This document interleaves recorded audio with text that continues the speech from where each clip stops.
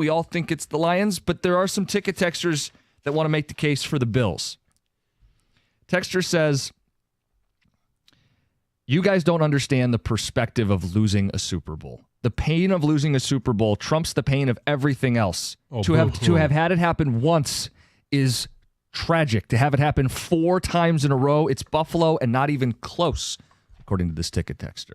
We have not experienced that. As a Bills fan, ticket texter says, I've had it much worse growing up in Southeast Michigan. The struggle, I don't know how long you guys have been in this drought, says, I guess it was just your state of life until now. Happy to see the Lions on top. Doug, it works. That's a Bills fan that's on our side. I mean, we couldn't even talk about the Super Bowl. You'd be laughed at if you brought up the Super Bowl. Imagine that, growing up a football fan and the one game that everybody wants to play in, your team's excluded from. They're not even close to playing in it. If you even bring it up, you're laughed at. And you have experienced the lowest of the lows, which is where you go an entire football season, where you go to the games, you sit down on your couch, you watch with your friends, and they lose every single one of them. There's not even one little token win where the other team looks past you and you show up and play well and get a win. 0. 0-16, the first team to ever do it. Then we throw in all the absurd ways the Lions have ever lost football games. And they did it to themselves, right? We've seen what a good team does. You overcome those mistakes.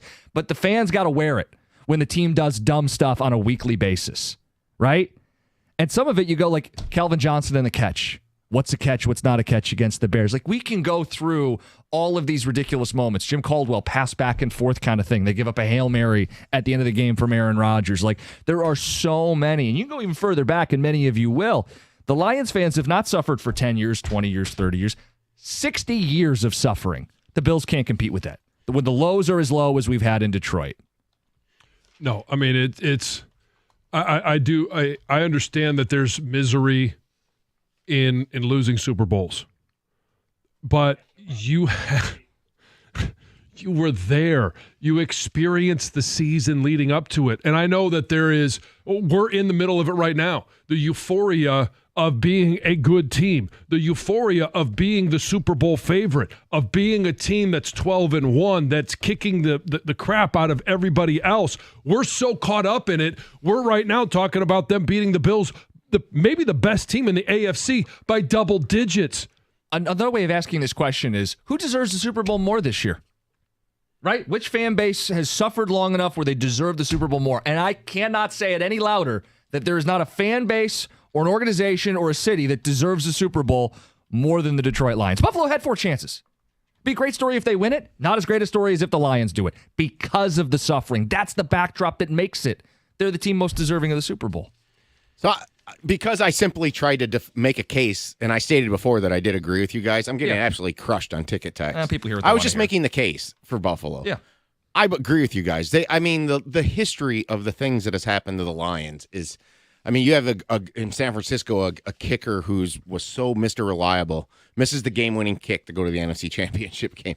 I mean, it's just the Calvin Johnson process, the Seattle Monday night game. There's so many things. I actually think the Lions story nationally is not known in detail. I do think they're the Cubs of the NFL. I mean, we're the laughing stock. As the texter said, we're the only original team before the Super Bowl not to win a Super Bowl. Cleveland doesn't count. They moved. Even be there. Right. And not, but, they have had a very haunted past, Buffalo. I mean, one we left out was the divisional round game a couple years ago. 13 seconds with the lead, and Mahomes got them in the field goal range. They have been tortured. No one's saying they haven't been tortured. I'm not saying they haven't been tortured. It just hasn't been as bad as it's been being a Lions fan with no hope. There are 2 analogies being made in the ticket text. One darker than the other, but both illustrating the same point. It says, would you rather be poor your whole life or be a billionaire and then lose all your money? Pretty obvious. You'd rather have $1 billion for some portion of your life than never taste any success at all. Because, boy, would it be a hell of a lot of fun to lose it all. And that's the point of the Bills, right? Hey, if I'm going to burn it down, I'm going down with it, and I am going to love every second of that. Much darker, this one says, your wife passes away, but at least you were married. At least you fell in love and have those memories and those experiences, as opposed to the lonely existence of never meeting that person. So Lions fans are lonely? It's been a pretty cold, dark 60 years, has it not? Yeah. A lot of alone, going to the movies by yourself, right? Dinner alone at the restaurant. Table for one, please. That's been Lions fans. So we're the losers. Is that not the history? Yeah. And now online dating has saved the Hey, Lions. I met my wife through online dating. Chill out.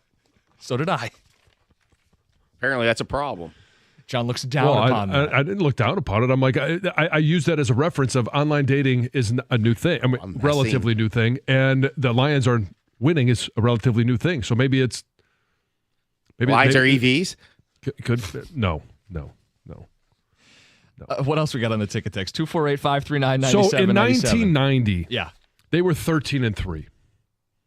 That regular season in and of itself, they had the defensive player of the year in Bruce Smith. And in 91, they were as well 13-3. Now they lost both Super Bowls, but they also had the MVP of the league in Thurman Thomas, the offensive player of the year in Thurman Thomas. They then went on to have an 11-5 season, again, make the Super Bowl, and a 12-4 season, and again, make the Super Bowl. I'm not going to sit here and feel bad for a team because they couldn't finish. They had a chance to have 4 years in a row where they had great rides. And they've had, after that, in 95, a 10-win season, 96, a 10-win season, 98, a 10-win season, 11 and 99. Yes, there's a tortured decade in there, but then they found themselves Josh Allen. They're back to 10 wins, 13 wins, 11 wins, 13 wins, 11 wins. I'm not going to sit here and feel bad for a team that has double-digit back-to-back seasons on a regular basis. So Monday after the Super Bowl, Lions lose to the Steelers. 6:02, John's going to come on the air and say, "Oh, boo-hoo." I'm not going to sit here and say it was a terrible year because we were at one point sitting at 12-1, might be 16-1. Now it will suck to lose the Super Bowl if that happens, but I'm not going to sit there and look at the rest of the season and say we didn't have a good time. Hey, remember, Super Bowl or bust. Play the wrong 60 minutes. All right, and so then we can have our first mock draft and pick 31 versus sitting there and saying, well, can we lose the rest of our games to get the number one overall pick and get a franchise quarterback? Yeah, you got to understand, Greg. Yes, if they lose the Super Bowl, it's a disappointing season. It's absolutely a bust. Would I rather have been the Lions or the New York Giants? I'll pick the Lions. All right, we'll get to Alex Bregman coming up next. The latest, quote, mutual interest. See why I'm so worked up today. Maybe it's the extra sleep I got. I was going to say, you're well-rested today. It's 97.1. Hey, it's Friday. And every Friday night, FanDuel is giving all customers a bigger payout on select NBA first bets. First bets let you get in on the action from the opening tip. You can bet on things like who's going to score the first basket, which team will be the first to 15 points, and so much more. Best of all, you don't have to wait for the whole game to be over to see if you won. Just look for the Friday First in the FanDuel app to find your profit boost. And here's how you do it. Visit FanDuel.com/Jansen to claim your Friday First profit boost. That's FanDuel.com/Jansen. And make every moment more with FanDuel, an official sportsbook partner of the NBA. Must be 21 or over and present in Michigan. Opt-in required. Max wager amount applies. Bonus issued as non-withdrawable profit boost tokens. Restrictions apply, including token expiration. See terms for both offers at sportsbook.fanduel.com. If you have a gambling problem, call 1-800-GAMBLER.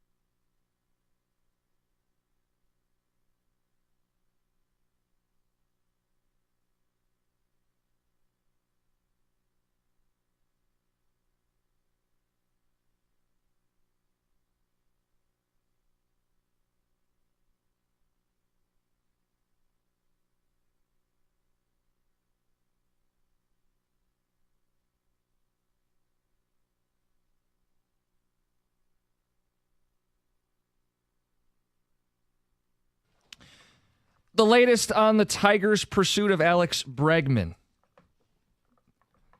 comes from Evan Petzold in the Free Press. Want to present that, John? I want to know how you read into this. Then we'll get into the Lions later in the hour. 7:35, the ticket price increase. Season ticket holders feeling that pinch. Cost of being great. If you've been priced out, a conversation worth having. Alex Bregman is the third baseman on the market that makes the most sense for the Detroit Tigers. Right? Guy's won World Series. Like it, yeah. Familiarity with A.J. Hinch. Draws walks. Mm-hmm. It's all going to come down to where he signs, where he wants to play, and how much money's being offered.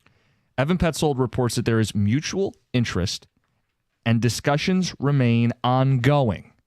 That's where I told you. They are in the mix. You got to let it play out. And here are some specifics, right? We want to know about money. It's free agency. You got to pony up. The offer that Alex Bregman reportedly has from the Houston Astros is a 6-year, $156 million offer. That's not enough. He wants more than $200 million. The Tigers, according to Petzold, are not willing to offer a contract north of $200 million. So give us the numbers again one more time. 6 years, 156 is the current offer believed from Houston. Okay, so there's obviously a $44 million gap. Somewhere in the middle that you're going to have to meet. The Tigers don't want to go up to 200. I would stand to say no one wants to go up to 200. Otherwise, Alex Bregman would be putting on a different team's uniform, and this would be over. The teams in the mix are the Yankees, the Red Sox, the Tigers, and the Houston Astros. And again, the headline is ongoing talks, mutual interest. We don't know where the Tigers ultimately will settle on their best offer, John. But how do you feel about the latest development? I'm excited. And it doesn't mean it's going to get done, but that they're even in the realm of possibility to be able to sign Bregman. And here's where I think Bregman is probably some of the things that he's most likely considering or thinking about. He had a first-hand seat, a front-row seat, first-hand knowledge of what the Tigers are capable of under A.J. Hinch. Yep. Because they obviously knocked him out of the postseason. And is he looking at this, one, in terms of this is probably my last big contract. I want to maximize my earnings. And it may just simply come down to where am I going to get the most money? All things being equal, it may also come down to where do I believe these franchises are going? Do I believe the Tigers are at the beginning of something good and I can finish out the waning years of my career playing for a manager that I love and I like being around, that I also think is going to put his team on a day in, day out basis in the best position possible to win and ultimately win a division, win postseason, series, and ultimately win a World Series. This is the guy I want most from this free agent group. He makes so much sense. He's a right-handed bat, which is something Scott Harris has said they want to prioritize. An infielder, a right-handed bat. They've talked about, hey, Colt Keith might play a little first, and Henry Malloy may play a little first, and Jace Young may play a little second. All of a sudden, you really do have a glaring need at third base. And while he will be 31 next season, and handing out 6, maybe it even takes a 7th year, can be scary. I look at it like this. Javi Baez will be off the books by the time that deal gets to the back half.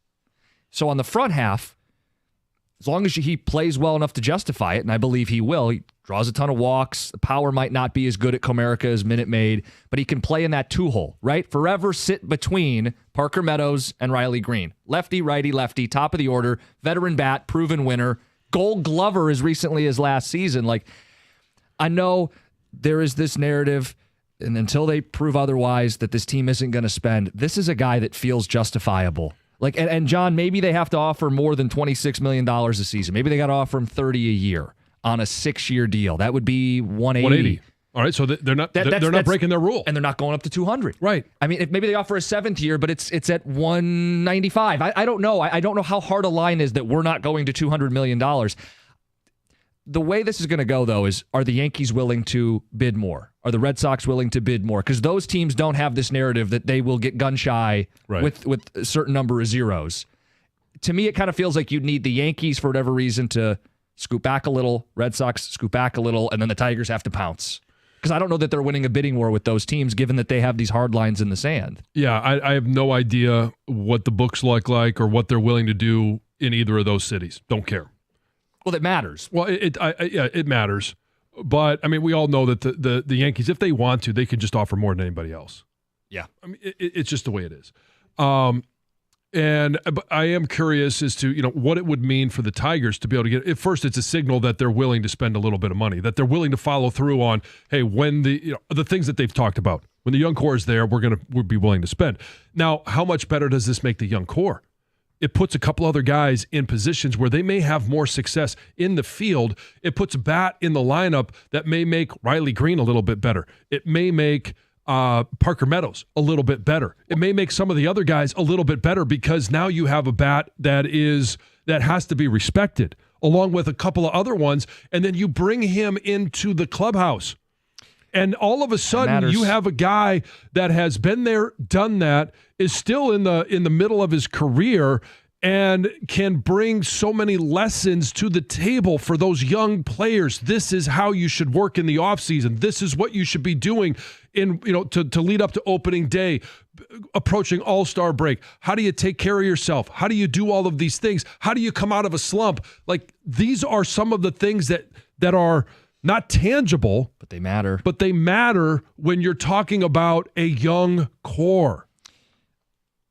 The biggest hesitation I've seen from people is this team has handed out longer-term deals and got burned before. Zimmerman, Baez. I would point out Javi Baez had the opposite approach at the plate that Alex Bregman does. For his career, Alex Bregman is a guy with a 366 OP on-base percentage. Mm-hmm. He draws walks. Last year was maybe an outlier. He's a guy that should age well drawing walks and getting on base. That's how you help your guys out, by the way. You're on base when they come up to the plate. You're going to get better pitches to hit. You're going to drive guys in. You're going to play with a lead. You're going to help your pitching staff, your bullpen, your manager, all of it. He's a consistent statistical machine. Yes. Yep. WAR, very consistent over the last 4 years. 4 WAR player each of the last 3 seasons. It would have been second on the Tigers among position players last year. Career, 576 walks, 646 strikeouts. Yep. Find me players that do that. Those guys don't exist really in baseball anymore. You put that number 2 in the lineup, and you know how much that helps Meadows? Yeah. Oh, my goodness. And this will be the last thing I say. Yeah. And I know I was harping on just adding a veteran player to the lineup. One of the biggest things of my career was when I was a rookie and they brought in Andy Heck, who is now the offensive line coach for the Kansas City Chiefs. He was a veteran player. And I was always, again, what do I need to do? How can I continue to be better? Because I wanted to have a nice long career. When they brought him in and I was able to learn from him how to build a book. He was one of the guys that taught me how to be able to play against a player like Michael Strahan, not just once, but twice and twice a year, to continue to build a book on these players and to study players that maybe aren't even on the list that I'm playing this year, but to be ready in future seasons when I do play them. How to be a pro, and it matters. This would make all the sense in the world. Going to come down to dollars and cents. Got to step up. Let's get to Heather with the news. Well, a South Lyon woman is facing charges after allegedly embezzling hundreds of thousands of dollars from a vulnerable adult. Tracy Green was arraigned Tuesday on multiple felony charges after she embezzled money from a man with cognitive impairment. Now, investigators say that this woman was a family friend of the man, and she offered to step in and take care for him. And then once she did that, she was adding her name to the ownership of his condo. She changed the man's investment accounts in 2018 and 2020 to ensure that she was going to inherit half of their value when he passed away. He did ultimately pass away in 2021, and his investments were worth more than $400,000. So now, if she's convicted, she faces up to 15 years in prison for 2 counts of embezzling between $50,000 and $100,000. And then she faces up to 20 years for a third embezzlement charge. Taking advantage. It's so sickening, especially when it's your trusted individual within the family, clearly, because everyone said, sure, that would be great. Please step in and help. And then does this. A water main break caused a complete loss of running water on Harson's Island. So after a night of freezing temperatures, snow, Harson's Island residents there woke up on Thursday to another big issue. No water. They received an alert letting them know about this water main break, but also the alert said that there is no immediate fix. So this is an underwater pipeline, and because of the conditions, they cannot send divers out to go check out what's going on and obviously also fix this break. Yeah. So it's estimated that 600 homes on the island are without water. And like I said, there's no estimated time for repairs. That's a tough one. You can't That's stay critical. there. I mean, yeah. You have to have water. you can get bottled water, but like you got to Jugs, shower yeah. and go to the bathroom and Cook food. well, yeah. Yes, you need water for obviously there's food you can eat that you don't, but Yeah. for a long time, it's not sustainable. If you have plans to visit the Pictured Rocks this winter, you better be careful. A recent study has found that the Pictured Rocks National Lakeshore is among the most dangerous parks to visit during the winter. It's not surprising. Not at all. I mean, you think of it's the cliffs, right? You go Right. hiking, it's And a it's- little slick and yeah. snowy, and whew, down you go. That's actually the biggest cause of death there is falling, but Falling also into the water. traffic crashes were among another reason as well. So there were 22 deaths recorded across the 17 years analyzed. So whatever, just be careful. It's snowy and cold, and there's a lot of cliffs. Wow. Goes Yeah. without saying. Yeah. Yeah. Yeah, whatever. That's about all I got time for. All right, that's Heather with the news. Coming up next, we want to talk to Lions fans who got that notice yesterday. Your season ticket prices are going up again. It's 97.1. Hey, it's the wintry driving season again, where reckless drivers are everywhere. Heather talked about it in her news. They cannot seem to keep their own cars under control. If you get injured in an auto accident during this or any time of the year, you need an injury attorney who's going to be responsive to your needs and aggressive against the insurance companies. The injury attorney that you need to hire is David Femininio. You could pick up the phone right now and speak with David personally by calling 855-65-CRASH, or you can always go to the website, getdavidgetpaid.com. That number again, 855-65-CRASH, or on the web at getdavidgetpaid.com.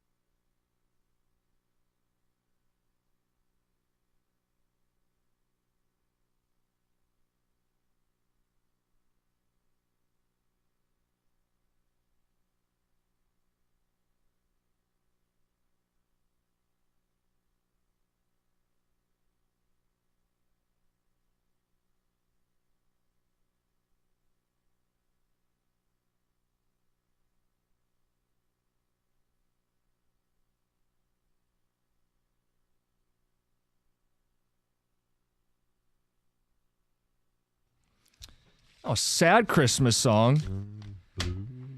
Some Lions fans might be feeling sad right about now. I got that notice about season ticket increases. John, let's give people what we know, and then we also want to hear from people this morning. Are you getting squeezed out? John, the latest. Not a surprise. The Lions are going to increase the price of season tickets. That's supply and demand. This is not a surprise, right? It's a good team. They're winning a lot of games. People want to go. And they see what tickets are going for in the secondary market. They want a piece of the pie. It's the American dream, right? The price hike on average, 24% for Lions season tickets. That raises ticket prices for the second year in a row by a significant margin. Last year, they increased by an average of 30%. This is from Dave Burkett of the Free Press. Now, last year really bothered people. Remember doing those shows? Oh, yeah. Because it felt like the first time they could, they did. And they had to make up for years of affordable prices by sticking it right to their season ticket holders the first time they were good. It's not a surprise they're increasing for the second year in a row. This is not a surprise to me. It's not a surprise to you. It's probably not a surprise to anybody who has season tickets. Well, and so, I mean, the numbers that I saw as well is that this actually brings the Lions season ticket prices to the league median. Average, yeah. It's the league average.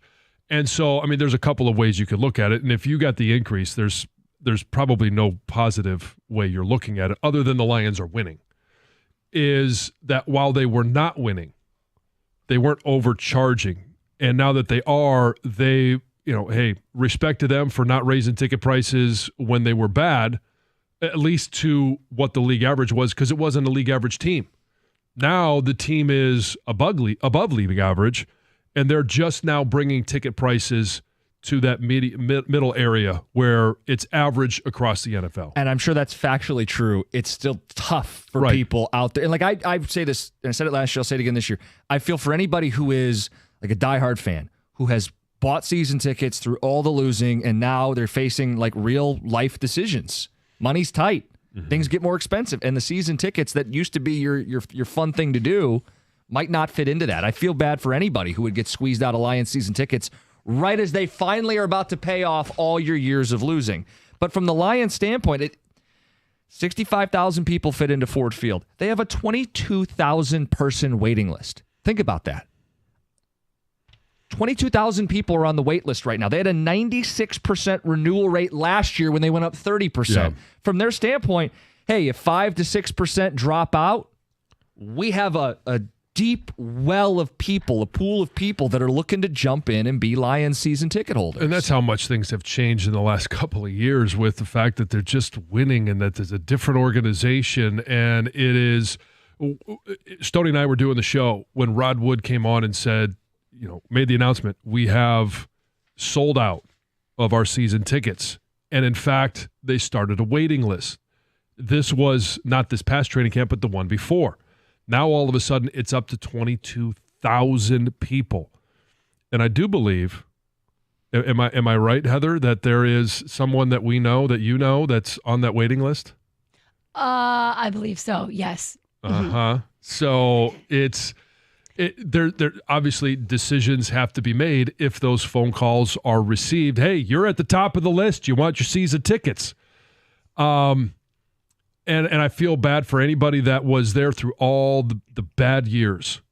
And now that the ticket prices are going up, some people might get priced out, and that sucks. There's no way around it. That sucks. Well, the other thing that happens is if you don't get out and out priced out, you end up selling more of your games, which puts you on the line of them asking you not to come back. And it also, even if you only sell one or two, does that take away from the atmosphere on game days? Well, and it's not only that. There was somebody, and I forget her name, that I was scrolling through Twitter last night, who has season tickets and has gone to every home game for, I don't know if it was the past 10 years or something like that, but also travels to all the away games. And they said because of the ticket increase, they will now no longer be traveling to the away games and will only be able to go to the home games and might actually have to sell a couple of those tickets to be able to afford the price increase. I saw this, and I believe it was Megan Stefanski, who actually is the Lions fan of the year. Right. And now is going, I can't First of all, she's going to every single game home and road. Right, I mean, that's how you get fan of the year. But she tweeted out, we can find the tweet so we phrase it, but that she can't go to all home and road games now, and she won't go to some of the road games because of the increases. This doesn't bother me, and I'm somebody that's being priced out, okay? I don't get why people can't understand it. They're just getting into barely above league average. It's like, look at the Patriots, for example. They don't have the highest tickets. They had a dynasty.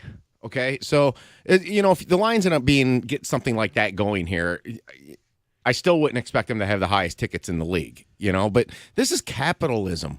Why do people have a problem with it? So you're going to be a hypocrite and support it in other areas of life, but you're not going to support it here? It's supply and demand. This is how it works with everything. Try to take a vacation right now. Look at flights. It's unbelievable. It's unbelievable how much more it costs to go to Florida than it used to. But guess what? Demand is there, and this is common in everyday things that we're dealing with right now. So for me, I told our kids that I don't know if we're going to be able to afford to go. Does that suck? Yeah, but that's life, right? It is. It is. John used the word privilege earlier with Devondre Campbell. It's not a privilege for me to go. It's not a right for me to go to a Lions game. Sure. Does it make economical sense for me to make that decision? Guess what that answer is becoming? No. Right. Does it suck? Yeah.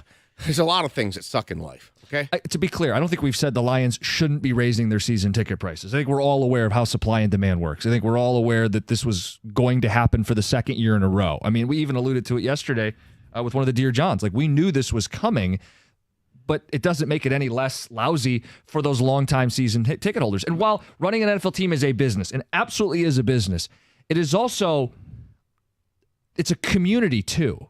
And you do lose some of the diehard fans, the atmosphere that you have been celebrating and building if those people can't keep going to games. And that is just the reality, but it doesn't make it good. It doesn't make it something that we should like. Bad things come with winning, though. It is. There are some bad things that come in. And this is one of them.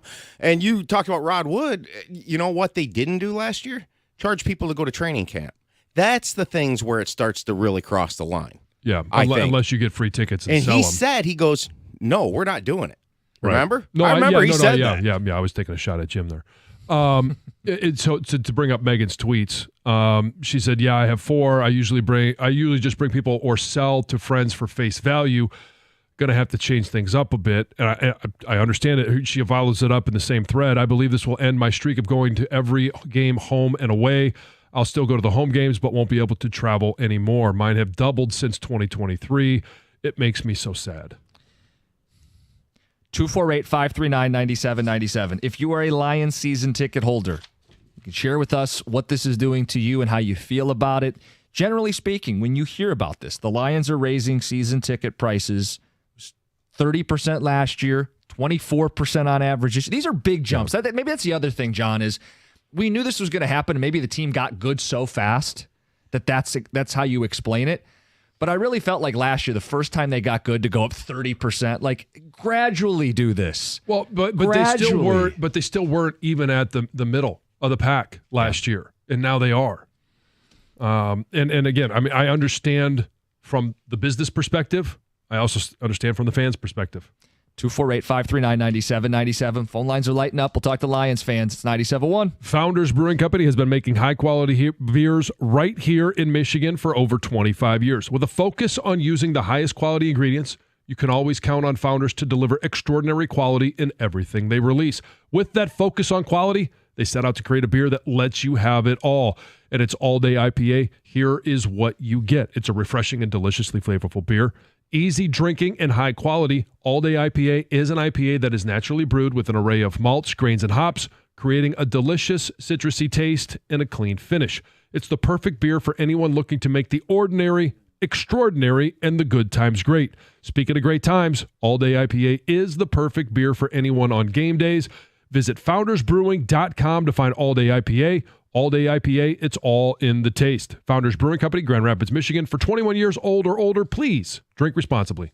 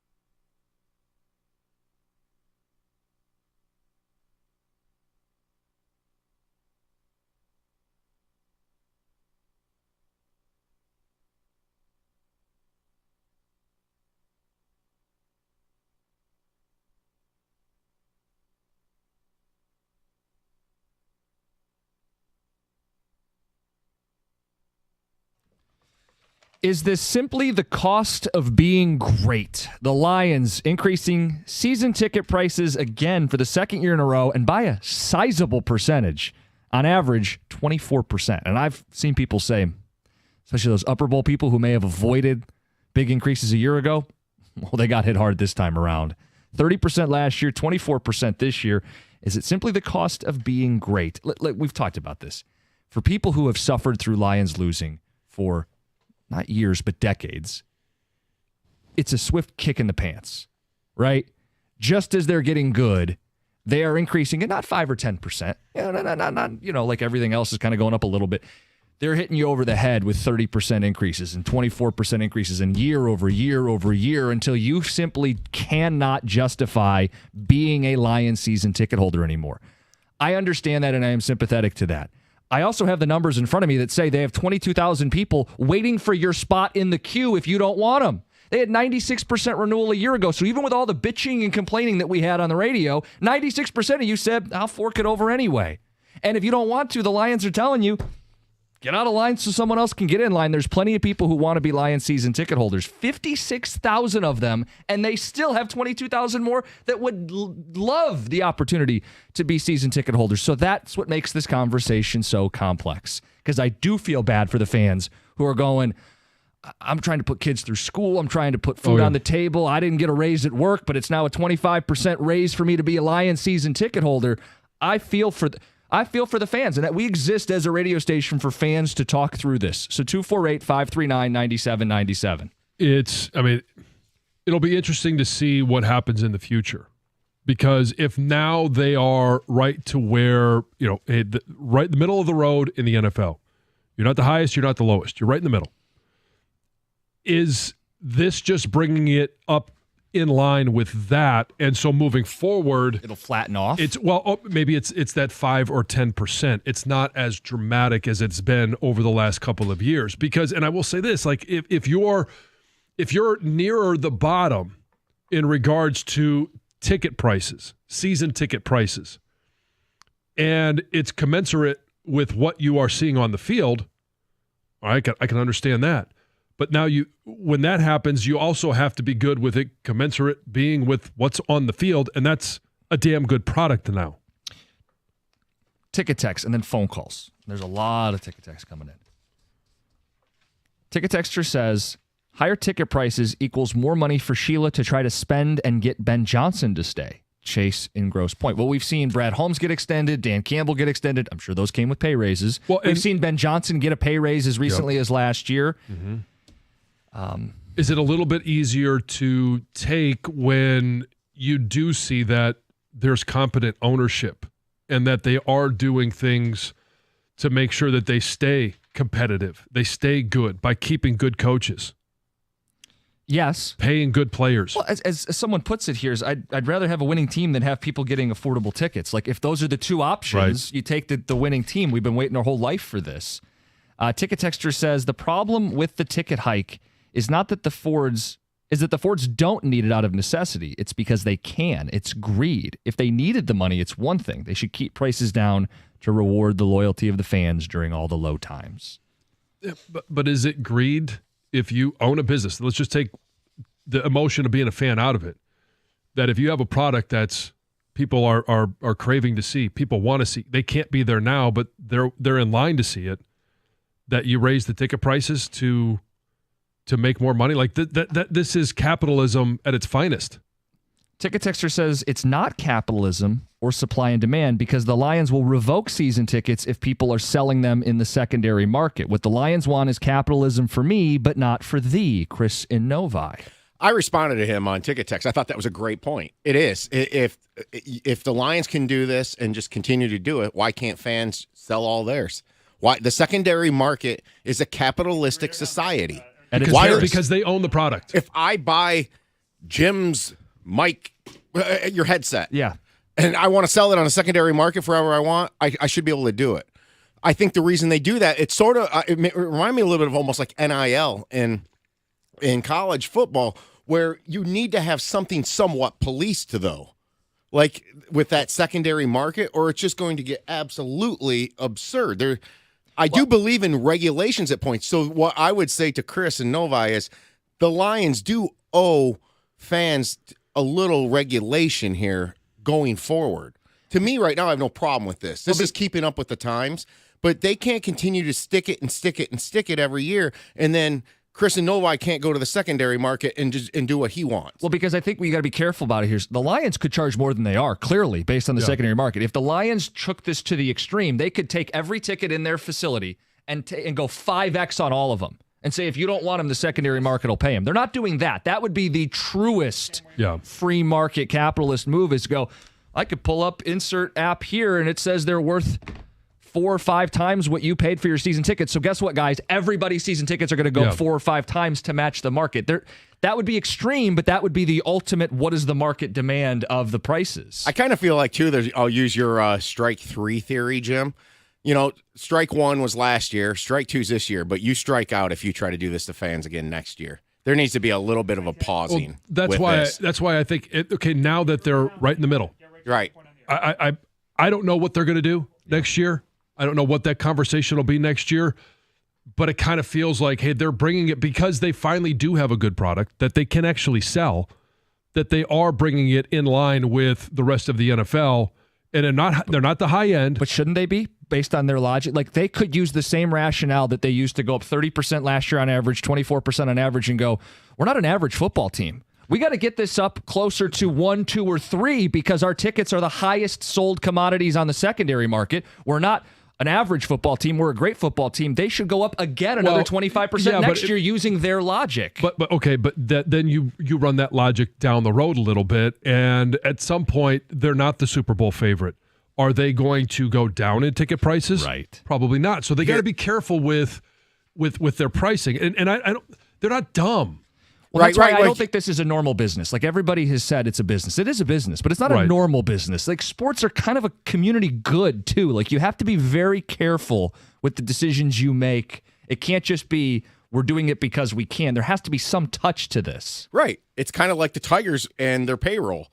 Market. Pay what your market should pay. You're a mid-market team. You have a small market payroll. Right.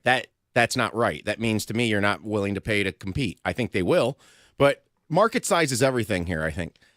Detroit is the 14th biggest market in the country. I think your NFL ticket prices should hover right around that same ranking. I think that's fair. Yeah, right middle of the road, which is where they are now. Where are you guys at with this? 248. You're welcome. Spreading a little Christmas cheer. You got ticket texters saying that their ticket prices have gone up more than what's being reported. Jason on a high-low says mine's gone up 100% over the last 2 years. He's paying twice what he paid 2 seasons ago.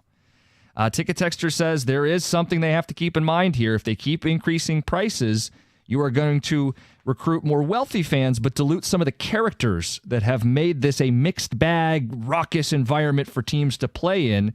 And the note that this is what happened to the Red Wings in the mid-'90s, late 90s. You price out the rabid fans for the more business clientele who can afford it, and you lose some of that environment. 248-539-9797. I get that argument. And again, I don't think they're stupid. I think it's a fine line to walk. Yeah. Because, again, I see what they're seeing. 96% renewal. If you don't want it, someone else does. 22,000 waiting to pay these prices. Even after last year's increase, 22,000 people waiting to pay more to watch the Detroit Lions than they ever have before. Gladly shelling over more money. 22,000 waiting for the phone call and then the opportunity to make that decision. You don't think they'd all say yes? I don't think so. I think they would, then they'd try to sell one or two of them. I mean, that's what some of these fans did last year, and that's how some of them kept their season tickets. I think that's part of the 96% renewal. Anyway, phone calls to get to. It's 97.1.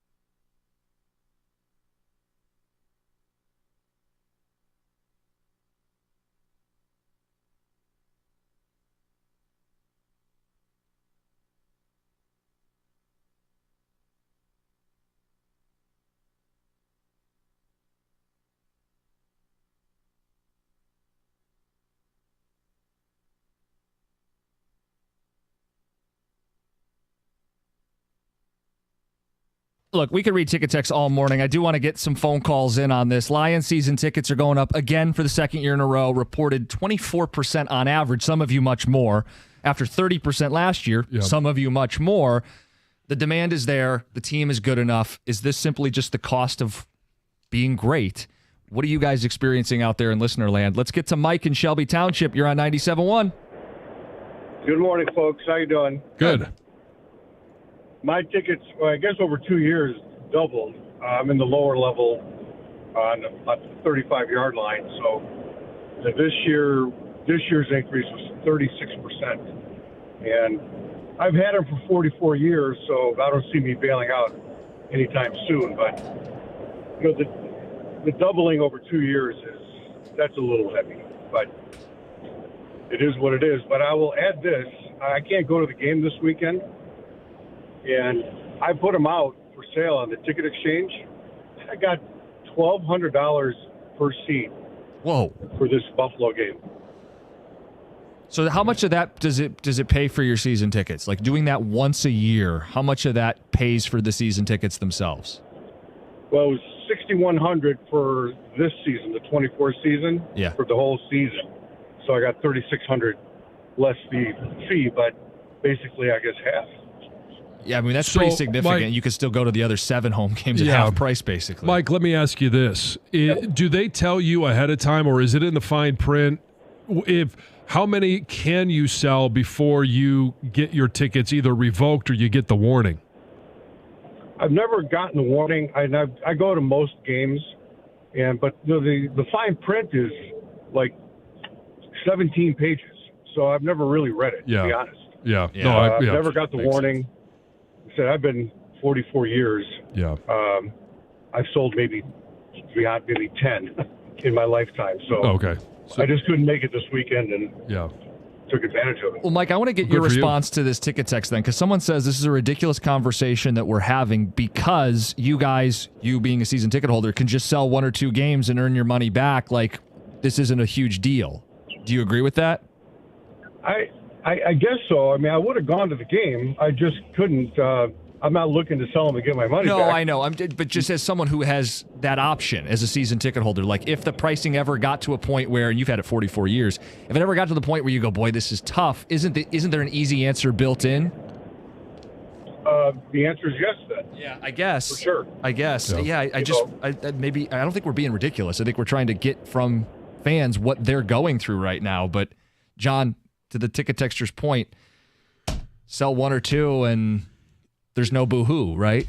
Right, but I mean the problem is you're if you're in that realm of I've got to sell 1 game to at least make up the difference, are you forced to sell the best game, the one that you want to be at the most? Maybe, or 2 B+ games that you also want to be at. And then the trade-off is who's buying those seats, because the people who have them are people who bleed this. They're passionate. They've had this for 44 years. Instead, you're going to get someone who just wants to be there because they're cool, because this is fun and new. Well, okay, we're not L.A. Like this is not people just show up because they're good. People are going. I would say, John, every city's like that. The people that want to be cool and be seen there. I already witnessed it last year at the Tampa game. I saw somebody that I know, and I'm going to leave it there, that was there to be cool. I've never known them to root for the Lions or care about the Lions in my life. I mean, this happened with the Red Wings. It happened with the Pistons. They price out the lower bowl becomes the executives and the place where you take your clients. That's what happens. But this happens all the time. This texter says, wait till the corporate guys make Ford Field the quietest place in the NFL. I saw it happen. I went to Lucas Oil to see the Lions in their 0-16 season, and that Colt fan base had become corporate. Mm-hmm. It was the weirdest environment for an NFL game. It's night and day because the real fans have been paced out. This is a cyclical thing, and that's why I believe it's supply and demand. I'll just go to this about the secondary market and all that. This is why we don't need digital tickets, okay? They shouldn't be able to track what you're doing with your tickets. In the pre-digital world, I had a physical ticket. I could do whatever I wanted with it. Did you hear we had the guy call in this week and say how he got around that? He went to an ATM with someone and did the transaction just as a normal transfer on the phone, but got cash in hand for the the extra fee. Yeah.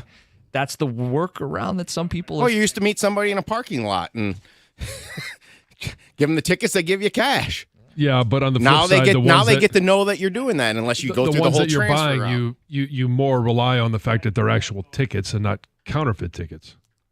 Right, but Yes. I mean, look, you want to make sure the physicals are real and stuff, but you used to have all the ticket broker places physically that you could go to, and if you're a season ticket holder right now, you could walk into a ticket broker agency and they give you so much, and then they would go do their thing.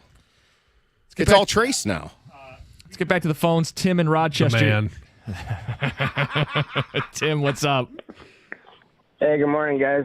I think that last ticket text, though, just kind of like reiterates the whole discussion. If you can sell a couple games and break even, I mean, if there's that big of a gap, then this is like the whole bullwhip effect. Because I think for the first 8 or 9 years where I've had tickets, it was like the same year over year, maybe slightly changes, but yeah, I think it's been double the last 2 years. But when we say double, I mean it was like $1,000 for the season 2 years ago. Now it's like $2,100 next year. So to me, it's a good problem to have ultimately. Yes. And let's keep winning and keep having the problem. Yeah. It's a great problem to have when your team is so popular and so good and they win so much and everybody wants to be there and they're the hottest team of football and the best story in the league. Yeah, that's a good problem to have. I mean, there's no good time to raise prices for anything.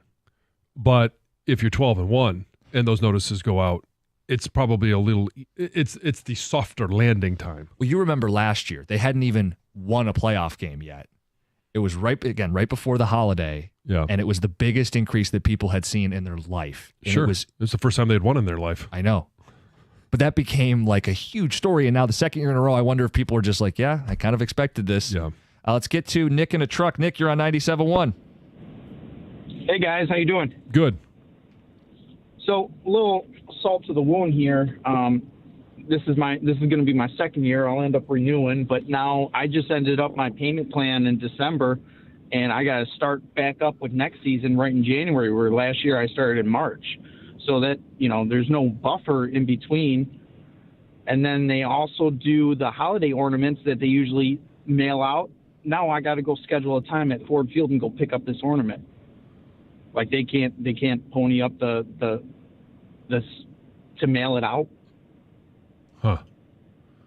I hadn't even heard about the holiday ornament.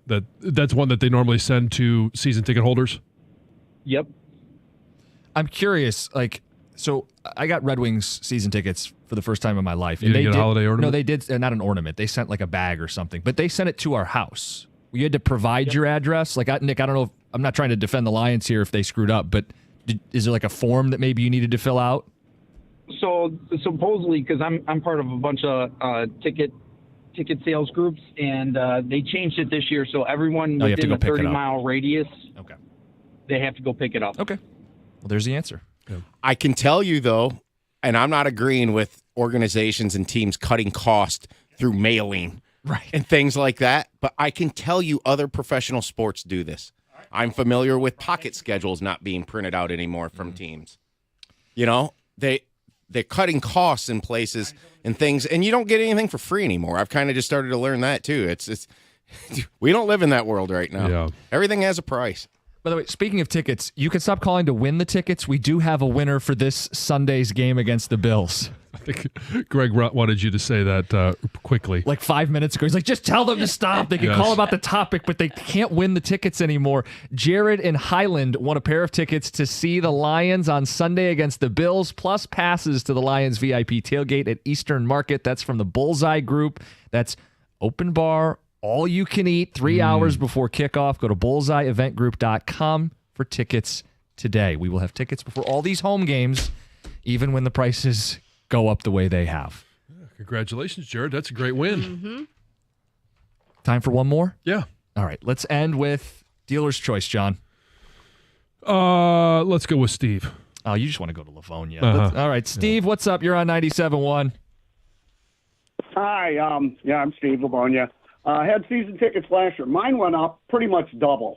But I know that's about average for the NFL. What's really bugging me is that the benefits that the season ticket holders get last year, I don't know, when you go there, they do giveaways every game. Yeah. And if you weren't there in time, season ticket holders after the third quarter could go to an area in the stadium and get them. And if you missed that, you could call your rep and go down there and get them. Well, this year they're not supplying any. If you're not there 2 hours early, you're not going to get a gift.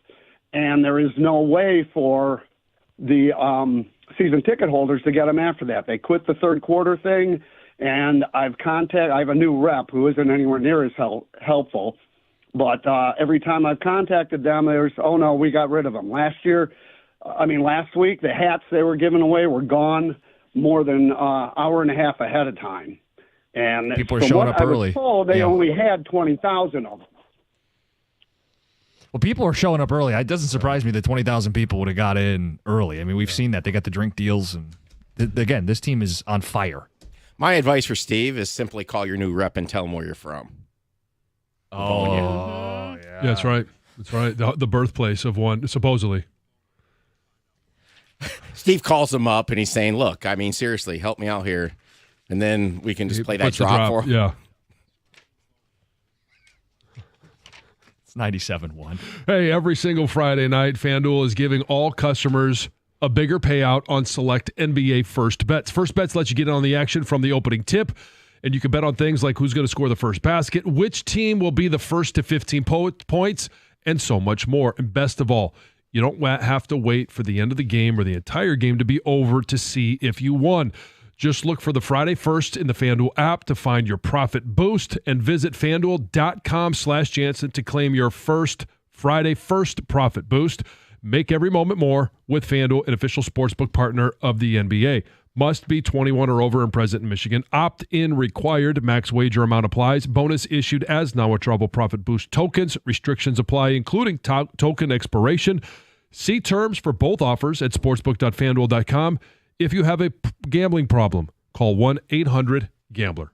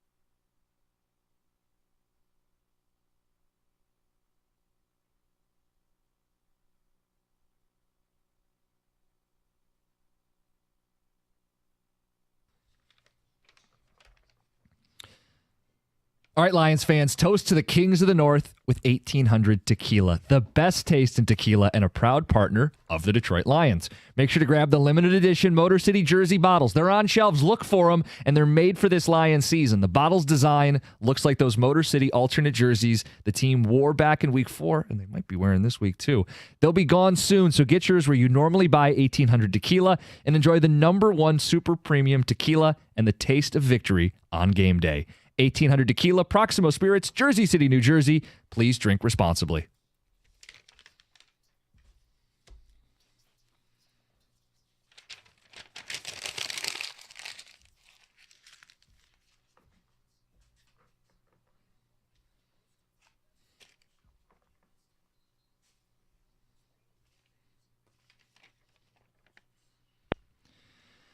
Brian, good morning. Good to talk to you. Good morning, Jim. How are you guys doing? We're good, and we're happy to get some reinforcements back on defense. Yeah. But let me start this way. Last week, with so many guys out defensively, they beat Green Bay on Thursday Night Football. Is there anything that slows this team down? I don't think so, John. That offense is humming. And, you have to defend all 4 downs when you're playing the Lions because, they went for it 5 times. Made 4 of them, finished the game with the ball, just the way the coach wanted to. And so if it's 3rd and 5, most teams in this league are throwing it, John. You know they're going to throw it. Except Detroit, they could hand it off to Montgomery or Gibbs again and just go for it on 4th down if they don't get the 5 yards. So they become increasingly difficult to defend, but we know the way they start games never changes. They're going to run it, and they're going to get the running game going, and they're going to pound Montgomery. And then eventually they're going to open things up. But I feel like they start the game the same way every week, and it's so effective in how they do it. Even though the Lions have won, and they obviously won on Thursday night, they, as you mentioned, 4 of 5 on 4th downs, there have been a lot of people very critical of Dan Campbell. Where do you stand on his decisions to be aggressive on 4th down? Well, one backfired, John, right?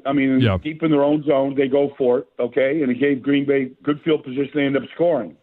But he's willing to take that gamble because I think at least in that game, and I don't think it's every week like that, but he knew that when you talk about the defense, I had to look up some of these guys, like defense to the depth chart, John. Like, I wasn't really sure who some of those guys were. So he knew against a good offense like Green Bay, you're probably going to have to score, into the 30s to win the game, which they did. And so I think each game is a little bit different.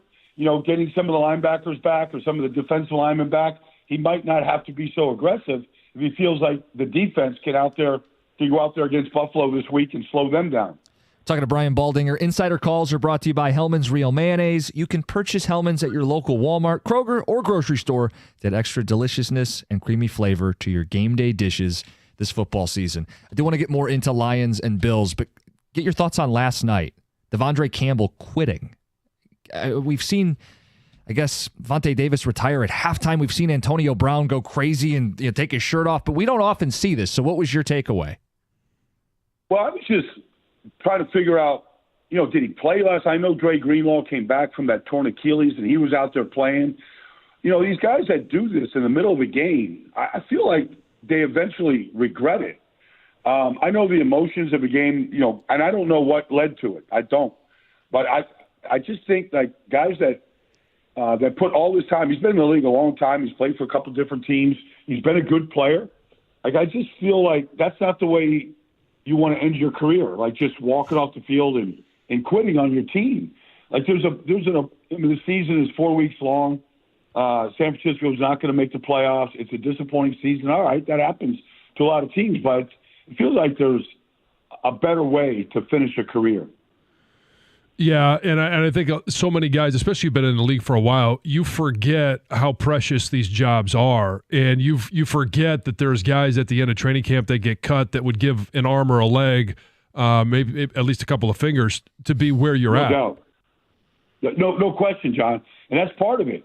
Like, we all walk away from the game for whatever reason. Sometimes it's just time to go, injuries, whatever. But, the things that we always remember are the fun times the away games, the locker room, some of the things that you do, like in training camp, those things kind of stay with you. And just kind of give it all away for whatever emotion hit him last night. I don't know. I don't think most people think about a pro career, and that's how I want to end it. That's how I want to get out of this thing, by walking off the field. Brian, let's get you out of here on this. The matchup specifically, Lions defense against Allen. Can Allen single-handedly win this game? Who do you think gets it done?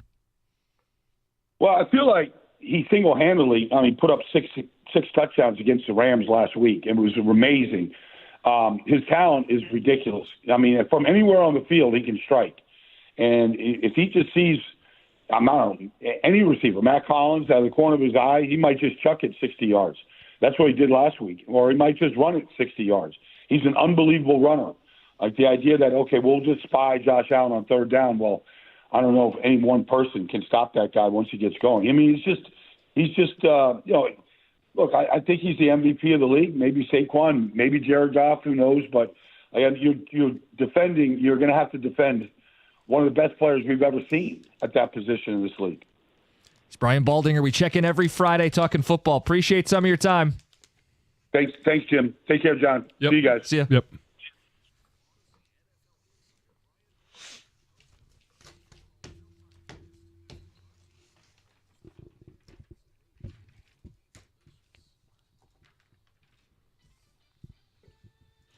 Well, Randy Moss, we know, is currently on this extended leave of absence from ESPN due to an unspecified health condition.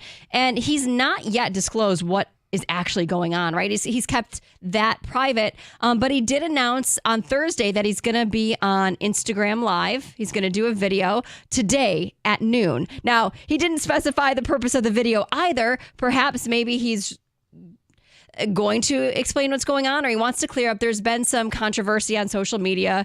People have speculated what's going on, and his son is jumping in and saying, no, that's not true. And also, it's not your right to say anything. Like, he hasn't even said anything. Why are you saying something? Like, it is his story to tell.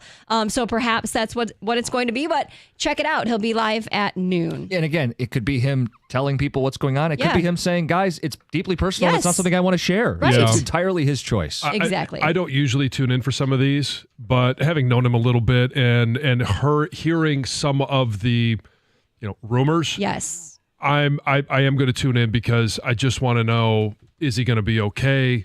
What's and if he just says, hey, it's none of your business, I am going to be fine. I'm take him at his word and just continue to keep him in your prayers. Exactly.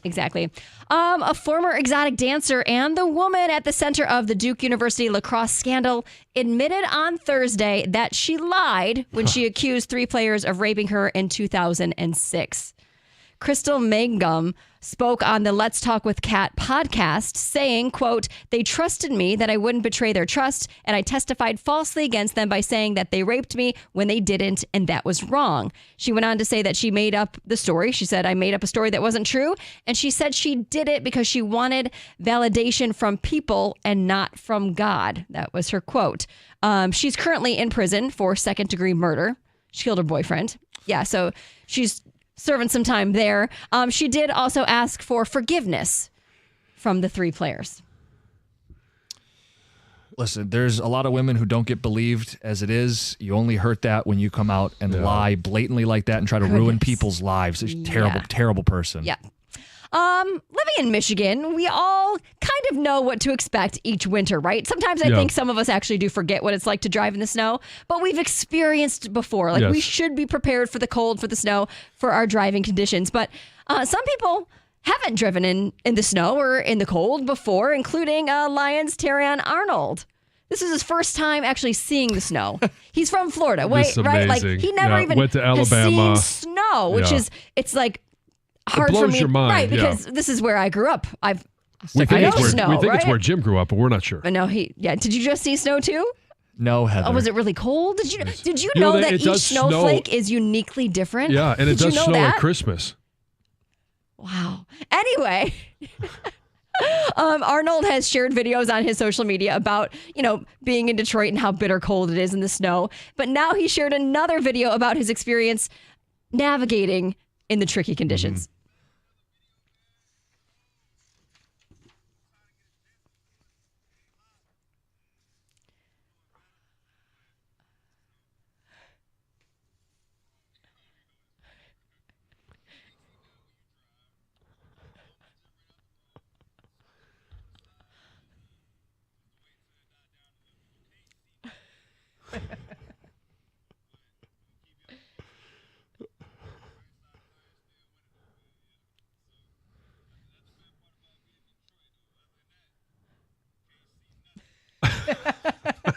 And it's cold. It is. It What's is cold. It's very cold. Oh. Do you think he'll get I used to like it? No. No. I'm not used to it, and I've been here my entire life.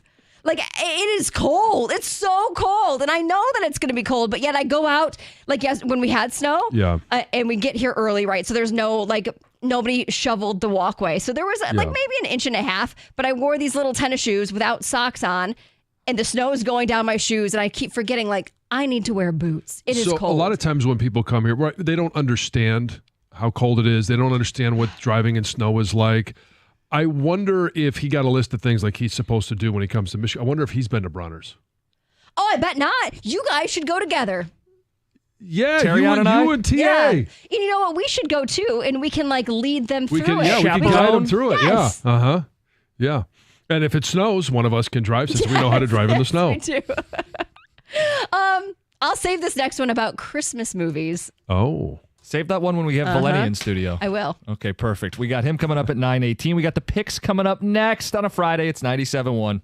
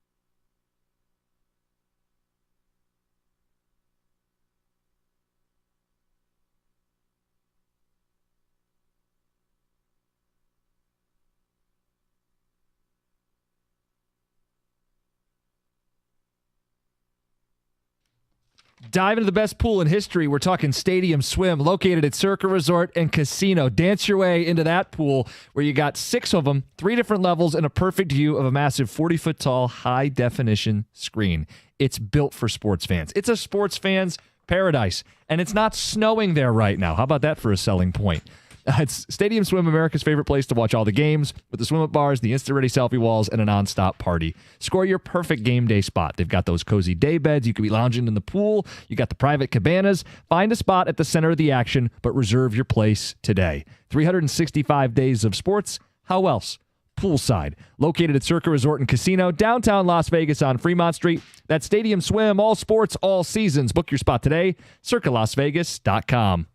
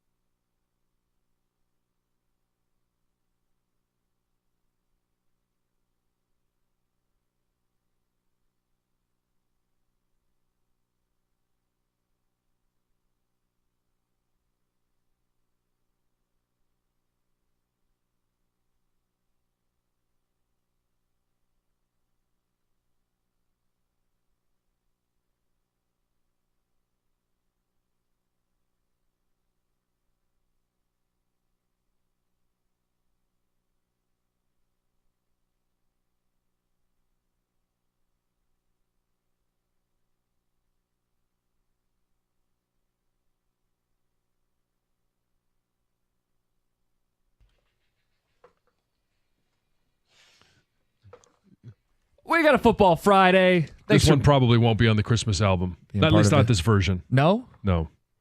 You don't think you could rap? No. Okay. No. I absolutely not. I was waiting. Yeah, I was going to see if you go for it. No. You would think, because my sweet spot, because I like some of the classics, is they're more not singing, but more telling a story, talking with some cadence. I'm waiting for the hip hop Jansen. No, Christmas I'm not going to bust special. out the rap like you busted out the disco yesterday. Well, and we'll keep the disco open for people. We just got done picking the game, 248-539-9797. Do you want to dance at the double-digit disco? We got Mike Valeni coming up at 9:18. Apparently he doesn't. And he's trying to shame me because I won't make a lunch bet with his producers. Trust me, it's not the first time he'll try and shame you. There's not one person at the station that joined us. Yeah, I don't think that's fine. Carson Anderson didn't. Mike that's Rico. kind of why I felt like earlier today when we were talking about this, like maybe I somehow bullied you guys into the double-digit discount. And I know, Tom, you're not, because we were on the 14-3 train to begin with. And it took, much more evidence and proof for Mr. One-Upper. Yeah, Mr. Costa here to get here about, 2 weeks ago? They won me over. It's been more than 2 weeks. And I see what you see. We're just telling people what we think. This is a 10-day window to prepare. They're getting their D-line back. Mm-hmm. The Bills have been blown out before on the road against a good team in Baltimore. And Detroit, they stand as a team with no equal. And this is a spot for them to prove it. And here, just to reiterate, I think getting the defense back is a large part of it. But offensively, when I've watched the Bills defense play, and I pair that with what I believe Ben Johnson, the type of game plan he's putting together for this, I really don't know how the Bills slow down this offense, because it's the 1-2 punch in the backfield. It's the play action, and you put those linebackers in conflict, and then all of a sudden you got Laporta, you got Amon-Ra St. Brown over the middle, you've got Reynolds, you've got J-Mo deep. Like, I think everything is on the table for this offense, and I am so excited for 425. And I hope this is one where the Lions win the toss and they take the ball, and they just go down and they ram it down their throats, and then they get the ball back after Josh Allen make a couple of plays. But eventually they get the ball back and they go down. Before you know it, they're up 14-0, and they just keep pouring it on and pouring it on, and just they step on their throat and they just absolutely crush them, and they send a message to everyone in the NFL: look out, because you can't do anything against the Lions this year. Detroit's done it. Big spots at home with double-digit wins. I think Buffalo's good. I think Detroit's great. I think that's the selling point. You guys don't have to dance, but we'll throw it out there. 248-539-9797. A chance to dance at the double-digit disco. A 10-point win or more for the Lions on Sunday against the Bills. We're also going to keep taking phone calls talking about the season ticket increases. Okay, we exist as a sounding board for fans. Yeah. This is a deeply significant jump for a lot of you. 30% a year ago, 24% this year, and we know those are the averages. Some of you are feeling the squeeze even more. So your reaction to it, is this just the cost of having a great football team? Or do you think that they are pricing out some of their diehard long-term fans and could have done this more tactfully? I know they're still only league average. I know they're not doing anything wrong. It's a business. Well, they're just now up to league average. They're not only league. They're just now up to league average. What I'm saying is, I know it's a business, and I know they can, and I know the demand is there. Just because you can doesn't mean you should. I guess what I'm saying, John, is a more gradual increase would have made sense to me. Like, as soon as you get good, you go 1-2 punch to your fan base back-to-back years, maybe 5 or 10% at a time. On the flip side, I've just played devil's advocate. On the flip side of that, while you were bad, they weren't overcharging you. They're just now getting up to league average, and they weren't overcharging you. You weren't seeing these 30%, 24% increases, and it wouldn't have gone over well if you weren't winning. Counterpoint, they're not trading first-round picks. Brad Holmes is trying to build this thing for the long haul. Yep. Gradually raise the prices on everybody. I think everybody knows prices are going to go up. Everybody knows a winning ticket is going to be a more expensive ticket. People have tried to buy on the secondary market. They know the prices were going to go up. I think to see it go up 2 big jumps in back-to-back years, I will forever feel for fans who suffered through all the losing and now feel like the team, it doesn't give a damn about them. But again, there's 22,000 people on the wait list. Yeah. That's not a small number. The stadium only holds 65,000. 22,000 are ready in line to take your seats if you don't want to pay the prices. And here's just a little perspective. Now, I know that this wait list has completely gone away, but when I was in Washington, my rookie season, one of the things that blew me away was they had a wait list of over 100,000 people. And the wait list, what the anticipation was, if you signed up, it was going to be 30 to 35 years before you got that call. Now that's worn away. A lot of that was ownership and it was losing seasons, but there were people that had put their kids when they were born on that wait list. Oh yeah, in 65. That's like Packer fans. They just pass that down. And the hope that when their kid was 35 years old, at about that time, their name would come up, and then they could make that decision. Did they want to get Redskins season tickets? So we're not at that point. No. But that's where this is going It because of the fact that the Lions are winning. They're winning with young players. They've extended those players, and we expect this winning to continue. Yeah. And again, the backdrop is a good problem to have. We've said that this morning. It's a good problem to have. Hottest ticket in the league, hottest team in the league, best team in the league. Everybody's excited. Let's get to the phones. Pam in Dayton, you're on 97.1. Hey, good morning, gentlemen. Good morning. First of all, John, there are some decent people who live in Ohio. We are Michiganders who have been displaced. We refer to this as the armpit of the Midwest. Hey, as I understand it, and there are good people that live in Ohio, but they come from outside the state. So preach it. Glad to hear that you're doing well, and I hope you enjoyed a couple Saturdays ago. Oh, that was heaven. That was heaven. We do have our Michigan flag out. We walk around. It's a secret cult. You walk by somebody, you go blue. Yes, loud and proud. Don't be secret about it. You own that state. But my family's been a season ticket holder since 52. I grew up in Detroit. We moved to Chicago for 9 years. We drove back to the Lions. Mm-hmm. Got stuck, moved back to Michigan, got stuck here in Ohio. I drive up every game. I have gas costs when it's these late night games. I have to spend the night. They don't cut us any slack. I was one of the idiots that sat there at 0-16. They didn't do anything for us. I sat in the Silverdome in a section by myself, my husband and I. They keep raising the prices. My husband has passed. This is killing me.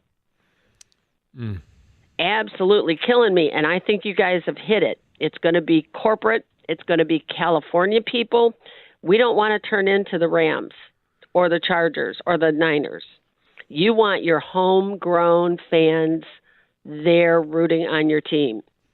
And they're going to price us out of it. Will you be able to still have your season tickets next year? It will be extremely difficult, but I will try one more year. But after that, it's tough. And this is not just a fandom. This is part of my family fabric. I went with my grandfather. Then I went with my husband. Our second date was down at Tiger Stadium. This is going to be tough. And we stood by them through the hard years.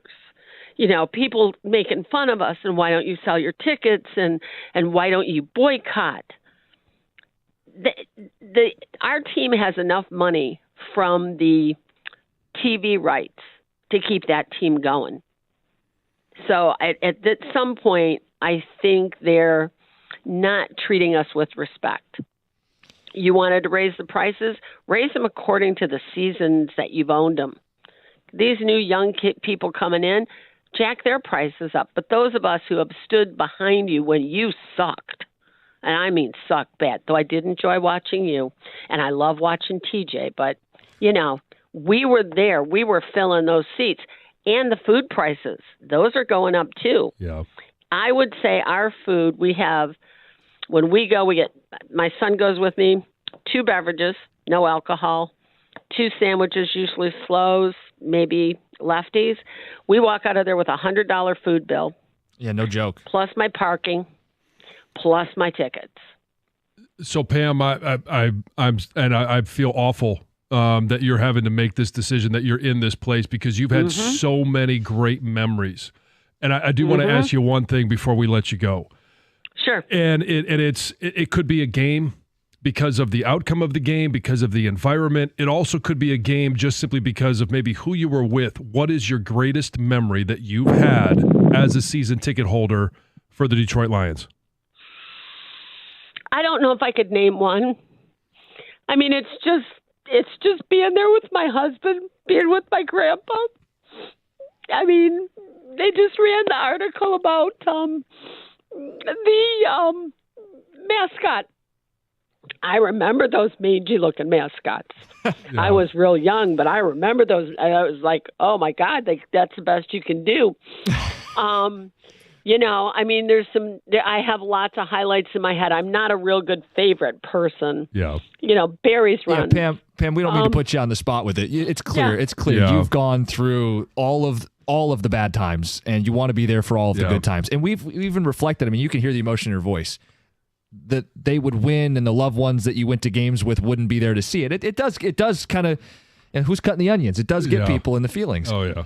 248-539-9797, talking about these tickets and these increases for you guys. We're a sounding board. It's 97.1.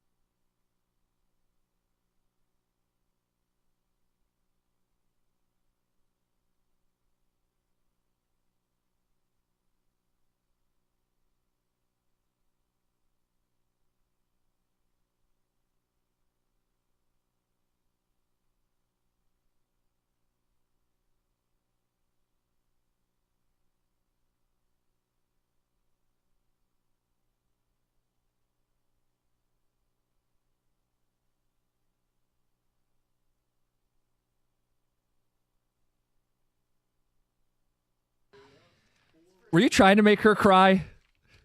Seriously, John? No. My gosh, have you ever done that to a listener before?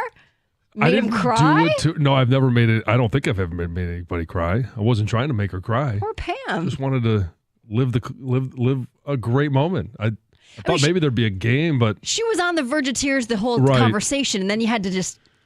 Love you, Pam. Yeah. You're like, hey, tell me about your memories.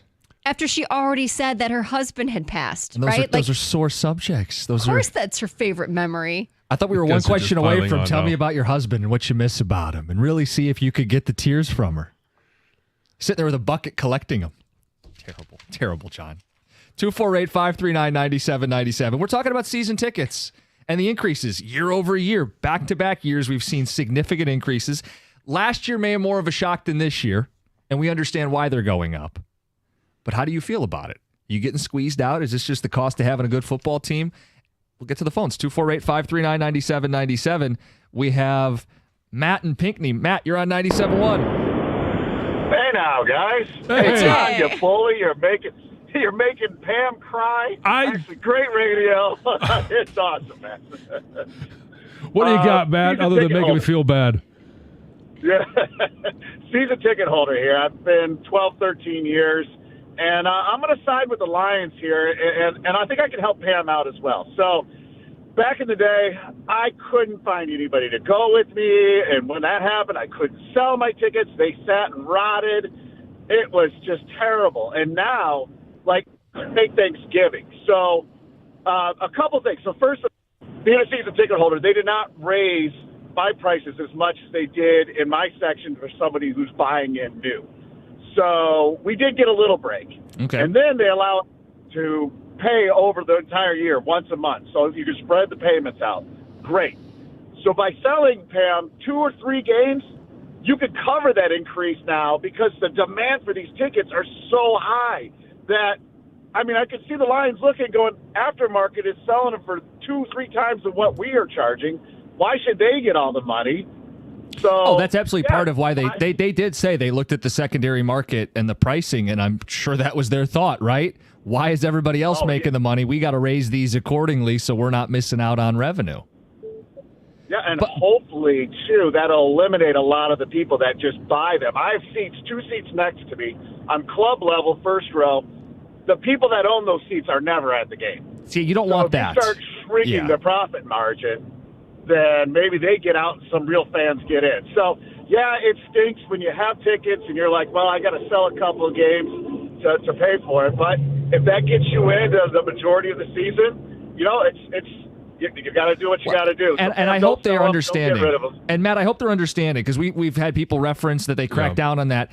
I think if you're going to increase this 20 and 30% back-to-back seasons, you have to assume that the fan is going to sell 1 to 2 and let that be a grace period where you go, hey, they're still big fans, but they're biting the bullet. Their wages didn't go up 20 and 30%. Right. They still got to put food on the table. Let them sell a game or 2 without cracking down. I think that's a fair trade-off. You just don't want people who, to his point, are in this as a business. They were buying when it was really low season tickets and then selling all 10 games and making hand-over-fist profits while they're going, wait, why are we getting cut out of this? Yeah, 8 or 9. I mean, you're not going to be selling the preseason games for much.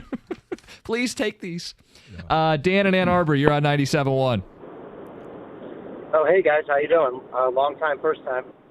I just want to say that I think fundamentally when your entire organization is about grit and, like, representing the city, that this is a betrayal. The grit of Detroit is the people that build the cars that drive the world. It's not the elites that live in Grosse Pointe and West Bloomfield. It's not the executives. It's not white collar. So when we go corporate like this, it's just it's dishonest, right? I understand they're in a business, they need to make a profit, but I also feel that sports teams, they have a moral objective to bring the city a championship, not to treat it like a business just to maximize profit. Like, it's a philanthropy. It's philanthropy, in my opinion. Like, I get it's a business, but the billionaires, they buy these teams, and, you know, I'm not judging them. Like, if you can make money, but don't tell me that you're trying to represent the city, be all about grit, determination, and the grittiness of a blue-collar town, and then price out the people that have been supporting you for the last 50 years. That's BS, in my opinion. I mean, you make some great points. Yeah, and I think specifically the Ford's built Ford Field without public money, but in specific instances where teams have used public money to build their facilities, you do have an obligation to the public. I wouldn't go as far as to say it's philanthropic. It's not a charity owning a team, but you do have to put the community into the equation of running the business. You can't just put them in a meat grinder and get every single nickel you can out of them. There's no owner that is going to lose money this year. Right. You know, the Pistons went to work, grit, and then tickets got out of control, and Common Joe couldn't sit in the lower bowl. This has happened over and over again. It's part of winning. I would say, I think one key point here is the Lions need to be careful about outpricing their market size. Right now, Detroit's the 14th market in the country. They're right around that right now with the tickets with these increases. Right. I think it's a pump the brakes moment here. If they win the Super Bowl, they'll show you what their true plans are, because they would have every opportunity to raise them. I actually think what needs to happen here is for all 96% renewed last year for this season. Yes. This is why they need to win it all this year. These people who have been on board and stayed on board, like Pam, they deserve the NFC Championship game celebration. They deserve an NFC Championship game at home. And that celebration. You're 100% correct. Even if they can't stay in this for the long haul because prices are only going to keep going up, the team's only going to keep winning. Yeah, but if it goes up at a more reasonable rate of 5% or 7% versus they are now back to the middle of the road. Yeah, that was, I think Burkett's article said they're now average, right around league average after this latest sizable jump. 248-539-9797. Let's get to Ryan. You're next. You're on 97.1. Yeah, I'm just going to get to my point real quick. These owners don't give an F about the fan. They don't care. They're probably taking a funnel to, what was that, Pam's Tears and putting them in their margarita. They don't care. They're going to raise prices after the Lions win the Super Bowl. I love the Lions. But you know what? I'm going to watch them from my house in front of my big screen TV because it's comfy. I got a bathroom right there, and I got drinks. The ownership just does not care. Well, I mean, they cared enough to put a winner out. Yeah, how many years? Well, I can't hold that against Sheila. I can't hold her dad and mom against her. I can't. Let's get to Dan. Dan, you're next up. You're on 97.1. Dan, what's up? Hey, good morning. How are you? Good. Good morning. I had the thought that maybe, it's a bit of a balance, but what they're not thinking about in ownership is, people like Pam, that's passion that you can't replace, so that when only people who have the money can afford to go, that big roar that you hear at Ford Field that we scare all our opponents with, that roar starts to disappear because you don't hear the passion of the fans anymore. So, at what point do you realize, you outpriced your fan base, that you're not hearing the roar the way you used to. You're not intimidating people. And Dan, that's part of why I said do it more. Yeah, do it more gradually, because then you'll find that pain point as opposed to and I know they're just getting back to league average, but get to league average over 5 years, not 2 years. Yeah, but in 5 years, I mean, we all believe that this is a nice window. In 5 years, if they're not winning at a 12-1 pace. Hey, bet on themselves. Yeah. Our GM is. Yeah. Keeping all his first-round picks, trying to keep this window open as long as they can, win as many championships as they can. Act like it then, from a business standpoint too. But on the flip side, they did re-up Dan Campbell. They paid Brad Holmes Ben Johnson and Ben Johnson now, and they've paid all the fan favorites: Monroe St. Brown, Penei Sewell, Jared Goff. Like they are investing in the team. All right, we got Cookie Jar later in the show, 9:35, Christmas-themed Cookie Jar questions. We got Mike Valeni next, 97.1. Hey, are you searching for the perfect holiday gift for friends and family? Well, give the gift of unforgettable experiences with the YMCA. Y gift certificates are available at all 7 Metro Detroit locations and can be used for individual and family memberships, personal training sessions, swim lessons, access to wellness centers, youth sports, and even overnight and day summer camps. This holiday season, choose the timeless gift of fun, fitness, and community at the Y. Visit ymcadetroit.org or stop by any Metro Detroit YMCA location to share the joy of health and connection.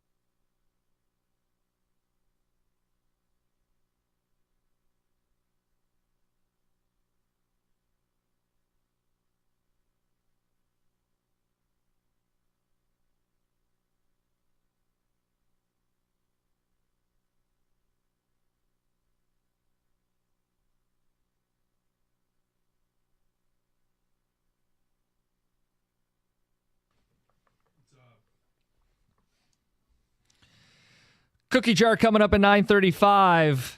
I'll own this one. Communication error. Uh-oh. Dog of the week's done. Oops. They're still playing games this weekend, right? Army-Navy's the only college game. There's a dog. Yeah, I suppose if you want Navy. Maybe that's reading into it. He doesn't like Navy. No Mike Valenti this week. He caps off Dog of the Week. 15-1. Absolutely ridiculous heater to end the season. So I'll own that. We'll get back to Lions phone calls in a second. But I do want to address something with his producers and the topic they brought up on the air yesterday. Oh. So we have the double-digit disco going right now. Yeah. And we led start the day yesterday with it. We wanted to know if anybody else on the station would go dancing with us. And not only did they not go dancing with us, Evan and Kenny wanted to make a bet with me on it. Okay. So they shoot me a text. And these guys get lunch like every day, Heather. Okay. Every day they buy lunch. And they That said, adds Kenny and I want the Bills plus 9.5 for a lunch bet. We assume you're in. And I said, odds were plus 285 when I made the bet. You guys willing to do 3-1 on it? Oh, so I guess you're not confident, is what Evan replied. Well, and I said, I'm confident, but I'm not stupid. I want to be paid for my level of boldness. Right. 3-1 is the market rate. Never heard back from him. They went on the air yesterday. Oh, Costa's in the wrong. If you really believe in this team, you should make the bet. 3-1 is the market price. Black Friday is over. Yeah. You got to pay. You got to pay. You got to pay the freight. And I never heard back. So I'm willing to do 3-1 lunch bets with both Kenny and Evan. Yeah. But I've yet to hear an accepted offer on that. Offer expires at the end of the day today. You could build your first hotel in Vegas. 248-539-9797. Let's get to the phones. RJ in Heartland, you're on 97.1. Morning, guys. How you doing? Happy Friday. Fire up, Chips. Fire up. So the reason I'm calling in Lions season tickets, I called in last year. They raised ours by about $10,000 and then another $3,000 this year, so another 30%. I understand the business side of it. It's just kind of frustrating. We've had season tickets for 48 years. Used to have 16 seats in the Silverdome. And talking with my dad yesterday, it might seem like next year is going to be the last year because they just, especially if they win the Super Bowl, they're going to go up even more. And talking with other season ticket holders in our section, you know, they have this long list of fans waiting to get season tickets. What happens if the team kind of circles back and, you know, they're not winning as many games? A lot of these newer fans aren't going to pay these prices. They're not the diehards that have been there like, you know, some of us. And it's unfortunate that we're getting priced out, and it seems like it's trending more towards a corporate thing and not a blue-collar thing. Totally get that.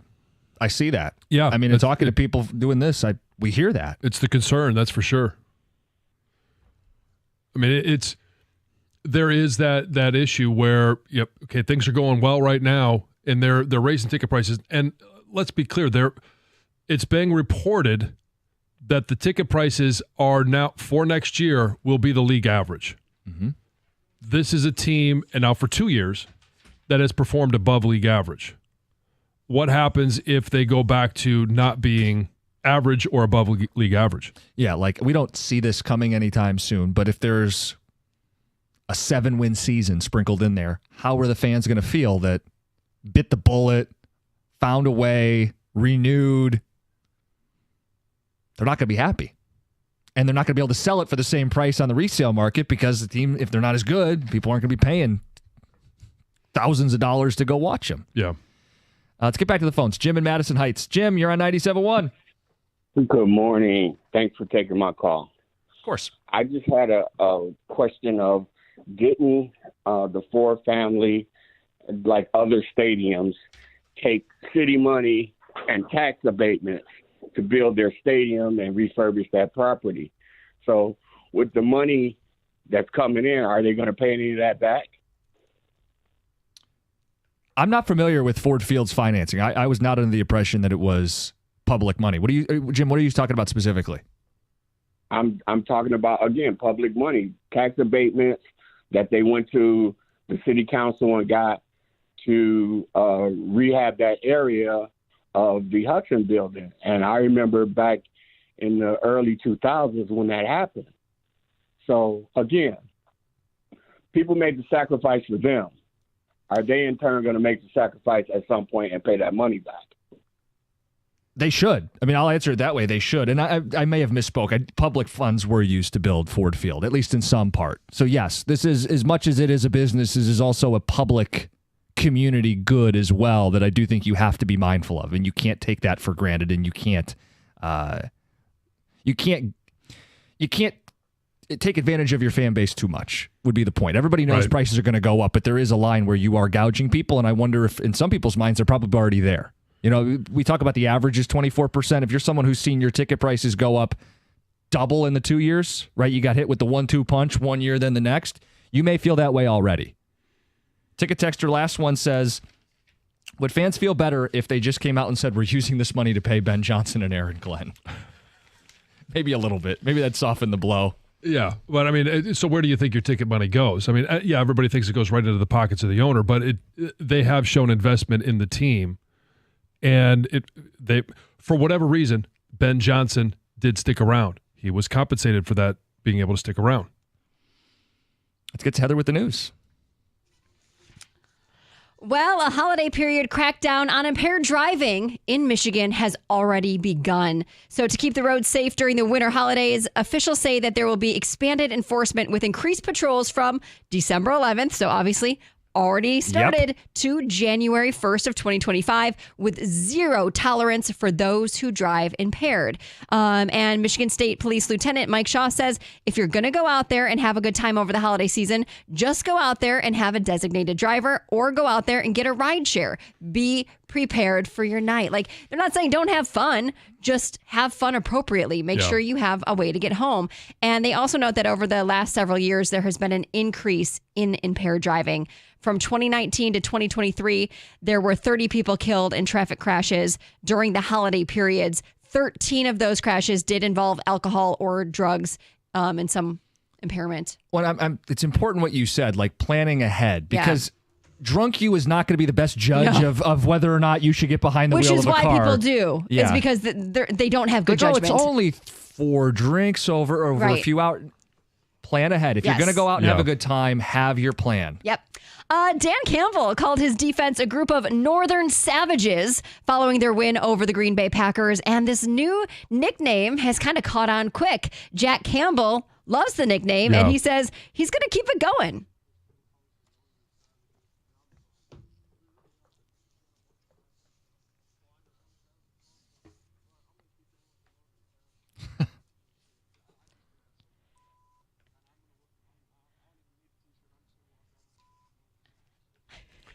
That's awesome. I like it. I like it a lot. Cool. Yep. There's a guy in Massachusetts that came up with a very, I guess you could say, festive escape plan while trying to evade cops on Thursday. He channeled his inner Santa Claus and he decided to jump down someone's chimney. So officers showed up at his house with a warrant. He was there with another guy. They tried to get away by somehow, I guess, like hopping up onto the roof. The first guy just jumped off onto a car, ran away on foot. The second guy thought, whoa, that's too high. I can't jump off. Here's a chimney. I'm going to jump down the chimney. Is he Santa Claus? Yeah. He got stuck halfway down, had to be rescued. And there's some chest cam footage of a cop trying to find him. I thought maybe we had sound. I didn't actually look at the sound sheet, but no. Anyway, firefighters ultimately had to break through the side of the chimney to get this guy out. And now he's facing even more charges for sure. So last news, I wanted to get to a story about Christmas movies. Entertainment Weekly just released its list of best Christmas movies. And I'm kind of curious to see if you guys agree with it, because I definitely don't. Okay. I'm just going to do the top 5 because otherwise it gets a little too long. So top 5 on their list. Number 1, It's a Wonderful Life. Number 2, A Christmas Story. Number 3, A Charlie Brown Christmas. Number 4, Elf. And number 5, How the Grinch Stole Christmas. What are your thoughts on those 5? Do they match yours? Where's Die Hard? Oh, I can tell you. It is number 16. It is on the list. It is a Christmas movie. People will be happy to hear that. Those are not the best 5 to me. No, me neither. Like they're some of my least favorite. Can I see that list again? I don't like Elf. Reading it all over again. Do you see my word? Can you read my chicken scratch next to the Charlie Brown Christmas? What does Can it you say? read what that says? Puke. Yes. So un-American. There's a couple of them that say puke next to it. None of these would be in my top five. No. We'll touch on that a little bit later, right? Some of them are going to be in the cookie jar, though. So there you go. Yep. Heather with the news. Coming up next, some Christmas fun. It's 97.1.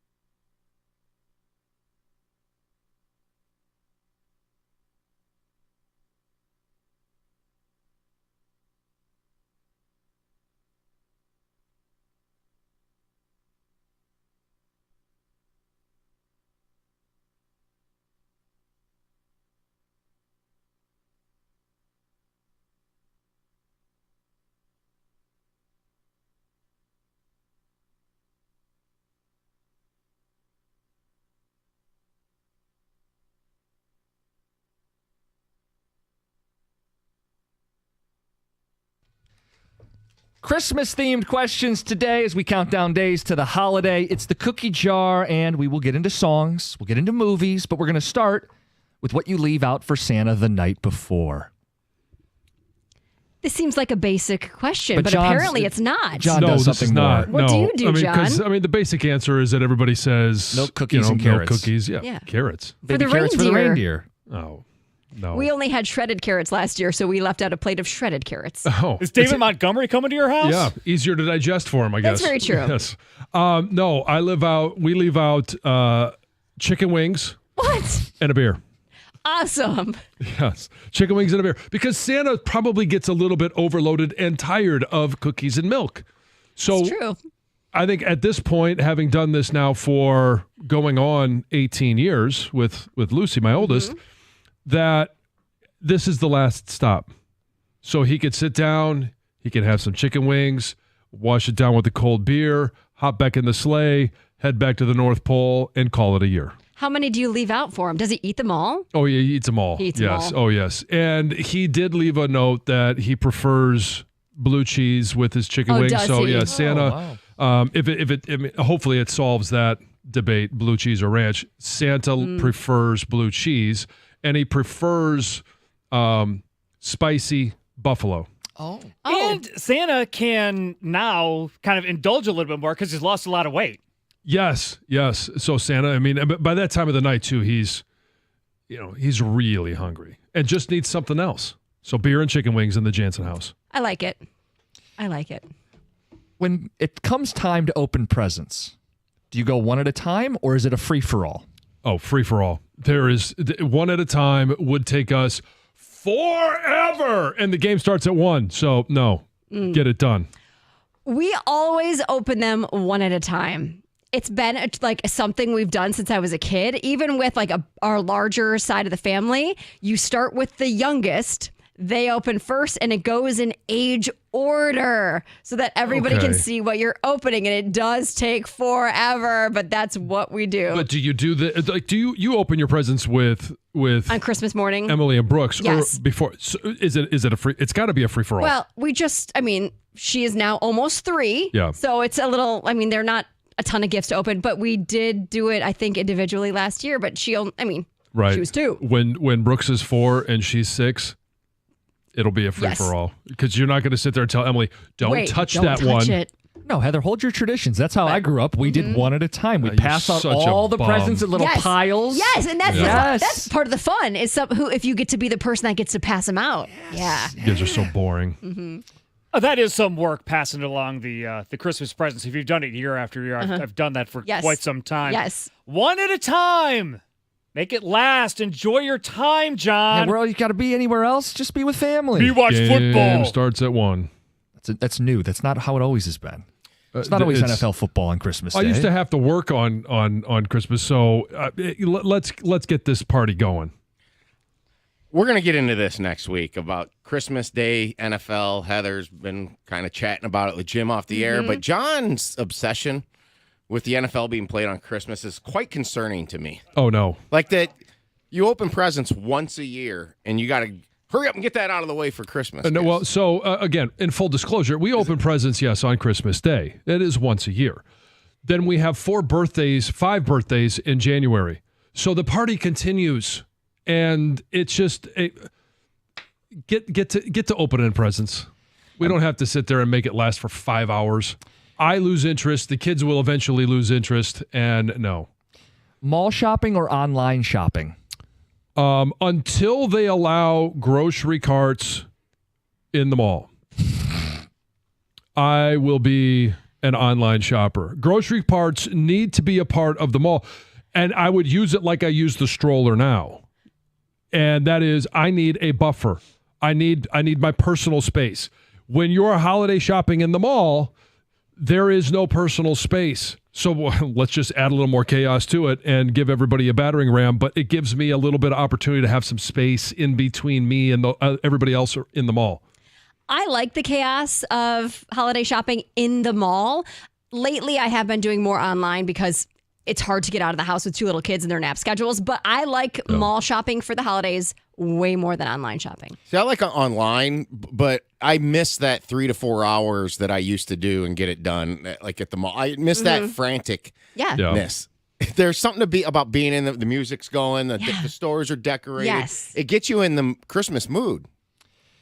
I do miss it, but it is better that you can just order from the convenience of your house. And it's to the point now, and Heather, I'm sure you can relate. You've talked about this.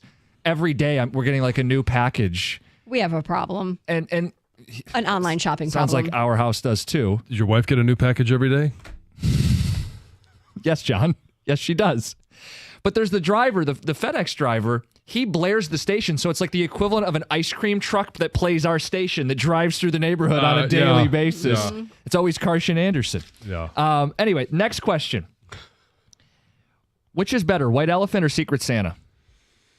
I guess I would say the White Elephant. I think if you're in an environment where you're doing the White Elephant or the Secret Santa, like a company or a business or something like that, a little levity can be placed into the situation with the White Elephant, I agree. I like the White Elephant, and I don't know how you would clarify the White Elephant. There's like a game to it a little bit. Like we do the stealing of the gift. That's fun. Yes. Make it fun. Yeah. Steal the gift. And it takes the pressure off of getting the right thing. Yeah, exactly. And usually you don't love what you get anyway. So like with Secret Santa, if I knew I had to buy for you, most likely you wouldn't love what I got you it'd be anyway. okay. So let's just have fun with it. Yeah. Yeah, gonna go with White Elephant here. More generic, less pressure, less thinking. It's gonna make it a more enjoyable experience. All right, let's get to the music and the movies. F, Marry, Kill, your choices for music. Rockin' Around the Christmas Tree, The Most Wonderful Time of Year, and Feliz Navidad. So this one was difficult because I kind of like all three of these. And I noticed that you didn't put my one I really wanted to kill on here.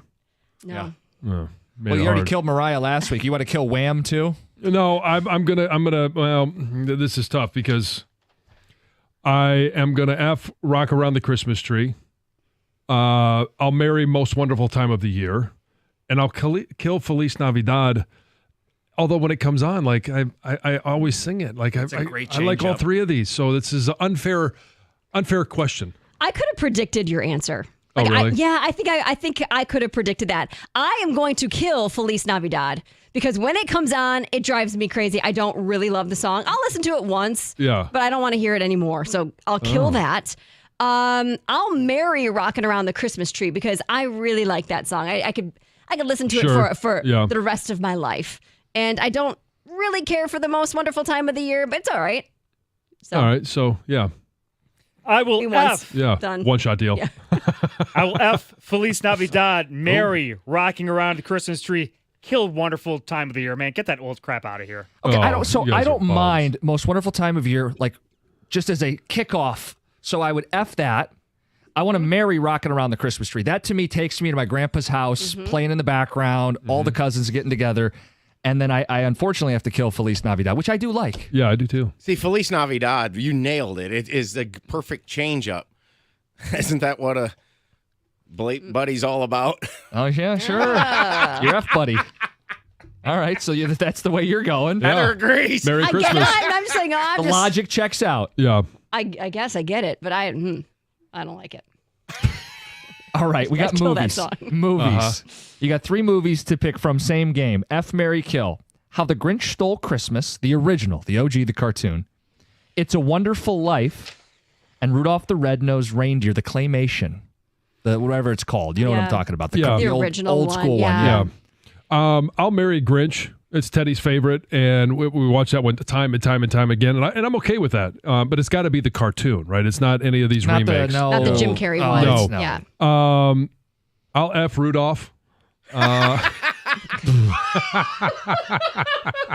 Yep, sure. And the red nose. Does it turn on? Hey, stick it where the sun don't shine. All right. And I'll kill a Wonderful Life. It's just I thought you would pick that. I put that in there thinking you were gonna. That's you. No, the whole classic. If John Wayne was in it, he'd pick. Yeah, if John Wayne was in it, sure. Yeah, no, it doesn't stand the test of time. It anymore. doesn't. No, No. it's too boring. I fall asleep. Kill it. Okay, we're all gonna kill that. Yeah, let's kill that movie. Yeah. I'm done with it. Are you gonna F Rudolph too? You know what? It's hard because I don't really like any of these movies. What? No, I think I would marry Rudolph if I have to marry one of them. And then I'd F the Grinch. Yeah, you like the bad boy, don't you? I F It's a Wonderful Life, marry Rudolph, kill the Grinch. I can't stand Grinch. Kill the Oh, Grinch. come on. I'm marrying the Grinch. I'm with you, John. Yeah. That might be. It's a top 3 Christmas movie of all time. Yeah. I'm going to kill It's a Wonderful Life, which Okay. means You're going to F Rudolph too. I'm effing Rudolph too. And there you have it. It's 97-1.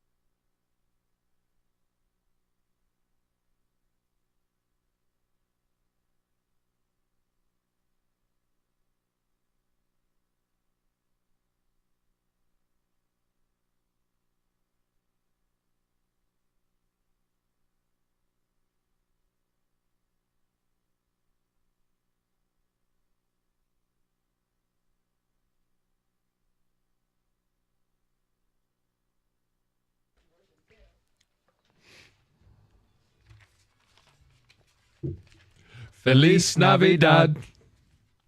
Come on, Heather. Feliz Navidad. It's 97.1 Football Friday. Ending it with some of your ticket texts and thoughts. We talked a lot about the Lions' ticket price increases. If you missed it, Odyssey Rewind. An update on Alex Bregman. And it wasn't me yelling and screaming. It was a positive update. Yeah. Mutual interest and ongoing discussions. Could be our Christmas present, holiday present. There you go. And we did open the show talking about the Red Wings. It's not fun to talk about, but if you really want to vent, you want to hear us vent, you can go back and listen to that as well on the Rewind. Okay. Ticket texters. As a UPS driver, please go to the mall. Overworked, underpaid. This time of year, I can only imagine. Packages daily from so many places. I miss the mall a little, but I don't want to go full jingle all the way looking for a Turbo Man action figure on a deadline, Tom, in Flat Rock. Yeah. And honestly, I don't mind struggling to find a parking spot. Kind of like all the that goes with it, but I have a very small amount of patience when there's an invasion of personal space. And there's just nowhere to find any of that when you're at the mall. Has it gotten better, though, because more people are buying online? Like, I wonder if... I don't know. It's been a while since I've been at the mall at this time of year. Yeah. Heather, have you been recently? I have no idea. No, not really. I mean, I've been to certain stores, but not like an actual mall. Ticket Texter says the Grinch is 1.5 feet taller than Colin. Harry, though, right? I mean, you like the beard? I do like a beard, yes. The Grinch has a little more than a beard going. Yeah, that's a full body beard. Tell Heather to call me. I'm the Grinch. Okay. Oh, boy. People hitting on Heather via ticket text.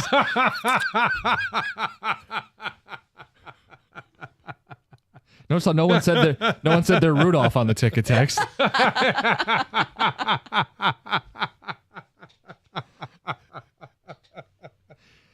This says chicken wings. Make your nose light up. Oh no, please no. Chicken wings and a beer?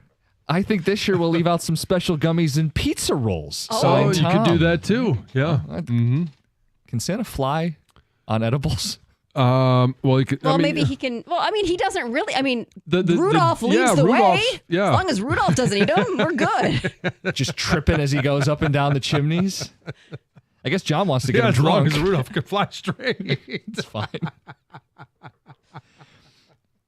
Heather saying she doesn't like any of those Christmas movies has me convinced more than ever she is a communist heathen. Jacob in a I truck. know. You just want to beat up Charlie Brown, don't you? He's the little kid in the playground that you were the mean girl to. Charlie Brown wasn't on those three right there. I don't like Charlie Brown, but I don't like him. I don't like him. I mean, I don't like the movies. Snoopy's fine, I guess. It's 'cause Woodstock, he's a dog. I guess. Power rank your Charlie Brown characters. We'll make that a cookie jar at some point. Texter says, guys, it's me, Rudolph. You're not my type. Flattered, though. Thanks. No problem. Says, speaking of Christmas movies, as a 90s kid, I still love watching Jingle All the Way with my kids every Christmas. That and the Santa Claus were my favorites. So we haven't really gotten into your favorites yet, have we? No, but the Santa Claus is not in my top 5, but it's up there for sure. Oh, you watched it last night? Yeah. I love it. I love the Santa Claus. Mm-hmm. How many did they make? I don't know. There's a lot. Yeah, because I feel like at after least three, I think we could three, kind yeah. of stop at that point. How about Christmas with the Cranks? That's not in. I've seen not- it before, yeah. but it's been not a like I while. can't even think who's in it. Well, Tim Allen. Oh well, That's a pretty solid movie. I Yeah, like that. I like that. It's a solid one too. It's one that's on. I'm not going to turn it off. Have you seen Christmas Chronicles? I like Christmas Yeah. Chronicles too. I liked 1. I did not like 2. It's cute. I like that thought as well. 2 was they didn't need a sequel to 1. No. Yeah. Yeah. What's the guy's name that's in it? Kurt Russell. Kurt Russell. That's right. Awesome. Great Yeah. actor. Yeah. Mm-hmm. Great and It's not Miracle. Denzel. Not Denzel, Doug. Carson Anderson coming in the studio, getting set up. We just had some fun with the cookie jar and Christmas movies and Christmas music and effing and marrying and killing and all I do that think stuff. I need Denzel in a Christmas movie as Santa Claus. Ho, In the ho, holiday ho. spirit, huh? That's right. Playing Yeah. F. Mary Kill. With Yes. Christmas movies and songs. Heather hating on Charlie Brown and Peanut. Again, No, Jess, you can't help Jess, yourself. Brought it up. No, well, Sorry, I brought what's it written up on because next to it? she didn't like any of the Christmas movies. No. And we know that she hates Charlie Brown. So I just asked if Charlie Brown feels like in her youth she would have been the mean girl on at the playground and just beat up on Charlie Brown. She would have been. She identified with Lucy. Yes. Yeah. Is Lucy mean? Right. She a mean girl? Very mean to Charlie Brown. Well, that would have been me. Pulling the football, and the poor guy just wanted to make a field goal. You learn so much, just a little tidbits here and there, but you start to really draw the picture of who somebody really is around the holidays. Charlie was trying to put in some groundwork with Lucy. Yeah. He's trying to be likable. Mm-hmm. And clearly she's not. Yeah, she just wanted to participate in the game. Which is strange because Heather's pretty likable. Yeah. I think so. Or so we thought. Yeah. Mm-hmm. I just don't care for Charlie Brown. Nothing wrong with that. But, there's one thing for I don't care for it and then writing puke next to Right. I just love Okay, she says, I don't like Charlie Brown, but then declares as a statement of fact, there's nothing wrong with that. Like she's sin licensing herself. Yeah, right, She's yes, like, yes. I'm going to say something that nobody else agrees with, and then I'm going to back myself up. Right, yes. Nobody else Yes. I don't like Charlie Brown. Right, Heather? There's Right, nothing Heather. wrong with that. I agree with that, is what she's saying. Yes. Former preschool teacher. Yes, there's nothing wrong with that, There isn't. It's sweetheart. okay to have your own opinion. Bless your heart. You don't have to like everything I do, and that's okay. Bless your heart. All Southern charm there. Yeah. Hysterical. What's the plan today for you guys? Lots of football, lots of preview. Lions, Bills. We'll hear from the coordinators the best of what they had to say. We'll go inside Allen Park with the Birchie kid. Everything's pushed back a little bit today. Practice time and the meeting. Dan Campbell meets with the media. So Birchie kid in the 1 o'clock hour as we get set for another big weekend. All right, Carson Anderson next, 97.1.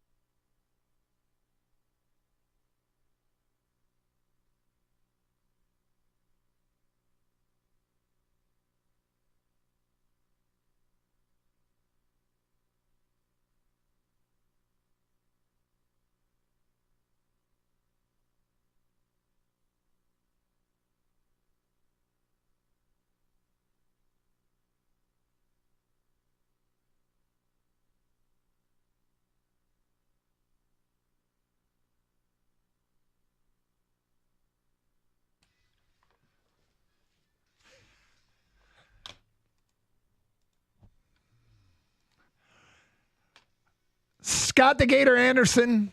We got a big one Sunday at Ford Field as the Buffalo Bills will come into Detroit to take on the 12-1 1 seed Detroit Lions in what some people are calling a Super Bowl preview. The game of the century. It's this week's game of the century, yes. And Game Scott, day. are you ready for it? Yeah, I know. This is, I'm getting more excited by the day as we see more and more players coming back to practice or upgrading their status for the game on Sunday. I'm excited about this one. I like being tested, like to see where you stand, and these are two of the probably top 4 teams in all of football. I'm trying not to overstate the importance of this game because it is a game against an AFC opponent. And as far as tiebreakers are concerned, a loss here isn't crippling. But it does bring them back to the pack in overall record, and then we will have to invoke tiebreakers as they move forward. The Minnesota-Detroit thing will sort itself out. But then there's Philly to be concerned with. And at this point, we don't need to invoke tiebreakers because the Lions are a game clear of everybody. But, I don't like this mentality, but if you are to lose a game, this is the one to lose. But here is where I'm trying not to overstate the importance of this game. This is an MVP caliber quarterback that the Detroit Lions are facing this week. And if you take a look at his skill set and the talent around him is comparable to the Eagles' quarterback's skill set and the talent around him. Detroit, to make a run at the Super Bowl, they may have to defeat the Philadelphia Eagles. And I think the Buffalo Bills and the Philadelphia Eagles have comparable quarterbacks, although this one's probably better at throwing the football. And his weapons in the throw game might be better as well. The running back in Philly is better. I'm saying might be. I mean, but the running back in Philly is definitely better. I think the Bills have an emerging star, and we'll get into that. But the bottom line is, I'm looking at this as not only a test of a team that the Lions could face in the last game of the season should they make it, it also represents a test of what they will face if they have to face Philly in the playoffs. It's an MVP caliber quarterback and probably playing better than Hurts right now. I think it's pretty safe to say he's playing better than just about everybody. But Hurts has the same skill set. That's why I'm trying not to overstate this. But we always talk about the regular season. When you're a team like the Lions, you're trying to check all the boxes along the way. Hey, you can win on the road. You can win against quality opponents. You can beat a good defense. You can win in bad weather. You can win when you don't play well. Can they beat an elite dual threat quarterback? Well, this is a big question to ask. And obviously, this is a monster quarterback, talented to go after. I do agree with you. It's kind of a preview of what you would see if you're going to take on the Eagles at some point. But I like what's happening here because, it feels like the last few weeks, maybe teams have been able to run on the Lions, and that's not what we were used to because for the first 8-9 games of the season, nobody was getting anything on the ground against the Lions. They were one of the best teams in the league against the run. But then injuries have just ravaged that defensive line. But if you're getting Aleem McNeil back, if you're getting DJ Reader back, if you're getting Josh Pascal back, if you might be getting Levi Onwuzurike back, those are 4 big pieces to get back along with all the guys that have helped out along the way. I love this line from DJ Reader after yesterday's practice. They were talking to him, hey, you're going to be able to play after you missed the Packers game, the shoulder injury. He said this, and I quote, "I'll be out there thugging. I'll be out there Sunday thugging, so I'm good." He invoked thuggery, huh? Yes. He's going to be out there thugging, Doug. Yeah. Well, look, I mean, it makes me feel good to hear him say that because he is spectacular against the run. Be good to have him back. Pascal, Decker, Aleem McNeil, all full practice. DJ Reader with that statement. He was limited in practice. So is Levi Onwuzurike. Trevor Nowaski out. But there are problems. He'll be out there thugging, Doug. DJ Reader will, yes. The Bills, they got 2 feet of snow yesterday and canceled practice. They did virtual meetings ahead of this huge game. And because they're so banged up, they did a walkthrough practice on Wednesday. Yesterday was supposed to be a padded practice. They may go through an entire week without a padded practice, which I guess is pretty unusual at the National Football League level. But they are getting Keon Coleman back. He's been out for about a month with a wrist injury. No practice for 3 guys in the secondary for them on Wednesday. Rasul Douglas with a knee, and the 2 safeties, DeMar Hamlin and Taylor Rapp, haven't practiced this week either. It'll be interesting to see if they're depleted. Everybody else is practicing, if I'm not mistaken, though. Yeah. But when you got 3 guys in the secondary that haven't, right, that's not good if you're the Bills and you're trying to stop the Lions' offense. The Bills are in an interesting 4-game stretch themselves because I'm sure when they looked at the schedule, they were like, whoa. And this is game 4 of that stretch. Kansas City, San Francisco, at the Rams, at Detroit. They won the first 2 at home, and then they lost the game against the Rams. That was a shootout. Was that a template on how you beat the Buffalo Bills? Well, Stafford was insanely efficient in that game. It was actually, I think, his second highest rated game since he's become a Ram. He really, really was dealing. But the Lions have a quarterback that can deal as well. Jared Goff in this passing game dialed in. But I don't think it's the passing game. It's the key. Oh. Yeah. And I'll give you an early read here. David Montgomery, rushing total for this game, 55.5. Hammer the over. Whoa. Hammer the over on that. Whoa. And by hammer the over, I might bet $2. Slow down. I might double my normal bet. You going to go with an SGP? Same game parlay? No. You do anything else? I'm not a parlay guy. No? I'm not a parlay guy. But it feels like it's just stealing money, doesn't it? Yeah, I'll just Where play. I'll just put by hammer, I mean $2. Don't ever bet more than you can afford to lose. I don't. How about the Lions covering the spread? Well, so you had the question, what's the biggest fear in this game? What's your biggest fear in this game? Gator asked that on a show sheet. And my answer to that question is, my biggest fear in this game is that the Bills have the football last. That's my biggest fear in this game. Is that the Bills have the football last. Because it's going to be one of those games.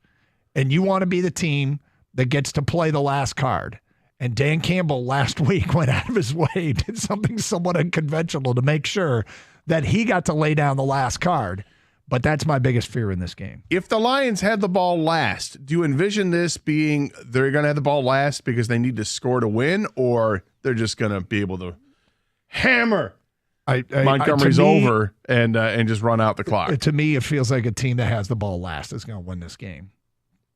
Right, but that's not answering my question. But then I feel like if the Lions have the ball last, they'll be trailing and they will go down and they will win the game. That they'll need that drive to win. 248-539-9797. Lions fans, we want your predictions on this one. We do this ahead of big games. We did it last week. We had somebody actually nail the score. I think it was Mark in Ann Arbor, had 34-31 Lions. Wow. Which was pretty good. What do you got for this one, people? It's the Lions and the Bills Sunday 4 o'clock window NFL showdown on the league's marquee this week. 2 great teams going at it. 248-539-9797. We'll get to your phone calls and feedback next here on Carson Anderson on a Football Friday on 97.1 The Ticket. What's better than combining 2 things that are awesome? Holiday cheer and sports. Well, the best way to do that, go to 24 Seconds Bar and Grill in Berkeley. They're awesome. They got the best wings in town. The food's fantastic. The drink specials are there every day, all day. It's absolutely amazing. If you want to save the hassle of parking and driving to this Sunday's football game, and all home games for that matter, hop on the 24-second shuttle. You can have a drink on the way to the game, and it's only $40 round trip. And when I mentioned drink specials, how about this? $3.75 for 20-ounce drafts and Miller Lite for Detroit football games, all Sunday games, and that's all day, every day. Plus, they have new Monday Night Football game specials, only $10 for a burger and a beer. If you want specials during Michigan and Michigan State hoops, they've got those as well. For Detroit hockey and basketball, you get $4 of Blue and Blue Light. Trivia is back on Thursday nights. That's awesome at 6 and 7 p.m. And 24 Seconds is also open for lunch on Thursdays and Fridays. And look, if you're having a holiday party and you haven't booked it yet, you don't know where to have it, Book yours now at 24 Seconds. It's a great place to have it. Plus, they've got gift cards available, $50. If you buy them, you also get $5 in addition. You want to buy a $100 gift card, you get an extra $10 added to that total. That's pretty great. 24 Seconds is a great seat for everybody there. The service is fantastic. The food's even better. And check out all the specials and happenings at 24secondsbar.com and grab a taste of the action for yourself. My favorite place to go, 24 Seconds Bar and Grill in Berkeley.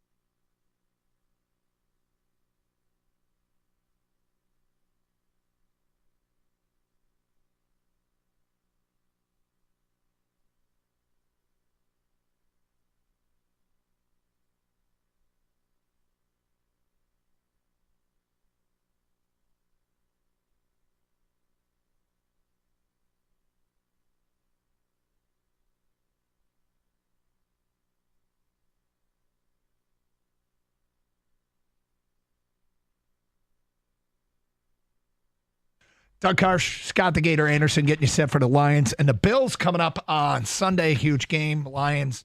Look, I mean, this is one of those games that measures them against one of the better teams in the AFC. The Lions have already defeated the Houston Texans. They are playoff bound.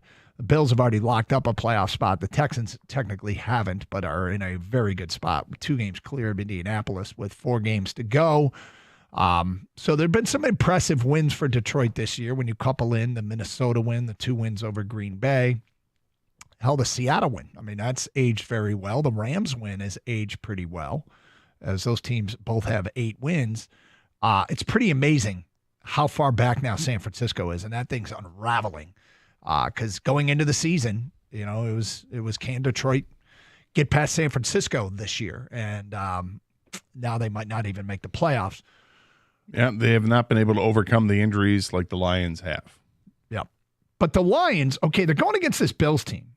And there's a few things about this. When the Lions have the football, the Bills' yards per attempt allowed in the run game is 4.72 yards per attempt allowed, which is the 6th highest allowed in the NFL.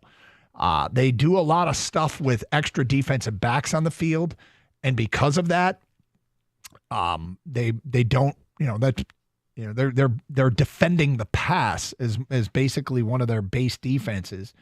And I do like, I get carried away there a little bit, but I do like David Montgomery's over on the rushing total, 55.5. The Bills' secondary health is a concern. I mean, if given their druthers, if they feel like, all right, their secondary's banged up and they aren't great at stopping the run, we feel like we can have success both throwing and running. I think most offensive coordinators and most teams would choose to run it over throwing it. If they think they can do both, well, let's just hand it off and shove it down their throat. Yeah, you're taking off more clock when that happens, and it feels like when you're able to run the ball effectively, it just feels like you're in control of the game, and it's demoralizing to a team. Constantly picking up first downs, and that's what the Lions have done. I mean, when you look at the last few games, the first down totals are insane. What they've had when they've hit north of 30 in a game. That's crazy talk, man. And it's there because they've got this diverse offense. They're not just going to beat you throwing the ball downfield. They've got these 2 dynamic running backs that get the job done. The Lions played one game that was a total statistical anomalation, Gator, and that was the Tennessee game, with all the turnovers and special teams play. The Lions offense had incredibly short fields, and Jared Goff only threw 15 passes. I think Jared Goff is going to throw more than 15 passes this week, but I don't see him throwing. This is not a game. I think he'll be closer to 15 than closer to 55, which is his season high in the loss to Tampa. Because for that reason that we just talked about is the ability to run the football, and I think they will be able to run the football against this Bills team. The Lions' success rate with play action, they're the number 1 play action team in the NFL. They do it more than anybody else. And the Rams had great success with play action in that first game. Later, we'll hear from Ben Johnson. If you take anything out of what the Rams did, hear what the offense coordinator of the Lions had to say. But there's a few things. The pass game has been extraordinarily efficient for 2 massive reasons. One is the wide receivers don't drop passes. The Lions have dropped 1.3% of the passes this year, the best in the NFL. And the Lions have great yards after catch, and that's due to the quarterback's accuracy. You hit guys in stride, and those guys can run. So, look, the Bills' defense was dreadful last week, and I don't know if it's a true reflection of who they actually are, but we've talked about the Lions' problems defensively, and they're going up against an MVP caliber quarterback, right? Josh Allen is killing it right now. He's being crowned the MVP with 4 weeks to go. He's this week's lock for MVP, which I think it's hysterical that every week somebody else is, this guy's going to win the MVP. Yeah, got it. That was Goff. That was Lamar. That was Derrick Henry. That was Saquon Barkley. And now it's Josh Allen. There's still 4 weeks to be played. Don't crown anybody yet, but he's damn good. He is damn good. He's had a hell of a season. He's done an amazing job of taking care of the football. Yes, I don't think he has not lost a fumble this year, and he has thrown 5 picks, which is uncharacteristic because you look back a season ago and he, I think, threw 18 interceptions last year, and fumbled a few times as well. So he's definitely done a better job of taking care of the football. And hey, what do you know? You win games when you do that. I mean, it's not rocket science. This is just how it works. And he's awfully good. He likes to take off and go and pick up the yards. He's a guy who can barrel through you because he's got size, and he's got speed and he's got some elusiveness too. He's quite a quarterback when he's on point, but he's not always on point. But this year he has. And the weapons that he has, and this is where I think the Bills have kind of really started.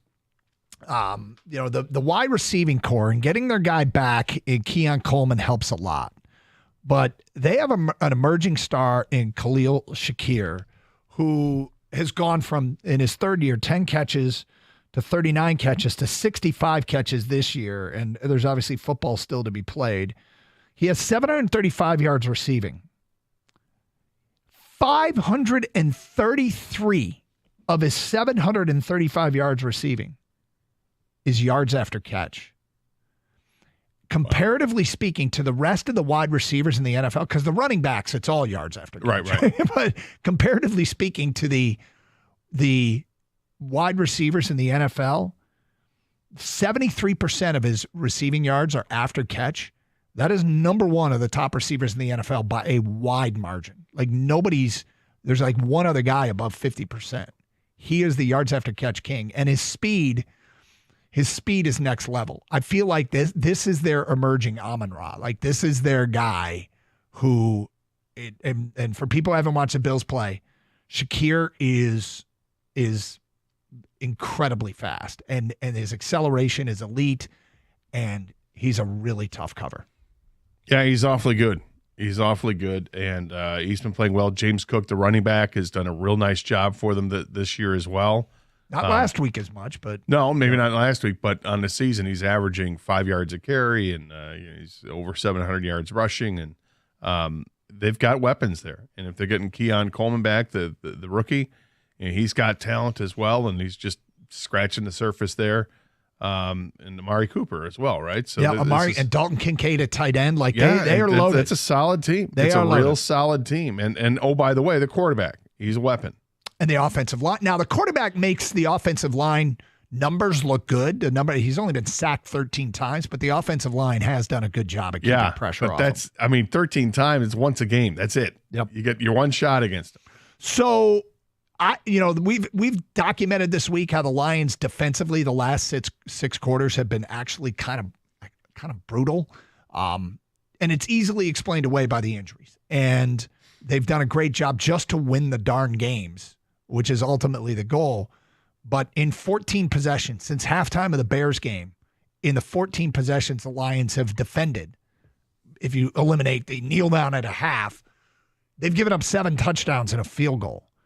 7 touchdowns in 14 possessions is an extraordinarily high rate, an alarming rate. But it's a small sample size. B, it's with a lot of defensive players off the field. And unfortunately, even if they get defensive players back, there's going to be multiple touchdowns scored by this Bills offense. But it will be damn reassuring, because if the Lions shut down this offense, I don't know what other box they need to check this year. If the Lions defense health's up and the guys that are expected to be there in the long run are out on the field and they shut down this Bills offense with Josh Allen and his dual threat capabilities, John Jansen always talks in the morning show about instead of things are tough, John says, no, it's an opportunity. It is an opportunity. Presents a challenge. It is such a challenge that if they do it, it is an opportunity to be the slam dunk favorite to win this whole damn thing, which is they kind of already are, but I don't know what else they have to prove if they shut down this Bills offense. No, I kind of agree with you there, and it's really the last thing they need to do is just get healthy, and it seems like they're getting a lot healthier for this game. Good time with just a few games left in the season, but you want them. That's really the last hurdle. Is please God, stay healthy the rest of the way. No more catastrophic injuries. And hopefully they get another couple players coming back for when the playoff run starts. 248-539-9797. Gator, I got the Lions with the football last. And I'll get to my prediction coming up today at 10:32. We'll get yours as well. And then we'll get to the people. How do you see this one going down? 248-539-9797. Morning show's chesty. Gator also asked the question, and we want to get your answer. What is your biggest concern in this game? We'll get to all that next here on Carson Anderson on 97.1 The Ticket.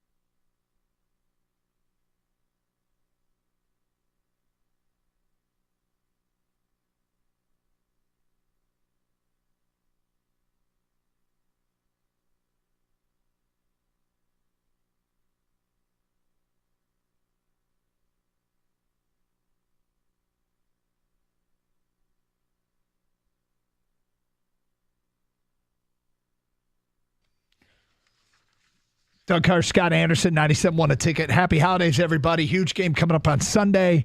Getting predictions. People are sending them in via ticket text. Want your phone calls as well at 248-539-9797. Lions and Bills, how you see this one going down? What is your biggest fear going into this game? And I already sense that some people are having no fear. No fear whatsoever. It is a chesty fan base as we get set for this one. Gator, I got the Lions winning at 37-31. And I think it's one of those games that we should hail punts when you get the other team to punt. That should draw a loud applause, and it usually does at Ford Field. But I like home field advantage. I like the Lions offense to move the football, finish in the end zone plenty, and it might be one of those, I'm hoping it's one of those games where Jack Fox, his only job is to hold the football on field goal attempts and extra points.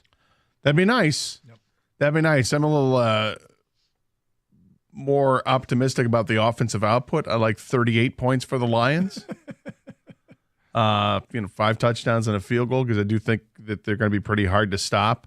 And seeing what the Rams did to Buffalo, obviously there are going to be different games, but I think the Lions can be just as efficient, but maybe fall a little shy in terms of points this week. And Buffalo's going to score some points, but I do feel a lot more encouraged knowing that some of these players are coming back. I'm not in the double-digit disco area that the morning show is at, but I'm not far from it. I'm going to go 38-30. Okay. All right. 248-539-9797. What do you got, people? Here's some of the feedback coming in. David writes in, the Lions lose 37-33. Josh Allen builds his resume for MVP status. I think the Bills' offense is just too good. I just need everyone to relax. A loss means nothing. Well, potentially means nothing. Yeah, and it's interesting because you don't disagree that their offense is good, right? No. Is it better than the Lions? And then you have to ask yourself, what about the defense? Is the Bills' defense as good as the Lions' defense? I don't think either are the case. I think that the skill set that the quarterback has, he presents a different element. And the Lions' defense, if they get people back, I kind of feel like it'd be an excellent game to prove that what we've seen the last 6 quarters is simply a result of them, the totality of the impact of the injuries. But no, I don't think the Bills' offense is better than the Lions, and I don't think the Bills' defense is better than the Lions.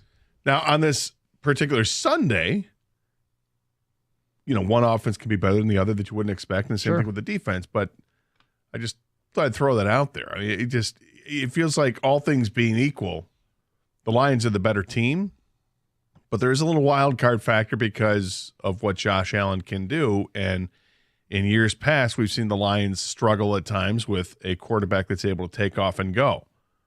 Now, they've corralled some of those guys this year, and they're 12-1, which is ridiculous to think. The Lions are 12-1.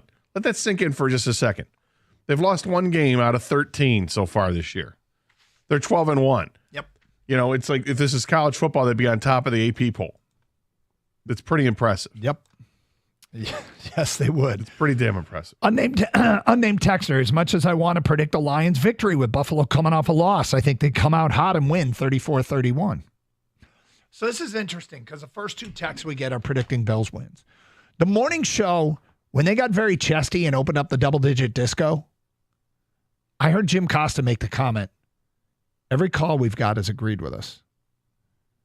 But the majority of the texters disagreed.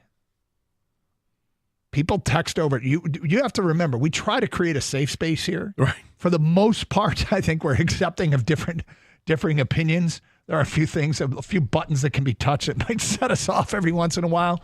But we have no issue if you want to call in and predict a Bills win. It feels like people want to do this. They feel like it's a not safe space to pick against the Lions. Picking against the Lions in this game is not a mortal sin.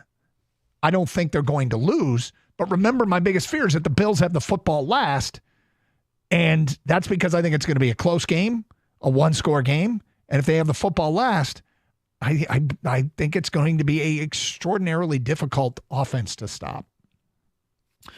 DG in Fenton says Lions 42-38. Josh Allen scores 3 rushing touchdowns. Biggest fear, a Goff injury. Well, I mean, that's the biggest fear of everyone for the entire season. It'll be 34-31 again, just like last week, right, Scott and Carlton. Buffalo has the ball at the end of the game, and they will have to go for it on 4th down, and Brian Branch will intercept Josh Allen. We take a knee to win the game. I like it. Matt and St. Clair Shores, 41-38 Lions. Bates with a 60-yard walk-off field goal. 248-539-9797. Let's go to Nick. You're on 97 a ticket. Hi, Nick. Hey, Nick. Hey. Hey. Good talk, Nick. You made some great points. What do you suppose happened there? Do you think Nick panicked? Because he's the one that hung up, I think there was an accidental hang up. Do you? Yeah. I think it's one of those things that maybe he was going to take off speaker and go back to hands, You think maybe? Handheld, and then accidentally disconnected the phone. Perhaps. Alex and Romeo writes in, score prediction, Lions and Bills, Lions 33, Bills 30. Lions will get the ball last to seal the deal from Legatron. Obviously, Jake Bates, Alex and Romeo with the Lions pick. I like that. I hadn't heard that one yet. I hadn't heard that either. I like Legatron. We can work with that. Has that been going around? Are we the last ones to the party on Legatron? No? Nobody else has heard that? No, I had not heard the Legatron thing. So 248-539-9797. So some of the picks swinging back in the Lions' favor here. Look, you got everybody's predicting a high score, which is funny because Ben Johnson yesterday when he met with the media, was asked about, do you feel pressure to, score on every drive here because of the way this game is possibly going to go? And he goes, I've been around long enough to know this game's probably going to be like 14-10. When everybody's saying one thing, I've seen plenty of them where they go the other way. If it were playing in Buffalo, I would agree. Last I checked, they're still playing here in Ford Field, where the snow is on the outside of the building, not on the inside of the building. Right. And there's no rain to worry about, so you're not going to get this, what you had last night. Right. Which was the first no touchdown game in the NFL of the season game. What a barn burner that was. I did. You might find this hard to believe, but I actually fell asleep. Did you? Yes, I did. Watching the game? Yes, I was watching the game. You might find this hard to believe. I didn't turn it on. Well, you missed a barn burner. Did I? Yeah. Oh. There was a Yellowstone marathon again. Haven't you seen all those episodes? What? Of course I have. But the Red Wings were also on. The Pistons were also on. That is true. And when you can't flip around when the game's on Prime. Let's go to Mike in Detroit. You're on 97 a ticket. Hi, Mike. Hey, how you doing, man? What's up? Yeah. My comments, I got a couple comments. But first off, it's about how all these these anchors and commentators talking about the Lions defense, and that's why they so afraid that the Lions going to lose because of their defense. But the Bills just gave up 44 points. Shouldn't they be talking about the Bills defense? The Lions haven't given up more than 32 points, 31 points or something? Well, Mike, they are in Buffalo. I can assure you that. There are defensive concerns. There are injury concerns. There are run defense concerns. There are pass defense concerns. There are in Buffalo. I'm sorry, you say they they are talking about the Bills defense in Buffalo. You might not hear it, but it is a concern in Buffalo, yeah. Well, I'm saying from what I've been watching, from what I've been seeing, on some of these little shows they've been talking about. I'm picking the Bills. Well, mostly Kyle Long and the other guy. Yeah. So I'm just more like thinking, hey, the Bills defense is not that great. The Lions defense haven't given up that many points all year. So no, and they're getting healthier, so you'd feel like that they feel better with their strength going into the week. However, I think when you get to national pundits, people start looking at this team and they say, okay, it's a 12-1 team. They're not going to go 16-1. What's the likely loss they have out of these last few games? And you would think that this Buffalo is a real tough game against Buffalo, and if you're going to say the Lions are going to lose at least one more game, this would make sense, wouldn't it? Yeah, but my thing too, if they beat Buffalo, I think they may win the rest of their game. They could. I got to tell you, it's certainly possible. I mean, look, Minnesota. I don't want to get ahead of ourselves, but Minnesota is doing everything in their power to take the division down to the last game of the season. They're doing everything in their power. And would love to see Detroit drop one so that it's a straight up mano-a-mano showdown for the division. And that game, unless the Lions have everything locked up, that game looms. It's just sitting out there. But we got to get there first. 248-539-9797. Give us your predictions via ticket text, phone calls. What do you got going down? Lions Bills Sunday. A lot of reaction to the ticket price increase. We will get to that coming up at 11:05 here on Carson Anderson on 97.1 The Ticket. Every Friday night, FanDuel is giving all customers a bigger payout on select NBA first bets. First bets let you get in on the action from the opening tip. You can bet on things like who will score the first basket, which team will be the first to 15 points, and so much more. And best of all, you don't have to wait the whole game to see if you won. Just look for Friday Firsts in the FanDuel app to find your profit boost. Visit FanDuel.com/Doug to claim your Friday First profit boost. FanDuel is an official sportsbook partner of the NBA. Must be 21 or over and present in Michigan. Opt-in required. Maximum wager amount applies. Bonus issued as non-withdrawable profit boost tokens. Restrictions apply, including token expiration. See terms for both offers at sportsbook.fanduel.com. Gambling problem? Call 1-800-GAMBLER.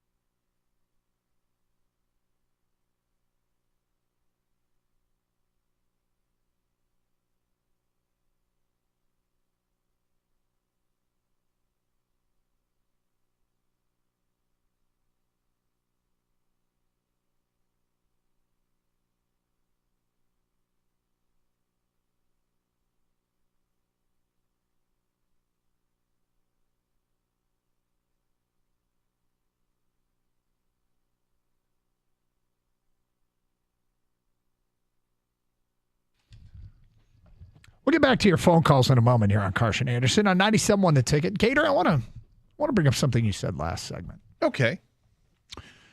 You didn't watch the NFL game. No. Why not? Wasn't it on Prime? Yep. And because it can't flip around, go back and forth easily enough when there's downtime in the game and want to watch the Red Wings and the Pistons. So to get from Prime to back to cable, and I don't know what your setup is. My setup is 2 buttons. On cable, it's 1. But on Prime, it's hitting exit.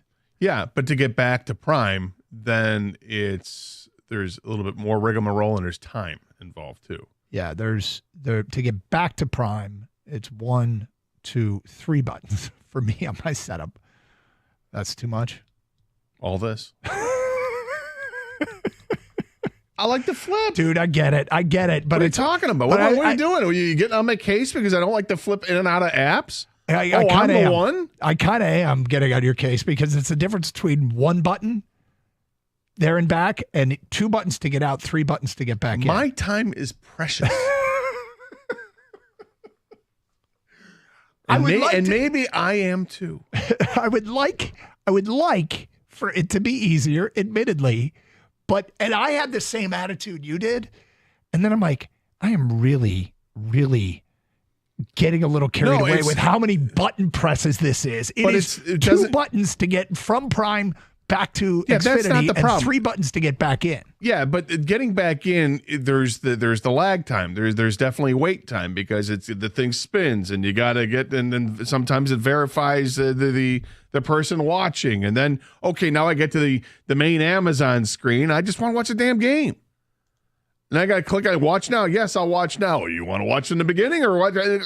What's that game? I hate the apps. I hate them. I feel like maybe you've got it somehow, like you might be making it harder than it needs to be. I'm not. It is what it is. I'm trying to figure out why. If your setup, and given every setup is different because every smart TV is different, I feel like the 2 buttons to get out and the 3 buttons to get back in, I've decided I'm going to make that sacrifice because I was originally with you. Good for you, Doug. I was originally with you that I don't want to. I hate the apps because you have to hit more buttons. But I'm like, it's not that taxing. It's not just the buttons. It's the time. It's the downtime. Waiting for things to spin and spin and spin. Get back in there. Okay, all right. The constant questions. Just shut up and give me the damn game. I'm better off just putting it on my computer and having a laptop sit on on an ottoman somewhere. And if I want to watch the game, I can just turn my head and there it is, and just flip through cable how I normally flip through cable. Now going to bat the day after that field goal fest last night for how easy this is and how you're punishing yourself my timing is probably not good. Well, when I realized the score was 12-6 last night. And one of the players quit in the third quarter, was asked to go in the game and then left, Devondre Campbell. And I'm like, okay, that's interesting. Oh, no touchdowns? I didn't miss anything. Not a damn thing. So I chose wisely. 248-539-9797. Let's get back to your phone calls. Because my time is precious. John is in Warren, and he's next on 97.1 The Ticket. Hi, John. Hey, guys. How are you guys doing today? Good, thank you. Good. Hey, listen, first of all, guys, I got to tell you guys, I'm Marco. I'm a Parker and the Man fan. I remember Flash. So, you guys, I'm old school. I have no idea what you're talking about. Yeah. All right. And what's your point, John? What do you want to talk about? I wanted to talk about the Lions and that the fact that our second and third string defense is still putting NFL teams under 30 points. And I'm going to tell you guys, everybody wants to play for Doug Campbell. And I found out a month ago that Randall E.L. is one of our – we have so many ex-players that Hang on a second, John. All right. This guy's trying to go old school 97.1 FM back before we were sports. Is that what it was? Yeah. Okay. Then he's going to say Doug Campbell, which, by the way, he went to high school with Doug Campbell. That should be a shock to you. And then it's Randall E.L. Do we really want to keep going? It's Antoine Randall L.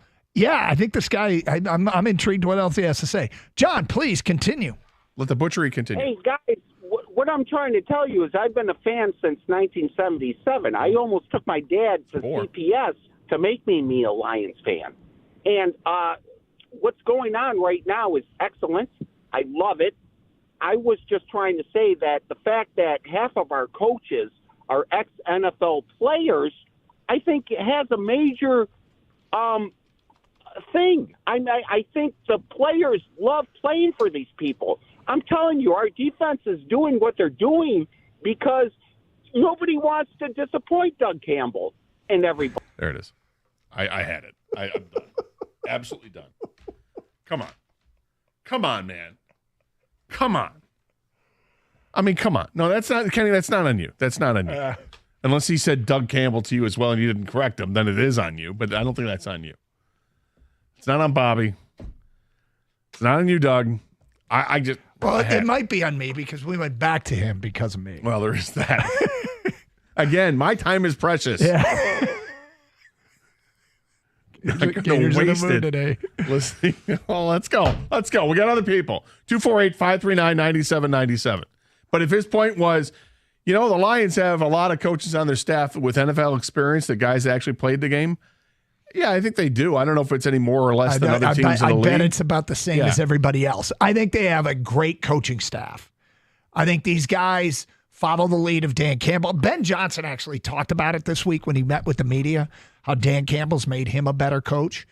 And I think it's really what I think the staff's superpowers might be is understanding their players, knowing what buttons to push, getting them to buy in because of that, and emphasizing their skill sets and being able to use those skill sets that they bring to the table to their advantage on the field. And it all starts with Doug Campbell. Let's go to Rick on 97.1 A Ticket. Hi, Rick. Hey, good morning, guys. Long time. Thank you for listening, Rick. There you go. I think what the Lions do on Sunday is they come out and display ruthless aggression and just punch Buffalo straight in the mouth. That's Dan Campbell's mentality. That's the football team's mentality. They've ridden out these injuries. They've played the divisional opponents. The fans are calling in and they're saying, 3-point game, 6-point game, maybe we win, maybe we lose. I don't think that's what happens. I think it's a body slam, like 38-16 smackdown. Wow, Rick. A body slam. And look, I mean, you mentioned Dan Campbell's mentality. And that's it. Like, you just think it's Dan Campbell sets the tone. They're gonna blast him. Is there anything else? Well, the whole team. It's the whole we're a villain, biting kneecaps. We've been the underdog, the darling, the whatever. This is where you go out and you say, no. We're the number one team in the NFL. We earn this, and you put the smack down on. Well, I got to tell you, if they win 38-16, the whole league is noticed. Like, America is, the Lions aren't sneaking up on anybody anymore. They've done enough. Everybody's noticed. They do that, and it'll really, really, I mean, it'll take it next level. It'll take it next level. Because, show, guys. Yeah, thank you for the call. 38-16, he says. That's Chesty. Yep. That's Chesty. I'm trying to think, what would have to happen for something like that to take place? Well, to me, it screams an injury for Buffalo. Well, to me, it screams that the Lions get back to what they were doing a lot more of. They went through it. They've created one turnover the last 3 games defensively. And it's not a reason to panic. Again, it could be easily explainable by a lot of people not being on the field. Yep. But as they're getting the regulars back, that would scream to me that they turn Buffalo over a lot. That they force fumbles, they get interceptions, and they get back to what they were doing earlier in the year when they were really, really a ball hawking defense, making plays on the football and getting interceptions, forcing turnovers. 248-539-9797. Get your predictions in. Carson Anderson will take them throughout the day. We record them. Rick is on the record, 38-16.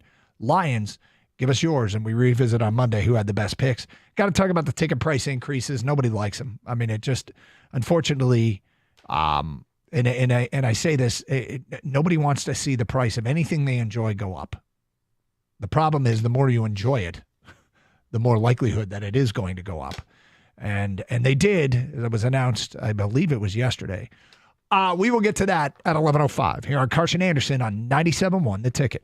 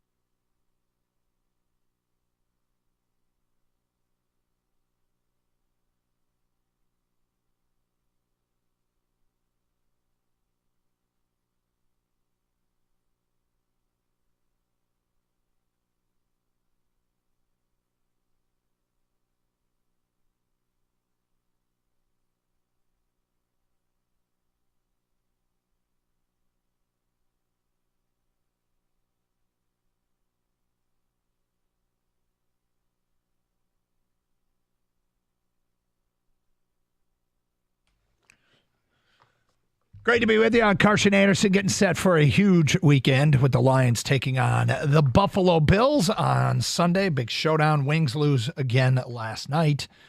Pistons lose in Boston last night. Unfortunately, a little bit later in the show, we'll hear from the two coordinators, the best of what Aaron Glenn and Ben Johnson told the media yesterday. Also, we'll go inside Allen Park with the Birchie Kid in the 1 o'clock hour. Let's get back to your open line calls. We go to Stacy here on 97.1 A Ticket. Hi, Stacy. Happy Friday the 13th, guys. Way to go. Happy Friday the 13th. I have the exact ways to fix or make sure that the Lions win and the Wings get better. This is how the Lions, what they need to do to make the 38-16 happen. They need to replicate what Baltimore Ravens and that guy Lamar Jackson did to beat the Buffalo Bills. You know that Josh Allen. He had a real bad game when they were playing Baltimore in that time. Yes, he did. My time is precious.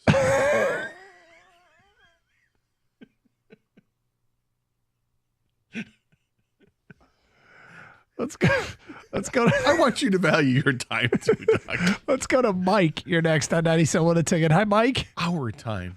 Hello, fellas. How you guys doing? All right, Mike. Listen, man, I got my major concern because Josh Allen is one of the steadiest quarterbacks skill-wise in the history of the game. And if you look at how we lost to Pittsburgh last year, Lamar just had his way with us. We didn't know what to do. We were stuck. And then the year before that, 22, Philadelphia, their quarterback just killed us. My concern is their defensive backs, and I know that even the rookie, he doesn't look back, man. He doesn't look back. Unless we put our free safety as a spy or something, my concern is with that man-to-man defense, man. Once he gets past the line of scrimmage and everybody has their back to it, it might be a long-ass day. So well, if you have man-to-man coverage, then the corners are lined up on the receivers, which would free up other people to be looking towards the quarterback, wouldn't it? Yeah, but once he breaks containment, that's true. But once he breaks containment, and they normally send their guys deep. That's why he's buying time. So the field is more wide open. It's more space. And dude is a stud, man. So that's my major concern. Okay. Do we do a little bit more zone? We haven't played that much zone at all. And the teams in the games that he has lost or that were close, those defenses played zone defense against him and had a spy on him. Well, there's definitely something to be said for maybe doing. Well, I'm not a defensive coordinator, and I've learned the closer I get to it, the less I realize I know. But you're right about zone versus man coverage. Zone, has 7 sets of eyes on the quarterback if you're rushing 4, and so that helps. Let me ask you guys this: have you seen better quarterbacking that you're seeing in the NFL now? I mean, now compared to the last 20 years, man. These guys. Yeah. If you look at the AFC. You look at the top 5 quarterbacks in the AFC, man. All of those guys could be MVP candidates. It's no joke how good quarterbacking has gotten in the NFL right now. So for the Lions to be 12-1 and to beat some of the teams they beat, man, this is no joke what the defensive coordinator has done for us and what these guys have done to step up. But I just think this is the biggest test. I think you're right on a lot of points. Yes. I mean, the top quarterbacks in the AFC, you're talking about Patrick Mahomes, Lamar Jackson, Josh Allen, Joe Burrow, and who would be the 5th? Justin Herbert? It could be Herbert. Could be Tua? Could be C.J. Stroud. You hate Tua. Could be. I mean, there's a lot of guys there that it could be, but that's probably the list. Guy's got 107 rating. How about it? Anyway, give it up to him. So there's a finite amount of quarterbacks in the AFC, and I think I named them all that could be MVP candidates someday. But yes. It's you just mentioned, I mean, a ton of reasons why Josh Allen is such a tough defend. And he's unique. His size and strength, running ability, and ability to throw, it's pretty unique because he's a much bigger quarterback than Lamar Jackson is. They do things in different ways. Yep. And he's a better passer I think that Lamar, although Lamar is really trying to prove everybody wrong with that, his quarterback rating of 116, which leads the league, and by a lot he leads the league. He's definitely converting people. Lamar is efficient as it gets in the NFL. All right, we said we'd get to this, and these stories, these stories are frustrating for fans. We're in a strange time in that the Detroit Lions are the hottest team in the NFL. They're obviously a huge story here in Detroit. And we've reached the point in the calendar where ticket prices have been set for next year. And a story in the Free Press today, Lions will hike their ticket prices on an average of 24%. And every seat in Ford Field will increase in price for next year. Some ticket holders say that their increase, according to this story, was 67%. What? But most of the hikes are 30% or less. But I guess the average is 24. So put it in perspective. If you've got a $200 ticket, you're talking about $250 now for a ticket. Mm-hmm. That's significant. Yes. And over the course of the season, you're talking about $50 a game is, per ticket, you're looking at $400 more dollars. I mean, it's a lot, right? Well, plus the two, and actually more than that. So, look, almost $500. Nobody wants the price of anything that they're enjoying to ever go up, understandably so.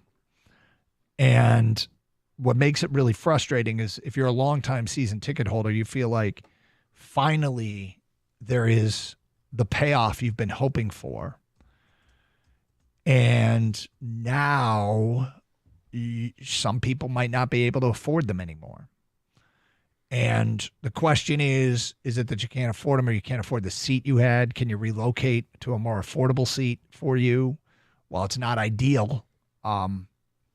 It's something to consider. And for years, according to the story in the Free Press, for years the Lions ranked near the bottom of the league in terms of cost of attendance. But the Lions are using data from the secondary market to help set their ticket prices for next season. When you have a hot ticket, that secondary market is going to be pretty high, and that's what's going on. And so they feel like their product is underpriced based upon what you can get in the market. And now with these increases, it takes the Lions up to being about average in the NFL. So they haven't gone above and beyond. But as it stands right now, I'm sure people are having to make some tough decisions, and there are probably some people out there that are pretty pissed. The argument for doing this, I had somebody who was a high-ranking athletic official who told me once, from a business perspective, the perfect waiting list is 0 people. You set your price so that you try and find that sweet spot where you set your price, you sell out your season tickets, and nobody's on the waiting list. That means you're raising the price to whatever price you can, but you drain your waiting list because people will drop them, but the people on the waiting list will be willing to pay, and that's how you maximize profits. That is how that might explain the thinking of the team, and there is a waiting list. And then you turn around and you say, is this fair to the fans? It doesn't feel fair to the fans. It doesn't feel fair to the longtime fans. But whatever that fan does, for whatever you do that you have that feeling, if you think about, would you do your same job at your same company for more money? Or would you turn down more money? You'd probably take more money. If you have a product that you sell and you could sell it for more, would you? I think most people would. But you don't. But the sports are different because sports is an emotional buy. You feel like you're part of the team. So there's the reality of the business, which in every other line of work makes sense. But then there's this emotional tie. Whereas a fan, you feel ownership of the team. You're not technically an owner. Unless you're in Green Bay, yeah. But we all feel the sense of ownership of a team, right? Absolutely. So, people, I understand when people get upset. Like they've been longtime season ticket holders and supported the team when the team was terrible and probably paid a higher price than what they should have back then in those days, and then they stayed with this team through those lean years, and now they're being rewarded for having a good team, and then you see the prices jump up, and like, ooh. Now, I was trying to do some quick research there. A couple stories I saw that said that the Lions had the highest ticket price, average price in the NFL going into the season. Well, according to the story in the Free Press, they report something different. But and Click on Detroit had a story back in before the season began that said something very similar to that. So and these were not secondary tickets; these were set by the Lions. I'm trying to see if this is a secondary market or if this is just tickets. But the secondary data wouldn't surprise me at all. But 248-539-9797, season ticket holders, did you see your price increase? And are you just saying, screw it, I've waited this long for the team to be good, I'm going to pay it? Or are you considering having to get out now? It's Carson Anderson, Open Minds, 97.1 The Ticket.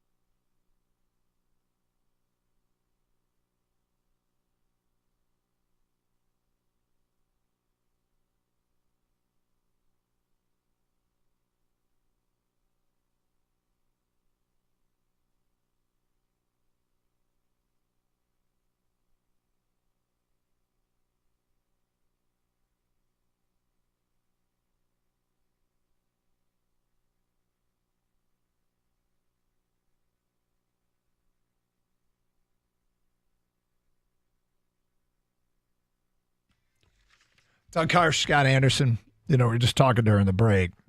We went through an era of Red Wing hockey where fans would get frustrated because you have playoff games and, important playoff games, and home field advantage, in that case, home ice advantage, is a real thing. It's a real thing, right? And the fans get behind you and they make a ton of noise. And back in the days of the Joe Louis Arena, there was the Olympia Room crowd. And this was so many of the lower bowl seats were taken up by corporations that were able to expense and take, clients, and they would be entertaining, and they wouldn't be, for lack of a better term, the real fan, like the fan that was just wanted to be there for the hockey. Right.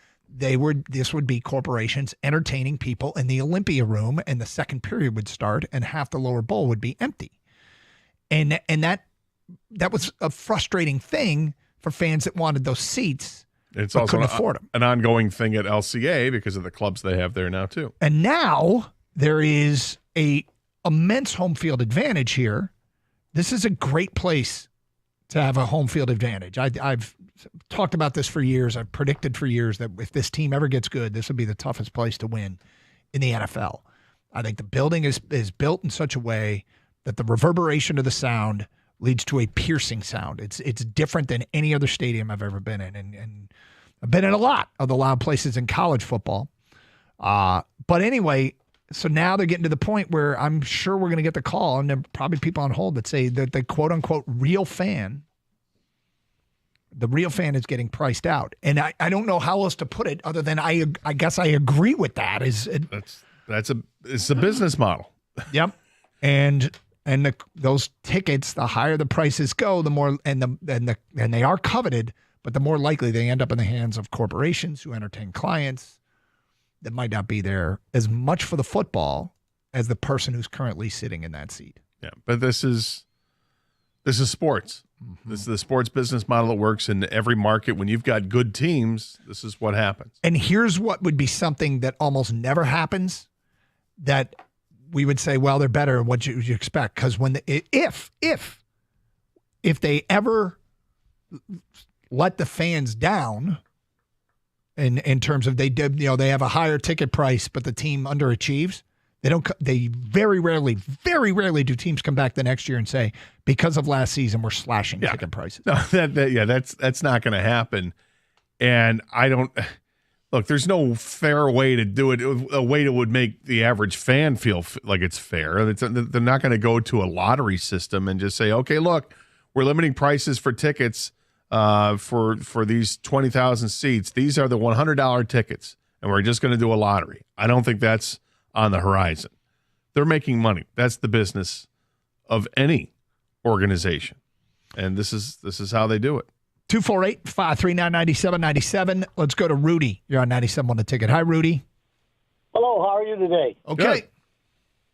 Well, I was just saying to him, I've been a ticket fan ticket holder for 40 years, and like last year our tickets went up $4,500, and now this year they went up $3,500. How many tickets do you have? I have 4. And where are those? Where are these tickets? Okay, our tickets are in section 139, just down from the tunnel in the first row. But they say that's the first row. It used to be, but now they got seats in front of us, on the field. Right. So are you saying the tickets have gone, the price has gone up that much, or that's how much the tickets cost? My tickets have went up to $13,000 this year for 4 seats. Okay, so 3 seasons ago you were paying $5,000 for those seats, and now you're being asked to pay $13,000. Yes.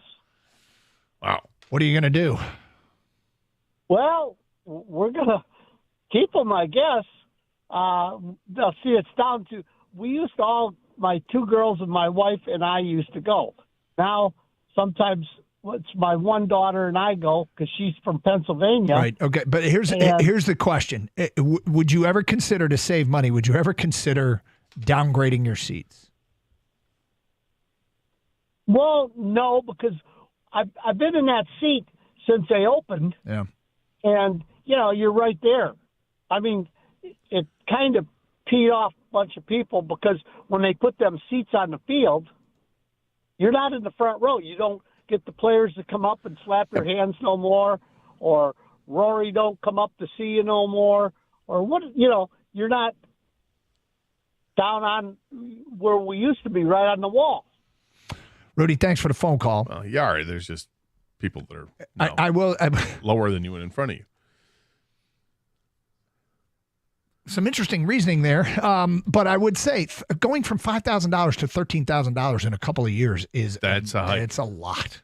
That's a hike. It's a lot. If that's accurate, that's a real hike. But in the end, when push came to shove, what are you going to do? He says he's going to keep him, and he's not going to downgrade. 248-539-9797. What I find interesting is you get conflicting reports on what happens when you try to sell tickets. Yeah.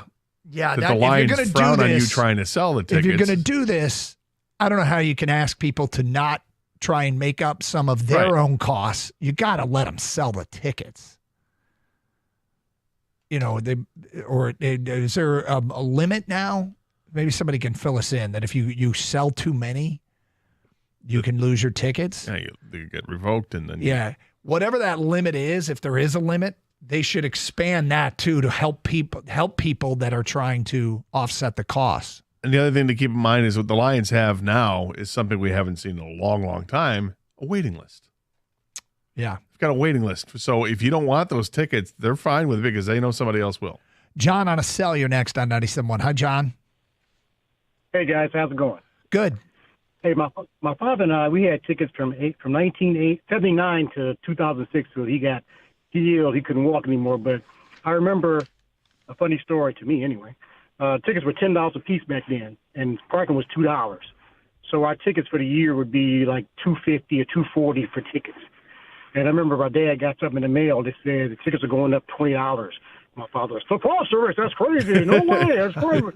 And what did he do? He paid it. He kept the tickets and bought them. Yeah. He paid it. We would leave at 11 o'clock for a 1 o'clock game at the Silverdome. We'd walk about 20 minutes to get in the stadium up that hill. I don't know if you guys remember. Yeah, the other lot, that secondary lot there, yeah. Right, and then on the way out, the wind would blow you down the hill almost if you didn't. I remember like it was yesterday. I'm older than you guys, so I guess I'm telling you so. But the thing about it is, they don't care who buys the tickets. If you work at Ford as an hourly worker, or if you're a doctor or a lawyer, they don't care. They want to, this game. These games are not for poor people anymore. They're not for the average Joe. And that's what happens when you get good. You get good, stuff goes up. I remember, and one more quick thing, when I was in high school, I go to McDonald's. I could buy a hamburger, fries, and a pop give them $1, I get change back. Did I stop buying hamburgers at McDonald's? Nope. So that's my story. Hey, that's the cost. I mean, it's like you look at salaries of players. When the salaries go up, the ticket prices go up because they got to make up that cost.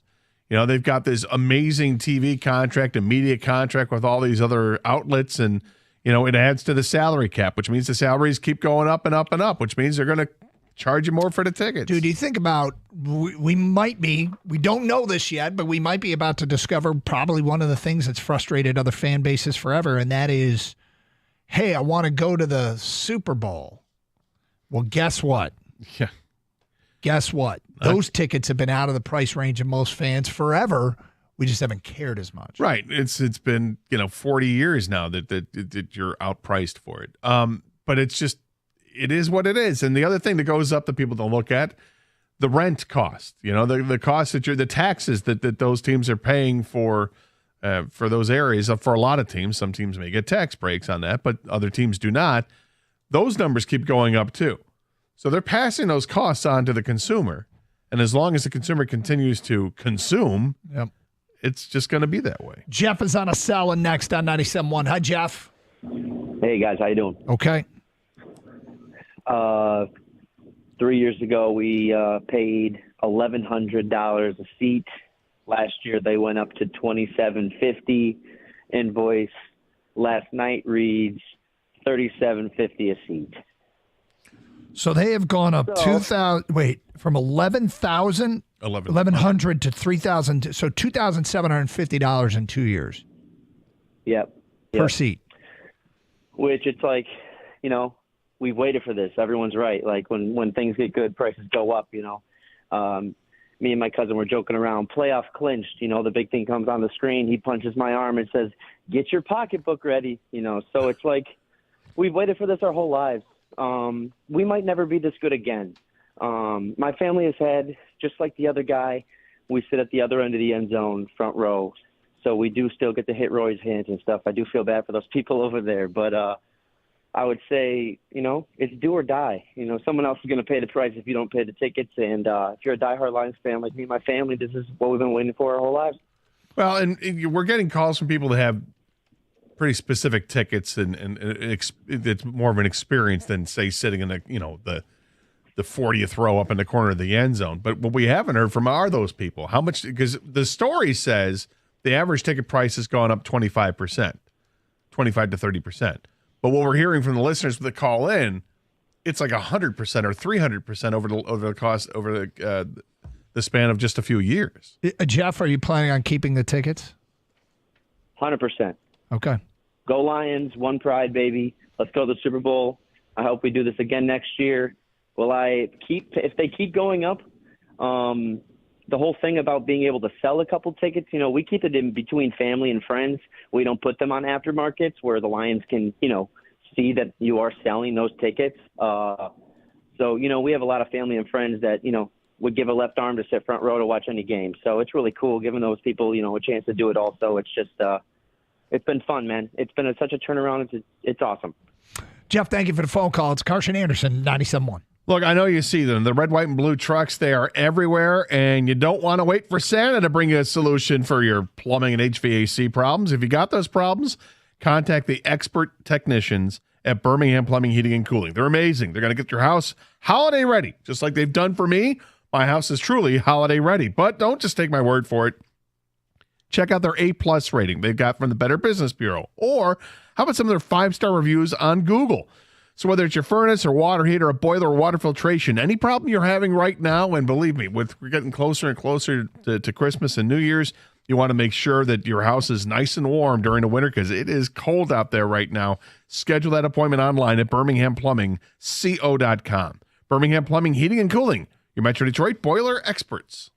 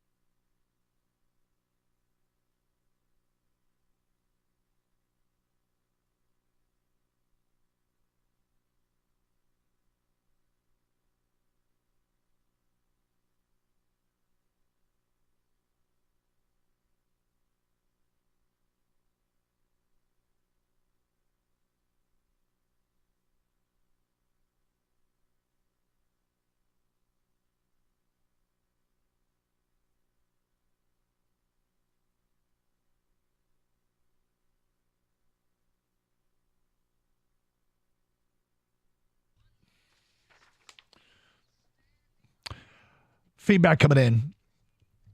From an unnamed texter, only 3 NFL teams are not ranked amongst the top 50 most valuable professional sports franchises: the Bengals, the Bills, and your Detroit Lions. So I guess value doesn't play much of a factor in season ticket prices. The issue isn't price increases, it's the higher percentages. Also, what about concession prices? That's from an unnamed texter. I have not seen any reporting on concession prices. Another unnamed texter. I'm sorry. Do you think fans would, if it's just a reshuffling of the deck, so to speak, hey, price is going to remain the same, but concessions go up, or ticket prices go up, but we're going to keep concessions the same, or concessions even lower? I don't know. I mean, I think the thing about concessions is you can go to the game without spending a dime. You can. You can make that decision that I'm going to eat before I go into the stadium, and I'm not going to drink anything while I'm in the stadium, and I will walk out of the stadium, and then I will eat and drink. You can make, and it can be food you prepare and bring from home, or you can go somewhere where the prices might be more affordable.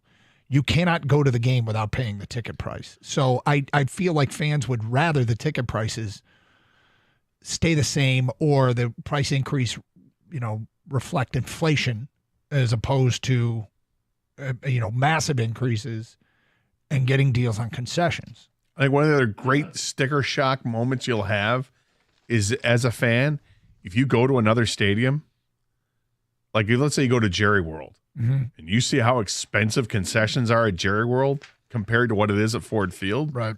You're like, oh, well, that's how the other side lives, huh? Yikes. Jason on a high-low writes in, there is a limit. You can't sell more than 3 tickets in a season through resale sites, but if you sell them privately, you can get away with more. Well, if you do, it would be nice if the Lions say, okay, look, here's the deal. We're raising ticket prices, but you can sell them up to 4 times maybe, or 5 times to help offset the cost of the individuals that are just trying to be able to afford it. More people want to go. More people want to see this. The people that have been there forever, it sucks because you've been there, you paid the price, now the reward is here, and the ask is not just a little bit more, it feels like it's a lot more. But it's supply and demand economics. These are two things that are in conflict with one another. Alex is next on 97.1 The Ticket. Hi, Alex. Hey, guys. How you doing? Okay. All right. Good, yeah. So, my only gripe here is just based on 2023 numbers, the ticket sales contributed to, roughly $30 million compared to the TV deal that they got, revenue sharing of $400 million. So the squeezing the fans on the season ticket prices seems like it's a little greedy. Understanding that corporations kind of maximize and squeeze profit everywhere you go. It's kind of, we've all heard it when we're growing up from our parents. I'm not mad. I'm just more disappointed with, how they're handling the situation. That's pretty much all I got on that one. How should they handle it? Yeah, just not increasing the prices, 15, 20, 25, 30% year over year. Seems like a little drastic for a lot of guys that have had tickets for, generations. Alex, just some kind of a cap or a limit maybe. Yeah, I mean, I don't know. I don't know what you do for a living, but if you could do it with the same job and get paid more, I assume you'd do it.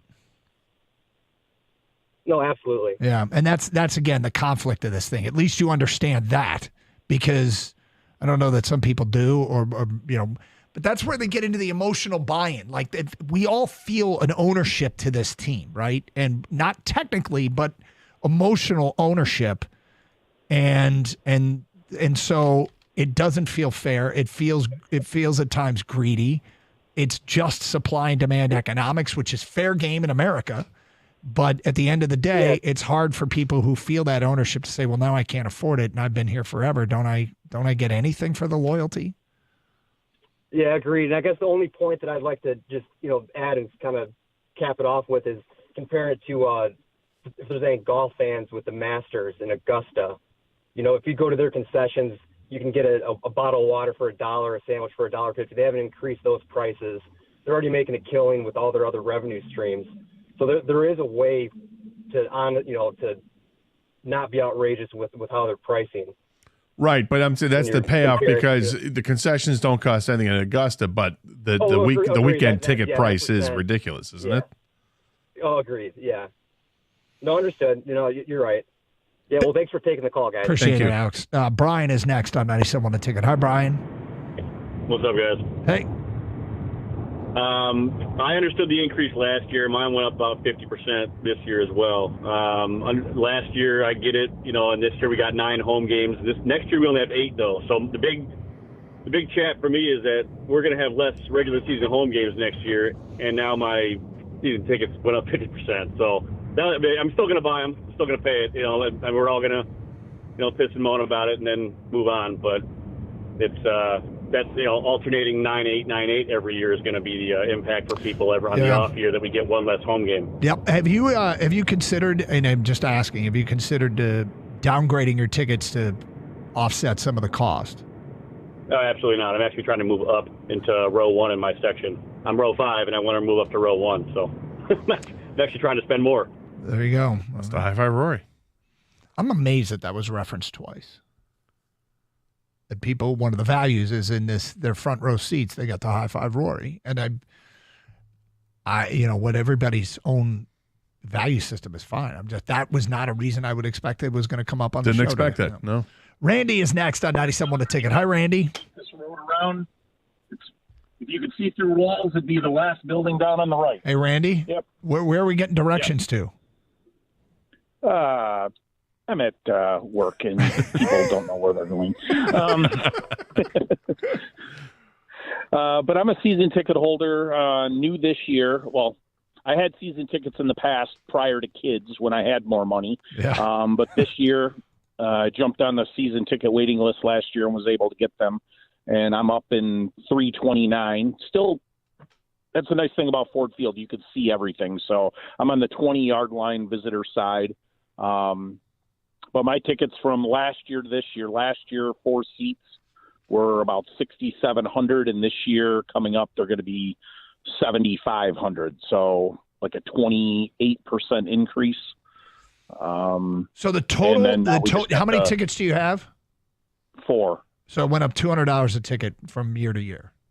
Right. And then we're, of course, thankfully also getting a playoff bill if you want to go to the playoff game. So that's another almost $4,000 if they have 3 home games for the playoffs. So hoping for the 1 seed so we don't have to pay for the wild card. But yeah, well, the cost is offset because then you're paying potentially for an NFC Championship game, which cost to be insane. Correct. Yeah. So I will I'm going to keep them next year, hoping they win it all, and then we'll go from there. If it's another increase like this, though, we're going to have to start looking at maybe just picking one premium game a year to go to and buying someone else's tickets. Well, look, I mean, Randy, certainly, we have sympathy for everybody who's seen their ticket prices go up. And I think most people saw it coming. Probably saw that it's the unfortunate, that's the downside of getting good, 248-539-9797. We'll get back into the game in the noon hour. More of your phone calls and feedback. Carson Anderson, open lines, 97.1 The Ticket. Hey, we made it to the weekend, and Twin Peaks is ready to get your party started right. Whether you're out holiday shopping or looking for a perfect place to watch your favorite team in action, be sure to swing by your favorite lodge for a quick pick-me-up. From the second you walk into the lodge, your mood changes for the better. There's the beautiful Twin Peaks girls ready to serve up all your favorites from the scratch-made kitchen and eccentric bar, starting with that 29-degree draft beer that you crave. Big Sports Weekend starts Saturday with the always breathtaking Army-Navy game, an original 6 matchup. Detroit hosting Toronto. Then Sunday boasts a potential championship matchup as Buffalo heads to Detroit to take on the Northern Savages. There isn't a better way to enjoy these games than at Twin Peaks, unless you're there. All your favorite restaurants features from attending the game, all the favorite features, rather, from attending the game to watching at home are combined to deliver the best game day atmosphere in the state. Your favorite tailgate foods are brought to you by the best bar kitchen out there. Hand-cut and breaded to order wings, tenders, smoked wings, briskets and ribs, hand-smashed burgers. Pair it with a full bar. featuring some of the best bourbons and tequilas around, the coldest beer you'll ever find. Talk about the ultimate man cave. You want to grab your squad and get in there early, usually before kickoff, or it'll be standing room only. Find a location nearest you. Go to TwinPeaksRestaurant.com. Twin Peaks, eats, drinks, scenic views.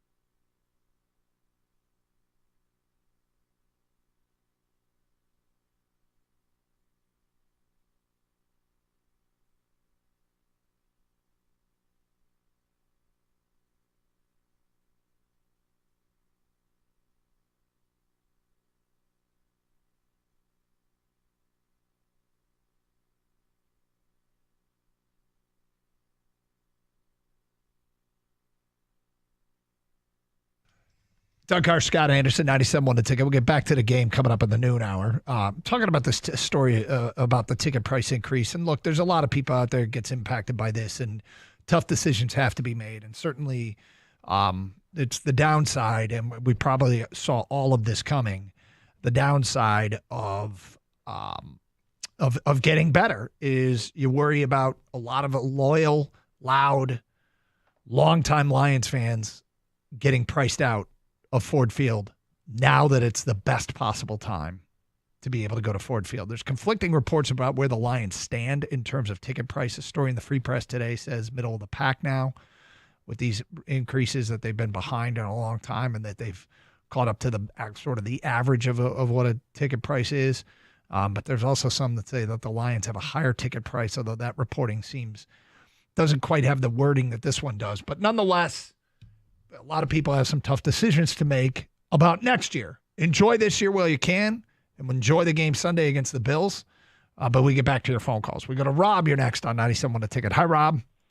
Hey, guys. So my tickets went from 800 to 1,500 to 1,900. So that's per seat. So if I can math right, that's probably 238% increase. I decided I was going to try to sell half this year to kind of make up for the cost. And I talked to my rep, and they said as long as you attend 3 games, you're fine. So I've sold 4, and I intend to go to the next 2. So I'm done selling them. I still owe $800 each seat on my tickets after my account credits and everything. So basically I'm back to square one, but now able to only go to half the games. And it's not going to get better. It's just going to keep getting more expensive every year. So really just help me out here. When you say you basically owe $800 on each ticket, what do you mean by that? Yeah. So when you sell a ticket, you have the option to take the money, or you can do an account credit. So it will apply towards next year's balance. Okay, so you've sold. You said that and this is in conflict with what the texter said. You were told it was okay to sell 5 games this year? No. Yes, correct. I was told by my rep, as long as I went to 3 games, they would not revoke my ticket. This was a 9 home game season, was it? So you actually could sell 6 games. Oh, yeah, you're right. And I've only going to sell 4. So. Okay, so all right, so you've sold 4 games so far, correct? Right. All right. And of those 4 that you sold, it paid for all but $800 of next year's ticket? Each ticket. So I still owe $1,600. Okay. For 2 tickets. I think that's actually pretty good for you. It's not bad, but at the same time, I understand some price increases, right? But I was paying $800 for an entire season 2 years ago. Yeah. And now it's $800 for half a season. For 5 games. Yeah. Or 6. You did 6 this year. Or next year, you know what I mean? So, yeah. It's one of those things kind of almost. But you know what I like about this, Rob, and what you have done is you have worked the system legally to basically pay the same. Unfortunately, you're not getting as much, but you're doing what you can. Right. Good for you. I mean, honestly. Yep. Because, I mean, you're staying within your means, which is something that we all need to do. And you're not getting as much, which is too bad. I'm considering, you've asked other people about downgrading. I'm considering that. I'm not sure yet. I used to sit in 316, and maybe about 4 or 5 years ago, I upgraded to 116. So I remember my 316 seats were fine. So I'm considering downgrading, but, we'll see. Hey, thanks for the phone call, Rob, and we appreciate you sharing your story. 248-539-9797. It does feel like sports are a different business.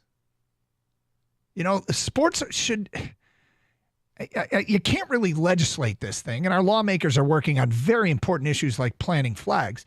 But if lawmakers were to bring in and say, with sports, there's a limit on how much you can raise ticket prices. But why? I don't know, because why are sports different? Sports are emotional. Sports are fans feel a community ownership, and I feel like don't teams owe the community something? I mean, that's all. It's very nice to say things like that, and then I think we also overlook a lot of things that, like when you say do things for the community, they do things for the community. They do a lot of things for the community. There's amazing charitable work that goes on that doesn't get the limelight enough, where these teams and owners and organizations do give back. But in terms of giving back to the people that have, suffered through so many bad seasons and stuff, I mean, it's supply and demand. This is capitalism. This is the business model, right. and it works. And I guess it would be nice to find some sort of middle ground where there was a predictability and a cap on how much your tickets could go up. And I only say that because sports feel like they aren't the relationship that fans have with sports teams is different than they have with their hardware store. You know what I mean? Consumers and their hardware store, it's not an emotional relationship. I'm not. I know you might. I'll take Taco Bell out of this. Thank you. Yes, but do you have an emotional relationship with anywhere you shop? Not really. Yeah. No, I have no emotional relationship. Again, with the exception of Taco Bell. With the exception of Taco Bell. Al in Bloomfield, you're on 97. We lost Al. We go Sweet, delicious Meximels. Tim in Royal Oak, you're next. Hi, Tim. Hey, how you doing? Yeah, I've been had season tickets since basically '97. I think I've missed less than 10 games, since then. And what's so disappointing is basically, my tickets have doubled now, and they're basically doing the average price of what the secondary market is. So that's what some people are willing to pay to go to 1 or 2 games a year. Now I'm stuck with paying secondary prices for the whole season for every single game. And I go to all the games. So, and all the people that sit around me are the same. And it's, But you're not stuck. You don't have to buy the tickets. Well, that's what's going to happen. Yeah. And I'm the guy that said, what did they do for me when I couldn't give a ticket away, for Well, that's 20 the years? thing, right? They gave you a better product. No, but what they did, but his point is a valid one. When you make an investment in a season ticket, you don't know how valuable that ticket, you have a sense for how valuable that ticket might be. But if the team underperforms, and as Tim said, you can't give the ticket away, now you're stuck with this commodity. So they're making you pay secondary market prices in a time where the team is good, but they weren't giving you money back when you couldn't get rid of your ticket. You were locked in. I didn't complain about it. But now here we are, and they've never sent out the notice of the ticket prices during the season. They've only done it last year and this year. They never did that before. Probably makes sense to do it during the season. Well, yeah, on their end it does, of course. Yeah. Yeah, well, I mean, they're doing it at a time where the product is probably the most valuable. I mean, it's like a stock. Yep. I mean, if they're going to raise the ticket prices, it makes sense to raise it at a time where they're most valuable right now. It didn't make sense to do it 10 years ago. Right. No, they're taking advantage of the situation as they should. Feedback coming in. When I had my season tickets, the cost was $35 per ticket in the late 90s. It's pretty much out of my price range now, and I'm fine with it. Supply and demand dictates price. I only hope the fans that do go, please continue to be as loud as possible and keep Ford Field as the advantage it is now. That's from Scott. The fair way to reward loyal fans is the discount, raise prices slightly less, is to discount tickets for every year they have had them, with a limit, of course. So the longer you've had your tickets, the less your percent increase is. Is that doable? It does reward the loyal fan. It rewards the loyal corporate fan, too, doesn't it? True. From an unnamed texter, yes, your tickets will get revoked if you sell more than 4 games. It's all tracked. We almost lost our playoff tickets. Had to call our agent and explain why we couldn't get to those games. We've had conflicting reports of people. One person said 3, another one said 4. One guy called and said his rep told him he could sell 6. He had to attend 3 games. It's probably important to get that sorted out so people can plan. 248-539-9797. All right, let's move on. There is a big game on Sunday. It's a lot more fun to talk about. And the Lions have a chance to send a message to the National Football League with a big win. Also next hour, hear the best of what the coordinators told the media yesterday. Aaron Glenn on an emerging star, and he gives his 2 cents on Terrion Arnold. Seems to be a bit of a flashpoint player. People are torn on him. I tend to be a big fan and see him going through rookie struggles. Others have concerns. Hear what the defensive coordinator says about Terrion Arnold. Coming up today at 12:22 here on Carson Anderson on 97.1 The Ticket.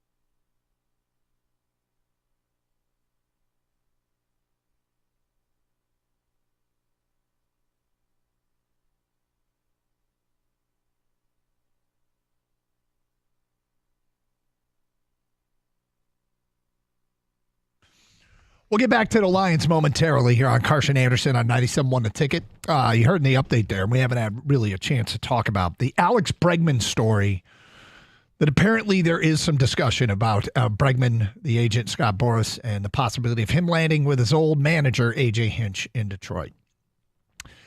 Gator, how would you feel about Alex Bregman coming to the Tigers? I would feel pretty good about it. Yeah, he's a really good player, and he is a very good third baseman. So it's an upgrade defensively. It's an upgrade offensively. You're getting a player who is going to be 31 to start the season. If this is what they do, the concerns that I would have is, they're not many actually. I imagine that he's not going to be worth the contract you signed him for at the end of it, but few are. So you've got this window to win over the next few years. Next couple of years specifically, I guess if you want to tie it just to Skubal, if you're going to let Skubal walk after 2 years. So you've got a 2-year window here. Get something done. I mean, it would tell the fan base that they're serious about competing.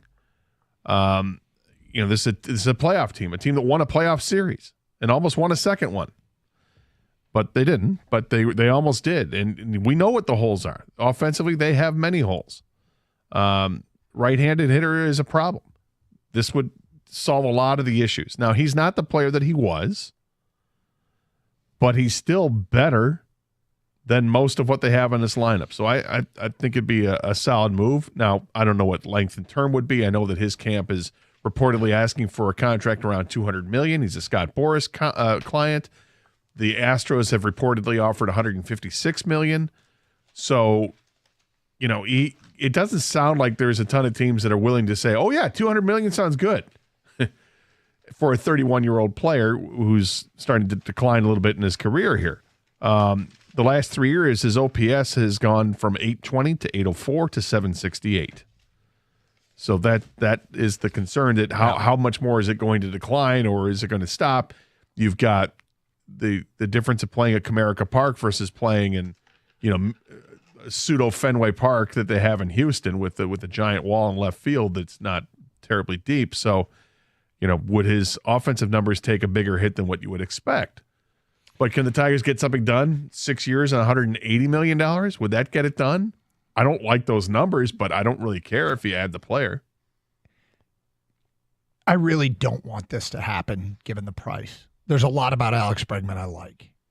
But you start thinking about if they're willing to make a $160 million, $180 million commitment, if they go to Bregman's asking price of $200 million, $25 million a year over 8 years, I just think you could do better things with that money.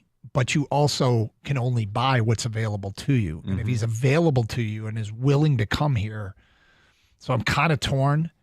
It feels like this is a player that is quite possibly trending in the wrong direction. I think his power numbers would obviously go down at Comerica Park. It's the worst on-base percentage of his career since he's become a full-time player, the worst OPS of his career since he's become a full-time player. Significantly less. He had a .315 on-base percentage last year, and he's been at .366 on-base percentage in his career. And so an aging player that wants that kind of money feels to me like a bad investment. But it would signify a commitment to getting better and trying to win next year. Because Bregman, no matter how, even if he is not what he was, that doesn't mean he wouldn't be an upgrade for them at third.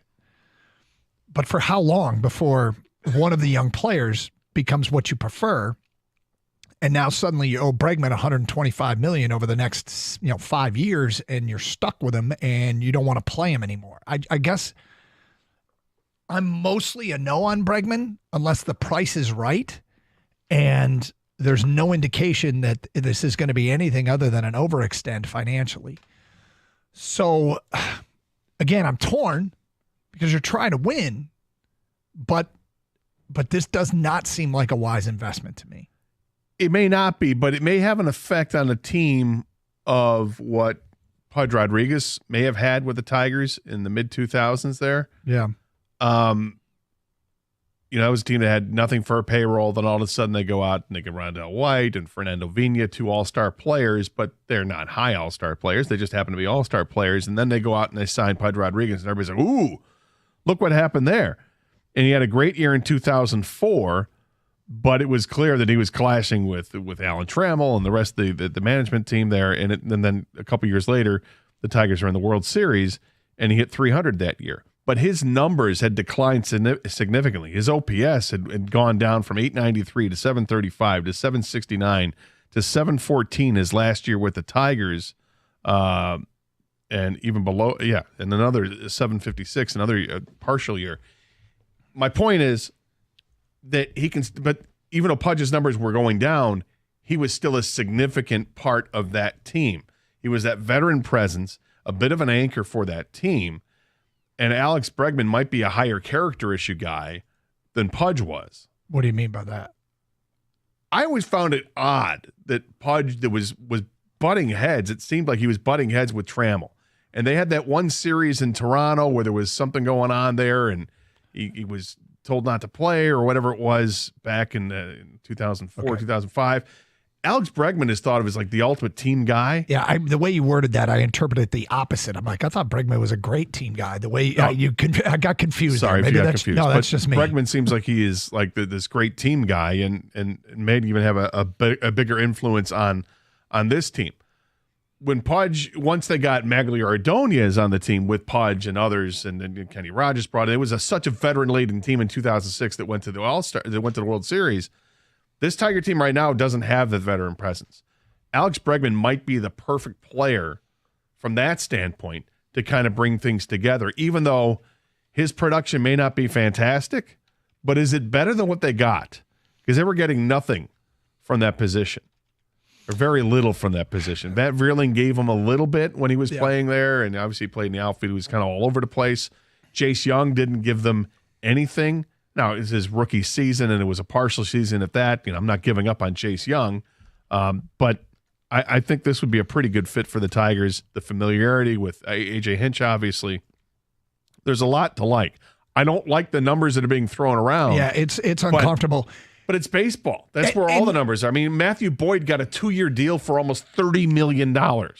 You can't buy what's not for sale to not you. Like, you can only buy what's for sale to you. And it feels like Bregman is one of the few bigger name free agents that's available. So I could sit here and say I'd rather spend the money on something else, but there's nothing else to buy. And, right. and I mean, there are things to buy, but there's very few players right now that are ready to commit to Detroit the way the Lions have captured people. I wish it feels like the Tigers have an in with pitchers, because pitchers see they come here and they get federized and it works and they know they're going to be better.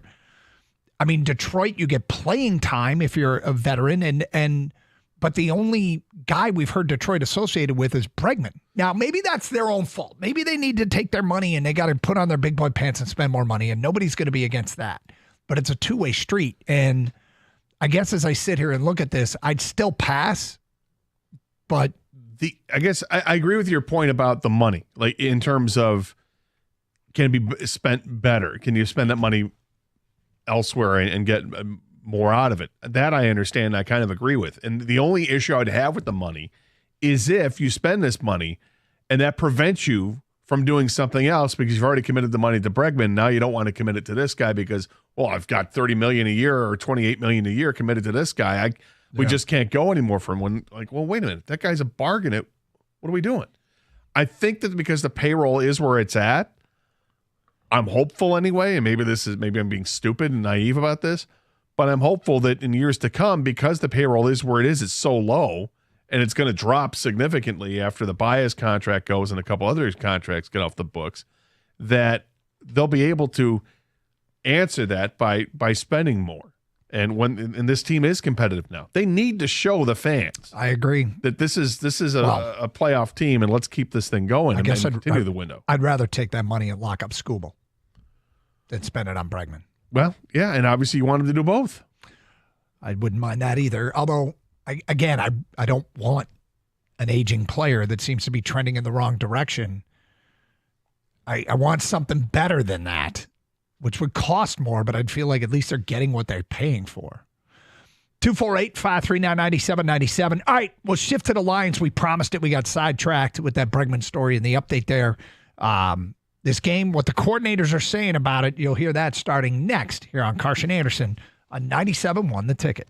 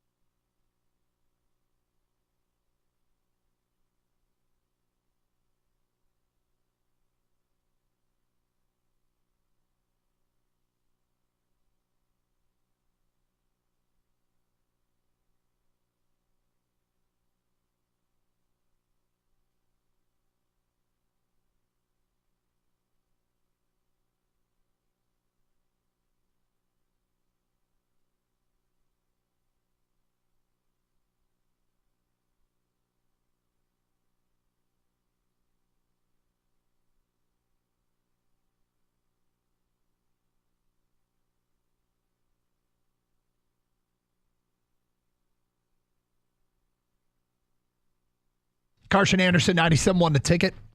Let's go to Daniel. You're on 97.1 a ticket. Hi, Daniel. Hey, guys. Hey, you know what you just said about Bregman, and if the $200 million prevents them from signing Scooble, you don't want to do it.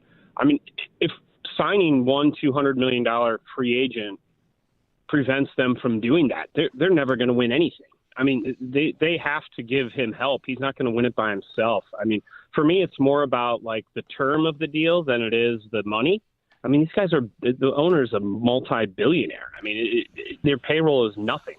They deserve, the fans deserve a little bit here. And you know, you got to build around Scooble, and yeah, you got to sign him, but you also have to spend money and fill in holes. I don't think anybody's going to disagree with you on that, Daniel. And I think the harsh reality is the way things are setting up, and because you're hearing all this, the tone out of the winter meetings is that the starting pitchers are getting a ton of money.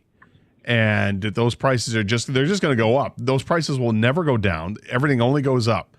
And to think about where they're at with Scooble, if they can't get a deal done with Scooble in the next year and a half, then they really have to, or if they just think that it's going to be priced out by the time that they get a deal done with them, and it's going to be $50 million, $60 million a year, are they just going to say, screw it, we're moving on, we'll trade them away?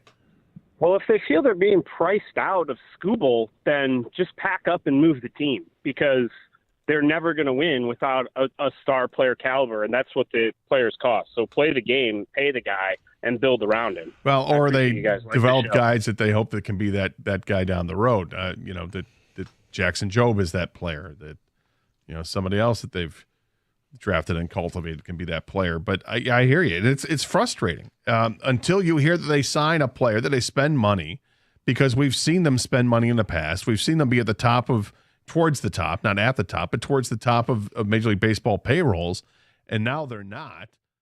And they're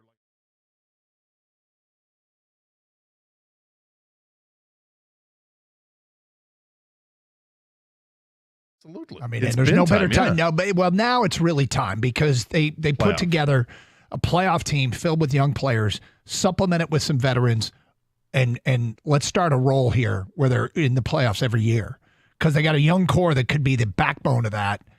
And then you just every offseason, okay, what do we need? I mean, let's go. Let's add some gas to this thing. We've talked about it for years. When's going to be the right time to add gas? Was a little disappointed last offseason. I'll be a lot disappointed if they don't this year. All right, let's get to Lions and the Buffalo Bills, the best of what the coordinators had to say. We start with the defensive coordinator, Aaron Glenn. This matchup with Buffalo. Look, their offense led by Josh Allen. We all know that. We'll hear what he has to say about Allen. But he, like a lot of people, see the emerging star that is Khalil Shakir, the wide receiver. We talked about earlier how his yards after catch, 533 of his 735 yards receiving have come yards after catch. It is the highest percentage of yards after catch from any of the elite receivers in the NFL. And this guy is a star in the making, and Aaron Glenn says the scouting report shows that.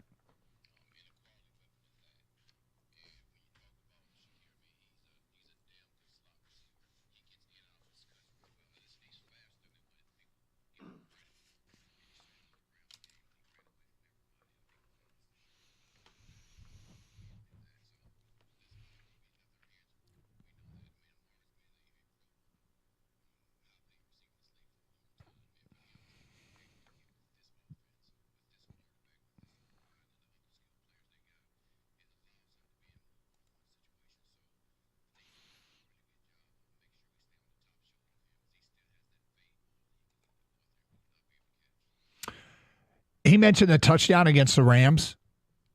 I think that was the showcase of his speed. Shot out of a cannon, splitting defenders, running away from people. He's scary fast. Scary fast. Speed kills in the NFL, and they've got it, and so do the Lions. Well, I hope they can handle it defensively, because his emergence is what's made in part. I mean, they also have Cooper. They also have Coleman, who looks like he's a quality young receiver. You mix that in with Kincaid at tight end, pass catching threats all over the place. Then there is Josh Allen. How do you stop Josh Allen? Here's what Aaron Glenn had to say.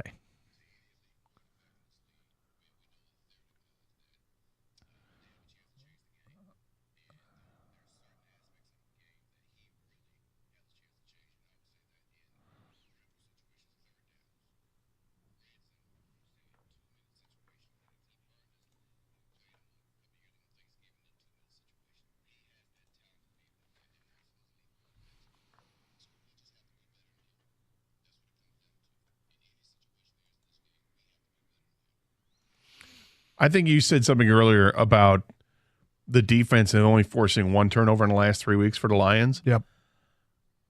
I think it's time. It's time to get Buffalo to turn the ball over, and Buffalo has not done that this year. But it's in Josh Allen's DNA to turn the ball over. He's been a turnover guy in his career, not this year. Only 5 interceptions, and he hasn't lost a fumble. He's only fumbled once this year. If the Lions can get him to play like he has in his career, there's an advantage there. I don't know how you do that. Is it a pass rush that does that? Is it just you rely on him to fall back into being who he is? Or is he going to take chances downfield? I didn't see Kirby Joseph there. We know the Lions are opportunistic. Is Josh Allen just having one of these special years? Or is he just on a heater that's ready to end on Sunday? It's a good question. I mean, like the turnover thing is going to be a big thing to watch. We had a guy call in earlier and predict that the Lions are going to win 38-16. And it's hard for me to see a path to that without the Lions ending a number of Bills drives with turnovers. And, forcing punts is a huge deal in this game. Every time they punt, it should be cheered on like a touchdown because how potent their offense is and how well Josh Allen is playing. And maybe the Lions will bring him back to earth a little bit.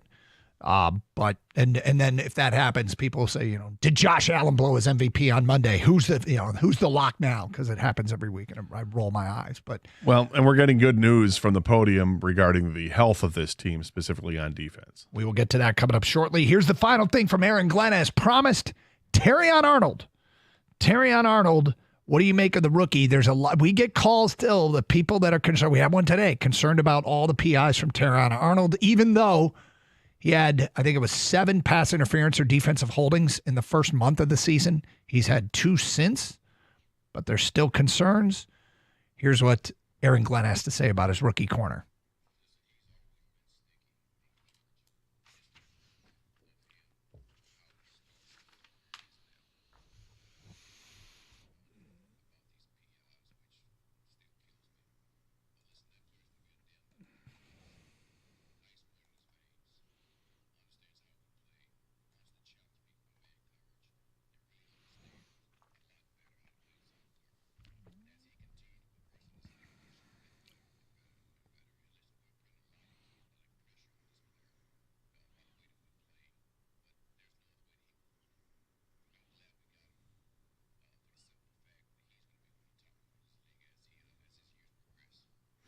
When he said, and it kills me, regarding the pass interference, do you think he was referring specifically to the people that are complaining about the pass interference calls, or was he actually, it kills him that he was getting the pass interference calls? I don't know.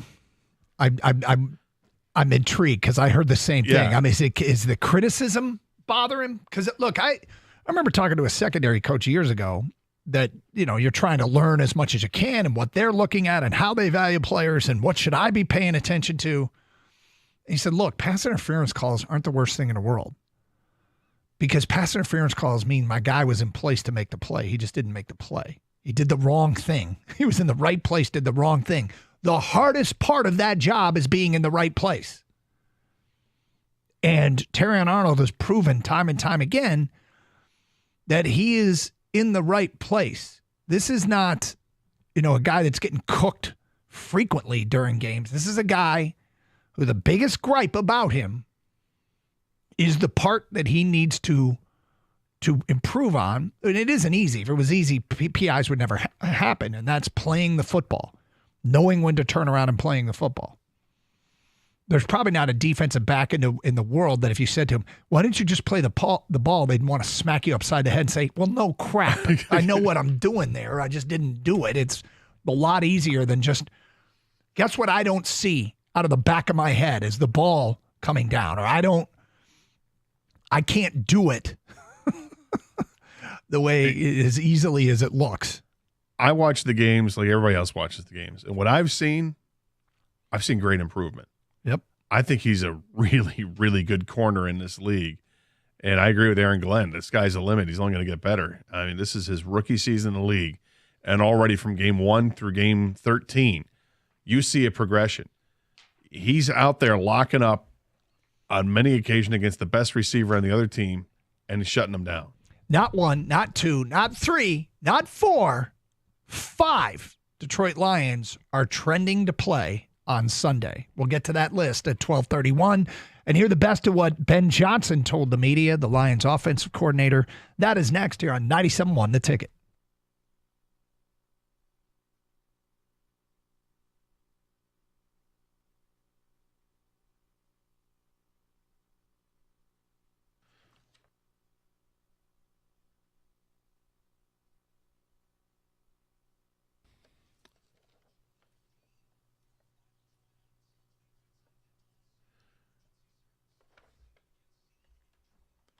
Hey, it's so great to see our teams in the D back to their winning ways. It's just like the team over at Sarah Chevrolet Southfield. They are winners. They are awesome. And Sarah Chevrolet is making sure that the customers win on every deal. And right now, these deals are incredible. How about the Equinox EV? It's only $114 a month. The Blazer AV, the all-wheel drive version, that's only $222 a month. And if you want the Chevy Blazer, it's just $294 a month. And all these unbeatable payments are with just $999 down. Taxes and fees are included, so there's no gimmicks, there's no games. It's just great winning deals for the customers. And if you want more money for your trade-in, Sarah Chevrolet Southfield has you covered as well because they treat trade-ins like a highly sought-after free agent. Big money, huge money for your trade up to $2,000 more. So if you're looking for great service, this is where you go. Sarah Chevrolet Southfield, their service is open every Saturday. Free loaner vehicles are available. No appointments are necessary. Sarah Chevrolet Southfield will get you in and out quickly. Sarah Chevrolet Southfield at 696 and Telegraph. SarahChevrolet.com. Together, let's drive. All right, version 2. Hey, we love to see the great Try this again. Hey, it's great to see our team.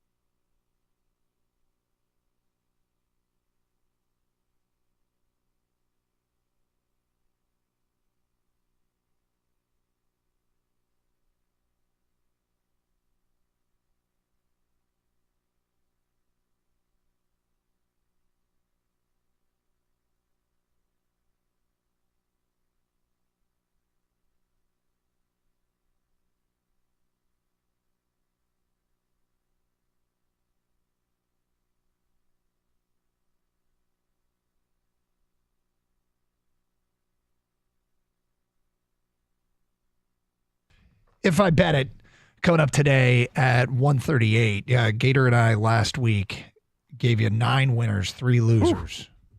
Both hit our locks. Percentage is starting to push towards 60% in the year. I want to know, this is going around social media, and a listener named Chris just tweeted us this. Okay, let me stop. I don't want to get sidetracked. There's something going on, something brewing, something is afoot for this Bills game. We'll get to it today at 12:46. But let me follow through on what we promised. We'll start with this. I mentioned that there were 5 Detroit Lions, according to the head coach, meeting with the media, 5 that are trending to play, according to Colton Pouncey, who covers the Lions for The Athletic. Dan Campbell says that defensive end Josh Paschal, defensive tackle DJ Reader, defensive tackle Levi Onwuzurike, defensive tackle Aleem McNeil, and left tackle Taylor Decker are all trending to play Sunday against the Bills. This is great news. This is great news. You put those 4 back on the defense and Decker back on the offense, and they start to be a little bit more what the owner's manual said the defense and offense are supposed to look like. Still, too many players hurt for my liking, but this will help. It'll help a lot. I mean, the defensive line coming back is massive, and we're used to life without Hutchinson at this point. But you know, Zadarius Smith has been pretty good for this team. Like watching him on the other edge there, but the hole in the middle has been a massive hole. When you saw Lee McNeil leave with concussion, like, no, not him, not him. And this is after DJ Reader's already been out, and Paschal and Onwuzurike have been in and out. So to get those 4 players back specifically really shores up the defensive line, and specifically the middle of that line. Onwuzurike and Paschal have that ability and versatility to play inside and outside. So it's just going to make it better. And then getting the performances they've gotten from the other guys that were literally off the street or on the practice squad, the O'Connors of the world and the Muhammads of the world, whatever it is, that doesn't get discounted. I mean, that is, thank you for doing your job. And we'll see, what the lineup looks like on Sunday with players getting healthy. Who's left off the roster, or who's left off the game day roster, I should say. All right, let's get to Ben Johnson, the Lions offensive coordinator. First of all, just a note, he was never contacted by North Carolina about their head coaching position. Just so people, that were thinking that maybe he'd go back to the alma mater. He said yesterday he was never contacted by North Carolina, for what that's worth, if you care. But Ben Johnson, some people are saying this might be a Super Bowl preview. That isn't even really entering into his mind.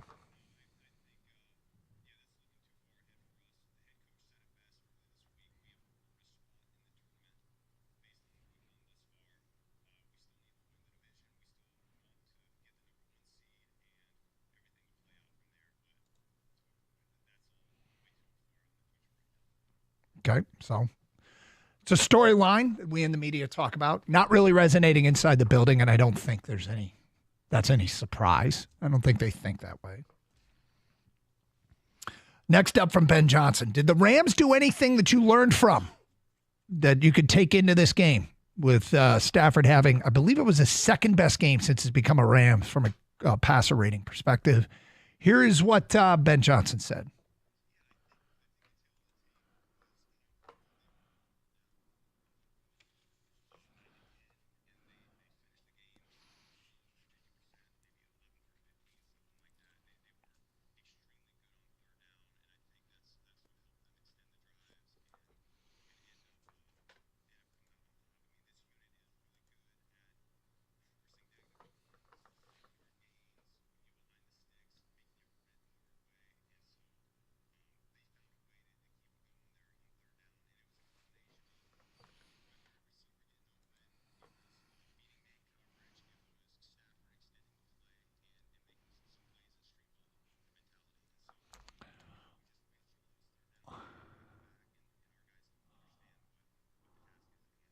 There you go.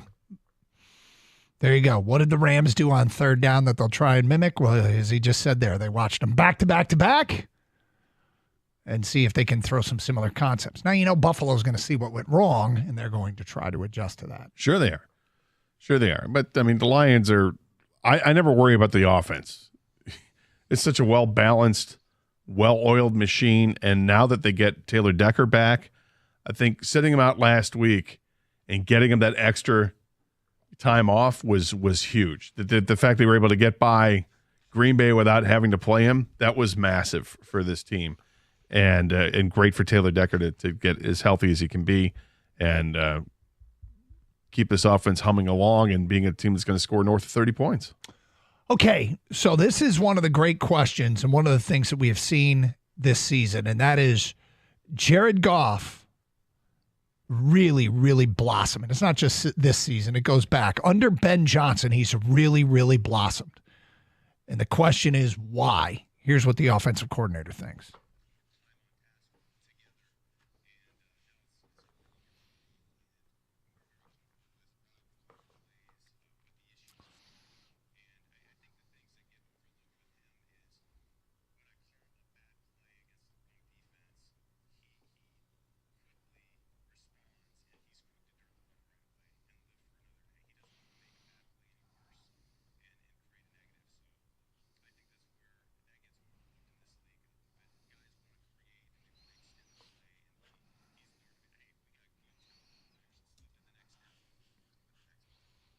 So there's a couple things about that. And one is obviously the live to play another down mentality, which I think is somewhat easy for most players to understand. But what he said there goes back to one of the few things that I've really come to believe about quarterback play at any level that dictates success and failure that's incredibly difficult to measure. And I think it's why so many quarterback prospects that we think are going to be great fail, and why some that we don't think are going to be great are successful. And that is the ability to quickly process information and act on that information. In Ben Johnson's mind, it's his ability, and the way he worded that was great. When I call a bad play against the wrong defense, Jared quickly processes that information, and as he said, dirts the ball. But not everybody does that. They don't recognize it's a bad play, or by the time they do, the play is already sunk. You're taking a sack, or they recognize it as they're releasing the ball into the teeth of the coverage, right, or something like that. And I think what I think we see in Jared Goff is that ability to quickly process information. I think that was the strength of Tommy Brady. I think it's why Tommy Brady at the combine, whatever. This is going to be one of those things where whatever point I was making is going to be completely lost because Gator points out that I called him Tommy. Twice. It doesn't even matter what I say now. I know how this works. No, you talked about Tommy's ability to process, and that's kind of, Goff is emulating that. It's why I understand. At his time at Michigan and at the combine, there were some things that weren't measurable. And then when they put him in a pro offense with a coordinator that knew what he was doing, he became like one with the coordinator and was able to act on information quickly, and I think it was his strength. Yeah, it was. Don't just judge him by the shirtless photo from the combine. Look at him for the thirst trap that he is now after he's retired. That's right. I understand what you're saying, Doug. No, I always thought that about Brady as well, is that what Brady was truly elite at is what he had going between the years. He knew the plays inside and out. He knew the defenses inside and out. He knew what the defenses were going to do, what his offense was supposed to do, where the players were supposed to be, and he made it look effortless for years. And that's why he's the GOAT. Without being able to run and scramble and do all the other fun things that people like to see. Jared Goff's the same way, in that he processes things quickly and he dirts it, doesn't like it. Okay, I'm throwing it away. I'm not going to let this thing linger, and I'm also going to protect myself from getting hit. And that's something else is to be valued. I think one of the great values with the Lions is, and the great attributes, is the resilience. And part of this is a lot of this is on Goff, because he doesn't get discouraged and doesn't let it linger on and affect him later in the game. He had a 5-interception game. What'd they do? They won it. Yep. Despite that, because he can say, yuck, throw it in the garbage. You can explain away a few of those interceptions from that game against Houston and be fine with it. And then there's a couple others like, what the hell happened? Well, he threw those in the garbage. Didn't matter. I don't care. Let's move on to the next series and let's score and let's get back in this game. And the whole team has that mentality. If the defense gives up a touchdown to make things tight, like, oh, what just happened? That's not good. Well, offenses say, I got your back. We'll march down the field, go 76 yards, 75 yards in 8 plays and eat up 4 minutes of clock, and we're back on top. They're resilient. It's Carson Anderson. All right, something is afoot for this game against the Buffalo Bills on Sunday. We will get to that today at 12:46 here on 97.1 The Ticket. Every Friday night, FanDuel is giving all customers a bigger payout on select NBA First Bets. First Bets lets you get in on the action from the opening tip. You can bet on things like who will score the first basket, which team will be the first to 15 points, and so much more. And best of all, you don't have to wait the whole game to see who won. Just look for Friday Firsts in the FanDuel app to find your profit boost. Visit FanDuel.com/Doug to claim your Friday First profit boost. FanDuel, the official sportsbook partner of the NBA. Must be 21 or over and present in Michigan. Opt-in required. Maximum wager amount applies. Bonus issued as non-withdrawable profit boost tokens. Restrictions apply, including token expiration. See terms for both offers at sportsbook.fanduel.com. Gambling problem? Call 1-800-GAMBLER.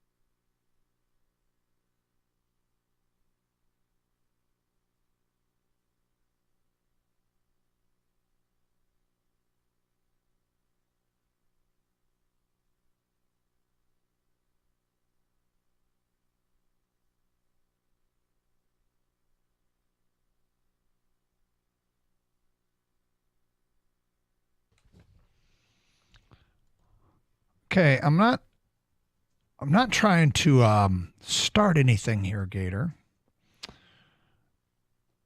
But a listener named Chris just sent us something on Twitter. And he says it popped up on his Instagram account. Okay.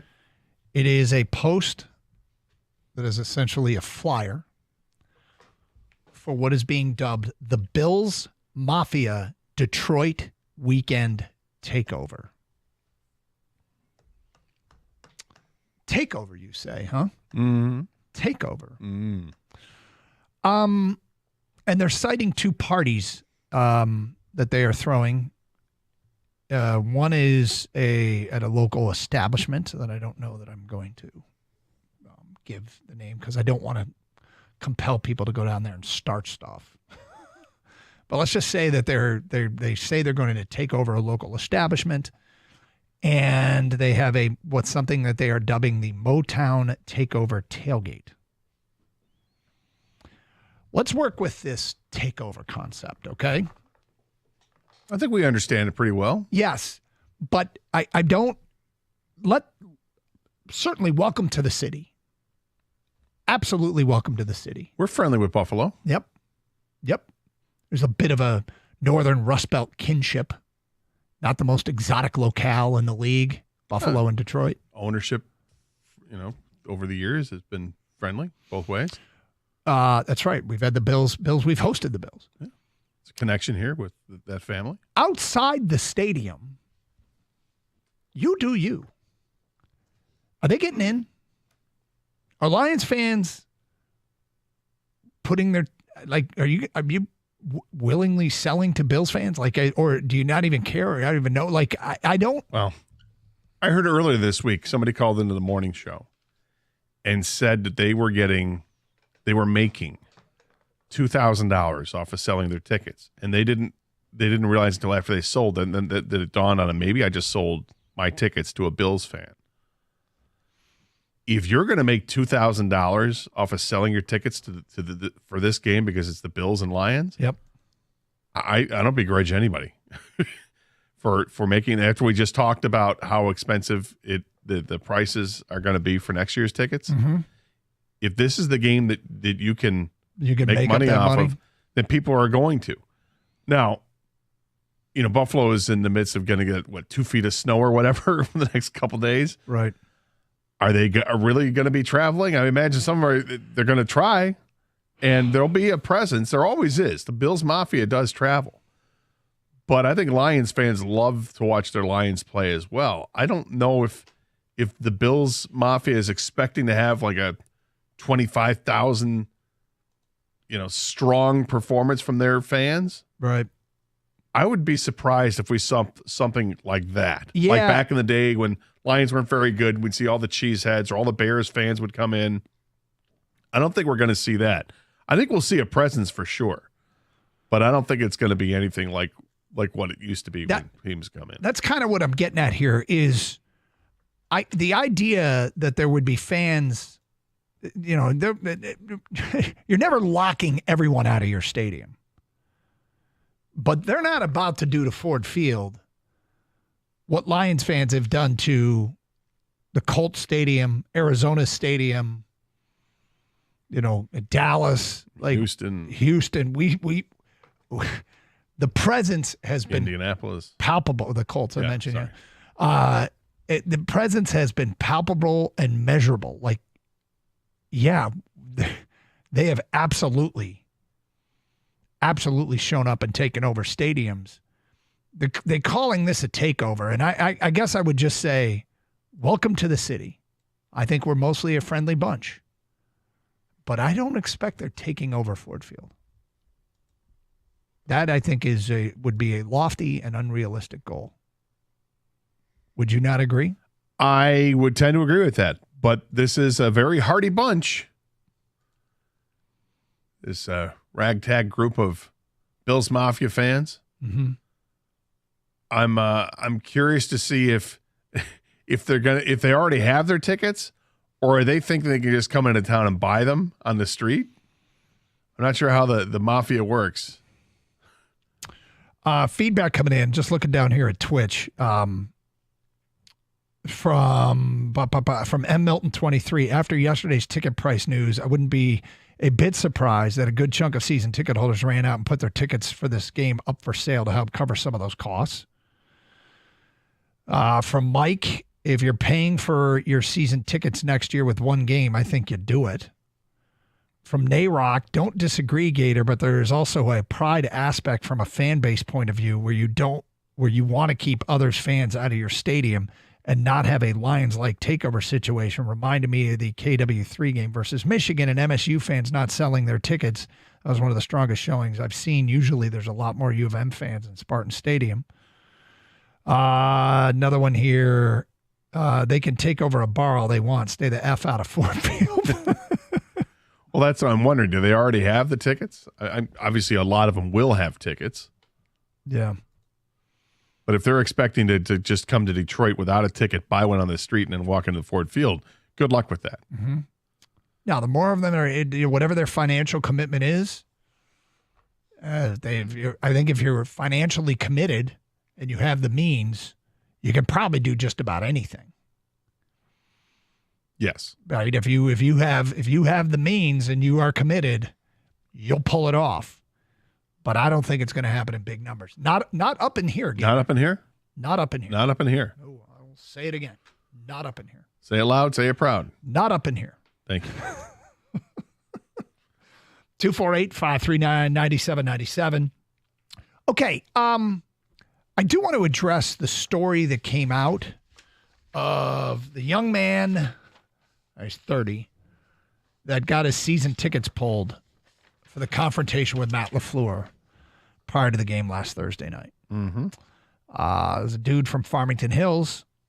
Local media's caught up to him, and he's told his side of the story. Said he got an email saying his tickets have been revoked. And his quote was, indefinitely, I don't have a chance to give my side of the story or anything. He was on the field as one of the holders of the American flag for the anthem. That's from the Detroit News story by Tony Paul today. He was on the field as one of the flag holders for the anthem, a perk Lions allow for season ticket holders. He had to arrive at Ford Field at 4 p.m., more than 4 hours prior to the game, to rehearse. He admitted he got caught up in the moment and started talking trash to Packers, saying, "You're going down." Where he was on the Packers sideline of where the flag was being held. He was on that side. Of course, the head coach of the Packers, Matt LaFleur, took exception, and they started going back and forth. LaFleur was quoted after the game saying, I've never seen anything. I've never been a part of something like that. He was talking junk to our players, giving them the throat slash sign and, trying to de-escalate it, and then gets in my face. I thought it was pretty unsportsmanlike. I've never seen that. I've been on many fields, and usually they police that much better. I thought it was an arrogant fan that, wanted to get in part of the action. I would like to see security or something step in there and get him out of there. He got ejected. He lost his spot on the field. They took him off the field. He got ejected at halftime. Made several calls to a season ticket rep before finally getting them on the phone yesterday morning. The conversation didn't go well, according to the story. Basically turned to a bunch of one-word responses from the rep. This is from yesterday's articles. It would have been a couple days ago they got in touch with. Yeah, maybe. It says Thursday morning. But anyway, basically they told me to kick rocks, said Yusuf, who was told he would be refunded for any unused tickets. He was told that decision by the Lions was final. I'll say this. I would hope that anybody that was given that privilege to be on the field to hold the flag for the anthem was told in no uncertain terms that there will be no interaction with anyone, that they were warned, don't do this. And if they were, and he broke the rule, that's kind of unacceptable. Well, I reached out to a friend of mine that was on the field a few weeks ago and doing the same thing, got to hold the flag, and asked if she was given specific instructions to not engage or anything like that. And she said there weren't instructions like that, but her response was they were told to be respectful of the players. So this thing bothers me in two ways. It bothers me because the fans should know better. you're there. It's a privilege for you to be out there on the field and take part in this. Mm-hmm. Not everybody gets to. It's a privilege. It's a thrill for those people that are there to get to do that and hold the flag in place. It's awesome. And now you might have put that all in jeopardy because you behaved like a jackass for other people. Yeah, I mean, I don't understand. It's like when you walk into church, you're going to start. Would you change your behavior? I mean, there's certain places you go and you're not. You should just know better. The other thing that bothers me about this is Matt LaFleur. Oh, God. Shut up. Dude. Walk away from it, dude. You're the coach of the team. I don't disagree that I would have expected security to step in at some point and get these people out of there. But nobody says that you have to engage with the guy. Nope. And whine about it. But the more I see Matt LaFleur, the more I dislike Matt LaFleur. Dude, I watched this press conference stuff last week getting ready for the game. And I don't know him. I'm not around him, so I feel that it's watching from afar and making these judgments, snap judgments, is unfair.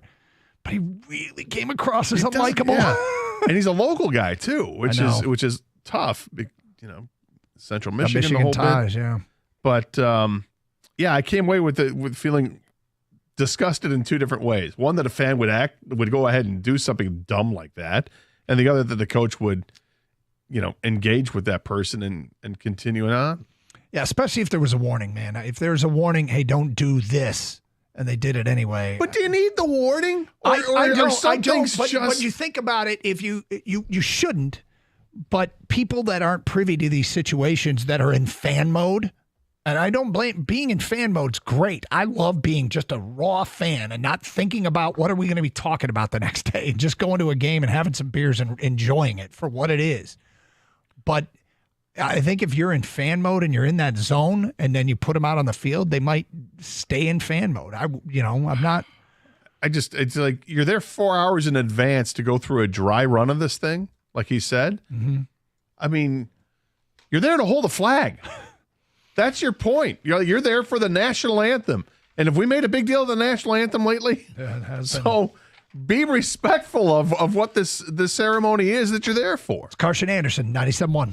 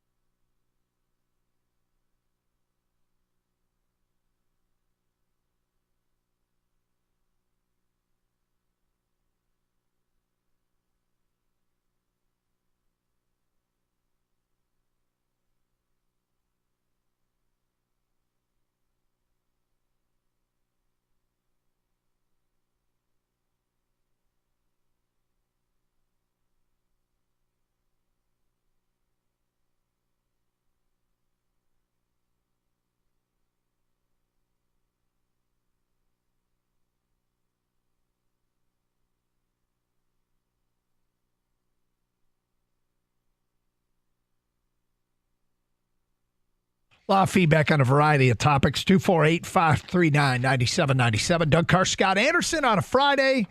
We'll go inside Allen Park with the Birchie Kid coming up in about 15 minutes as Dan Campbell met with the media. Practice is open. And there is good news regarding injured players as Levi Onwuzurike and DJ Reader and Josh Paschal all trending towards coming back on the defensive line. One more. Who am I forgetting? Reader, Onwuzurike, Paschal. There's a fourth, right? Aleem McNeil. Aleem McNeil. Thank you. Taylor Decker is projected to come back offensively, trending towards coming back. According to who's the first to tweet this out? Hayes Fawcett, a On3 reporter.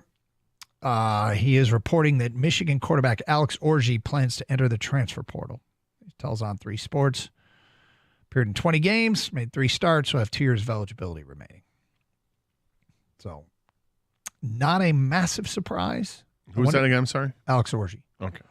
Question is, does he stay around for the bowl game? And I don't know. I'm not seeing reporting on that. He may. I know Sherrone Moore said this week he plans on playing both Orji and Davis Warren in the bowl game. Let's get back to your feedback here regarding the takeover, the Buffalo takeover, as it's being called on social media. Good luck taking over a team that's legitimately been showing up all over the country for this team. Indy looked like we ran the town. That's from Tom in Flat Rock. I'm sure Detroiters will be very welcoming to Bills Mafia. Heck, they'll probably even be as kind to partake in their tradition and help throw a couple of them through tables. There you go.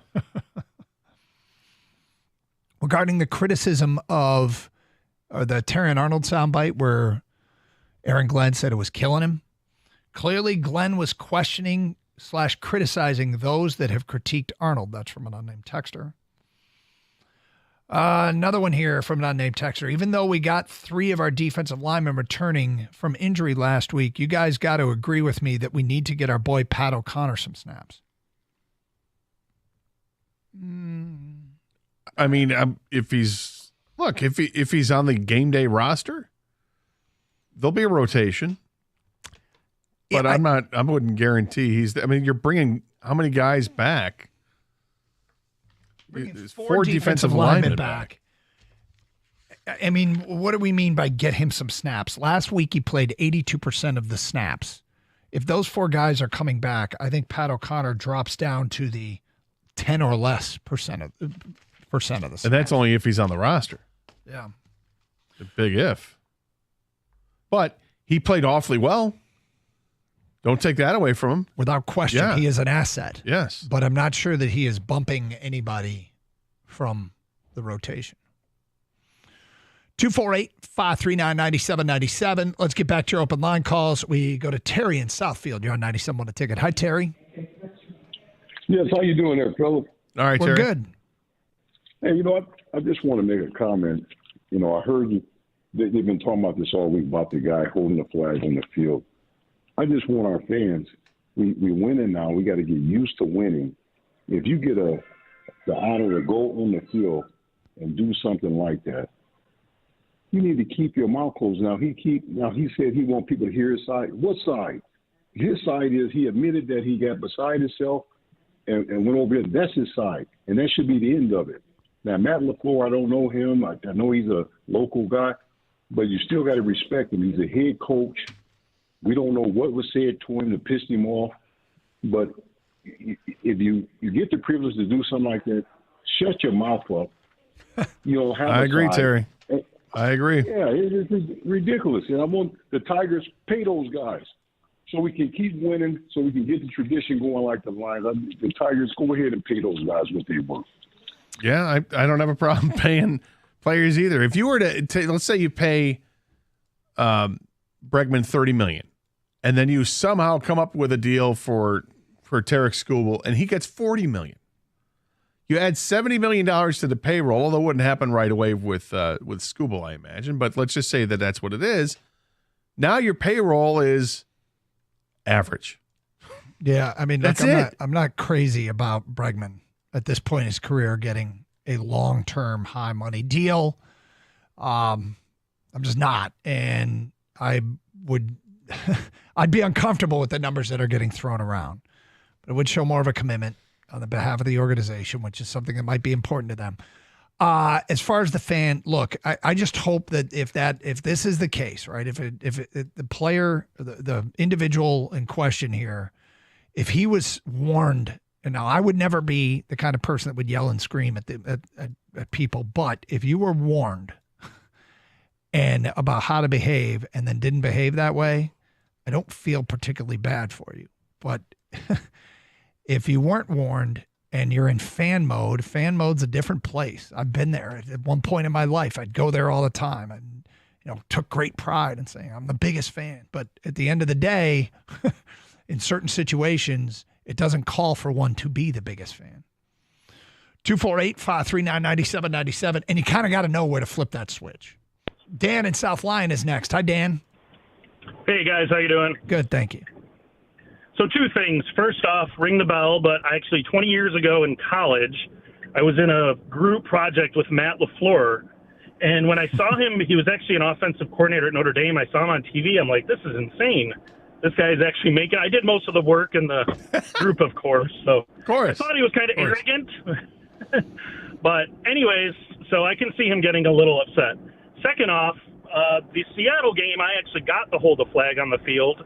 You do have to get there about 3 or 4 hours early, and there's actually a lot to it because they actually warn you that people fall down, and if you fall in the middle of the field and stuff, you don't want that to happen. You have to walk a certain way and whatnot. So I was kind of surprised that the guy even left the flag because if you leave it, it could fall. And that he went, and I don't know if he ran over to LaFleur and started yelling at him or whatnot. But they don't warn you. I mean, I think to talk to the players – Geno Smith walked by, and we all just said, hey, Geno, and he just waved back. No one said anything bad. But I don't think they really need to warn you. I mean, I think the guy was more at fault. He shouldn't have left his spot. I mean, it's cool enough being in the middle of the field and introducing you and everything, and you look around. I mean, it was the most amazing experience ever. So the guy is kind of at fault. He should know better, and I actually think the Lions probably did the right thing. Thank you very much for the phone call. And the punishment is that his season tickets are revoked indefinitely. So who knows? I mean, the definite is there's no definition. Yep. We don't know how long he's going to be without season tickets or if he'll be offered them back or what happens with him. But I imagine if he continues to go on the apology tour, that it'll go a long way towards him getting an opportunity to get season tickets again. I think so. Let's go to Paul and Shelby on 97.1 A Ticket. Hi, Paul. Hey, thank you for taking my call. I'm president of the Vietnam Vets, and I get calls all the time from people to hold the flag. And this guy got everything he deserved. You hold that flag, you don't say anything. He was disrespectful. He's not only that, for the city of Detroit, being disrespectful to the coach of the other team. You just don't do that. That's our feeling, and that's what we tell all our people that when they go down there to hold that flag, to keep their mouth shut and do their job. Second of all, I'm against this guy coming to play third base. All that money, for God's sakes, let's find some college kid or something to put at third base. You don't need to spend all that money. You can spend it on free agents somewhere else. Well, that part I'd agree with. Yeah. The whole put a college kid there. I mean, they've got plenty of prospects that they could try there, but it just seems like it lines up that this is the right time to go ahead and make this move. To get the third baseman. Yeah, but why him at this point? Well, but he's still a really good player. He's not as good as he was. He's a lot better than what you had. But, I mean, I understand the concerns of thinking, okay, he's on the downside of his career. The numbers have gone down each of the last 3 years. And I'm not sure he'd be a really good player here. Like the power numbers would suffer. Power would suffer, but he'd still be better than what their option is. I agree, and I'm not sure that that's really good. I think they'd be paying for really good. I'm not sure they'd be getting really good. Now, does this end up being, if there's no interest in Bregman, like let's just say league-wide, that teams like, yeah, you know what, he's great, but, I mean, we see what he is, like we're talking about what he is. Yeah. If he's not getting any offer better than what Houston's offer, maybe get him cheap. Yeah, can you get him cheaper and not when I say cheaper, I mean like a 2-year deal that's like a 2-year $80 million deal or 2-year $60 million deal. I feel better, way better about that than an 8-year commitment. Or do you do something where you offer him a 6-year deal and there's the out after the second year or the first year, like those are the contracts that are being offered now?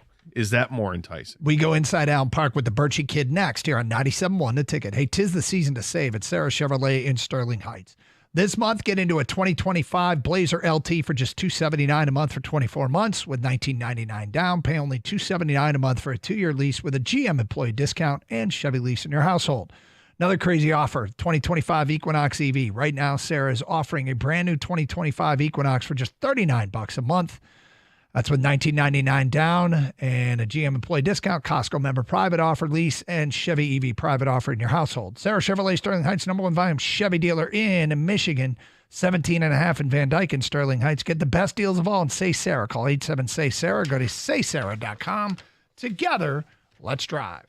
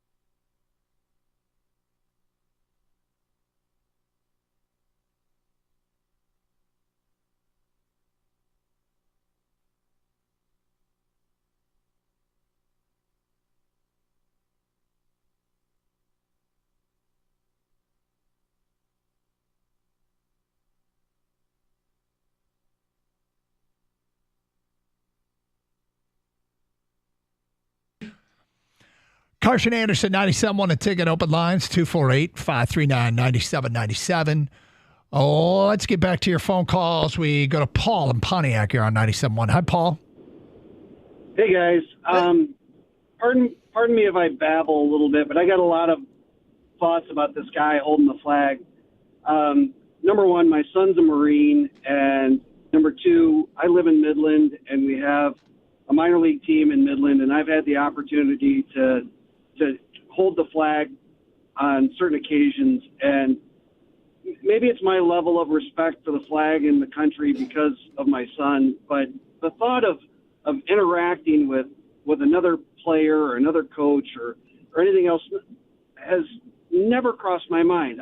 I look at disrespecting my family, disrespecting the organization that invited me to hold the flag, disrespecting the flag. And, Midland's a small town. We got 40,000 people, 300, 400, 500, 600,000 people where nobody might know me. But, the immediate people around you and in your life know you and know how you behaved. And they can't possibly condone it. You can't possibly condone your own actions by doing that. No, look, the guy sounds actually pretty remorseful in the quotes in the paper. Well, fan is short for fanatic or fanatical, and I just can't imagine getting caught up in fan-type behavior and acting like that. And I think he got what he deserved in the long run. If he is sincere in his apologies and make sure that he makes that point abundantly clear, I hope he gets another chance. But yeah, I would never do it. I would be embarrassed if my kids did it. People do make mistakes. They do make mistakes. Let's bring in the Birchie Kid who joins us from out in Allen Park here on 97.1 The Ticket. What's up, Birchie? What's going on, fellas? Happy Friday. Will. Gator, man. It's been so long. How are you? I'm well, man. Always a pleasure to be on. So it sounds like they're getting some guys back this week. Yeah, it sure does. It sounds like Josh Pascal and Levi Onzarike and DJ Reader and Taylor Decker and Aleem McNeil will all play, all of whom missed all over at least part of that game last week. And those are 5 huge pieces, especially on defense, to get those 4 guys back. And obviously having your left tackle back is huge. So I think we'll see the Lions defense look more like it did in say, November and October than it did last Thursday. That's a huge boost for this team against, obviously, an elite offense in the Buffalo Bills led by Josh Allen. Well, you look at Josh Allen is so dynamic because of his ability to run the ball as well, and James Cook back there as a running back is good. So if you can, I look at getting these guys back, limiting certainly the designed run plays, whether it's for Cook or for Allen, that's going to help out. But obviously, they're going to have to stop Josh from throwing the ball too. But the running aspect of it, that's big time for the Lions to get these guys back. Definitely, and Pascal and Levi and obviously Aleem play a huge role in that run defense. Pascal was really finding the groove as that big end on the edge of the defensive line and playing a huge role, stopping the run and rushing the passer. I think his return is as big as really anyone's this week. And yeah, you have to make Josh Allen one-dimensional, and it's obviously so much easier said than done from the comfort of a media room in Allen Park than it is on the field on Sunday afternoon. But, that really is where it begins with stopping him. You know that he's going to get you a number of times with his arm. It's just inevitable, especially with those pass catchers they have now, adding Amari Cooper to Keon Coleman and others. But if you can limit his impact on the ground, you can limit this offense, and I think that's where it begins. It's not so much chasing him down as it is caging him in. That's like the bedrock of the Lions defense is collapsing the pocket and caging in Allen on Sunday afternoon.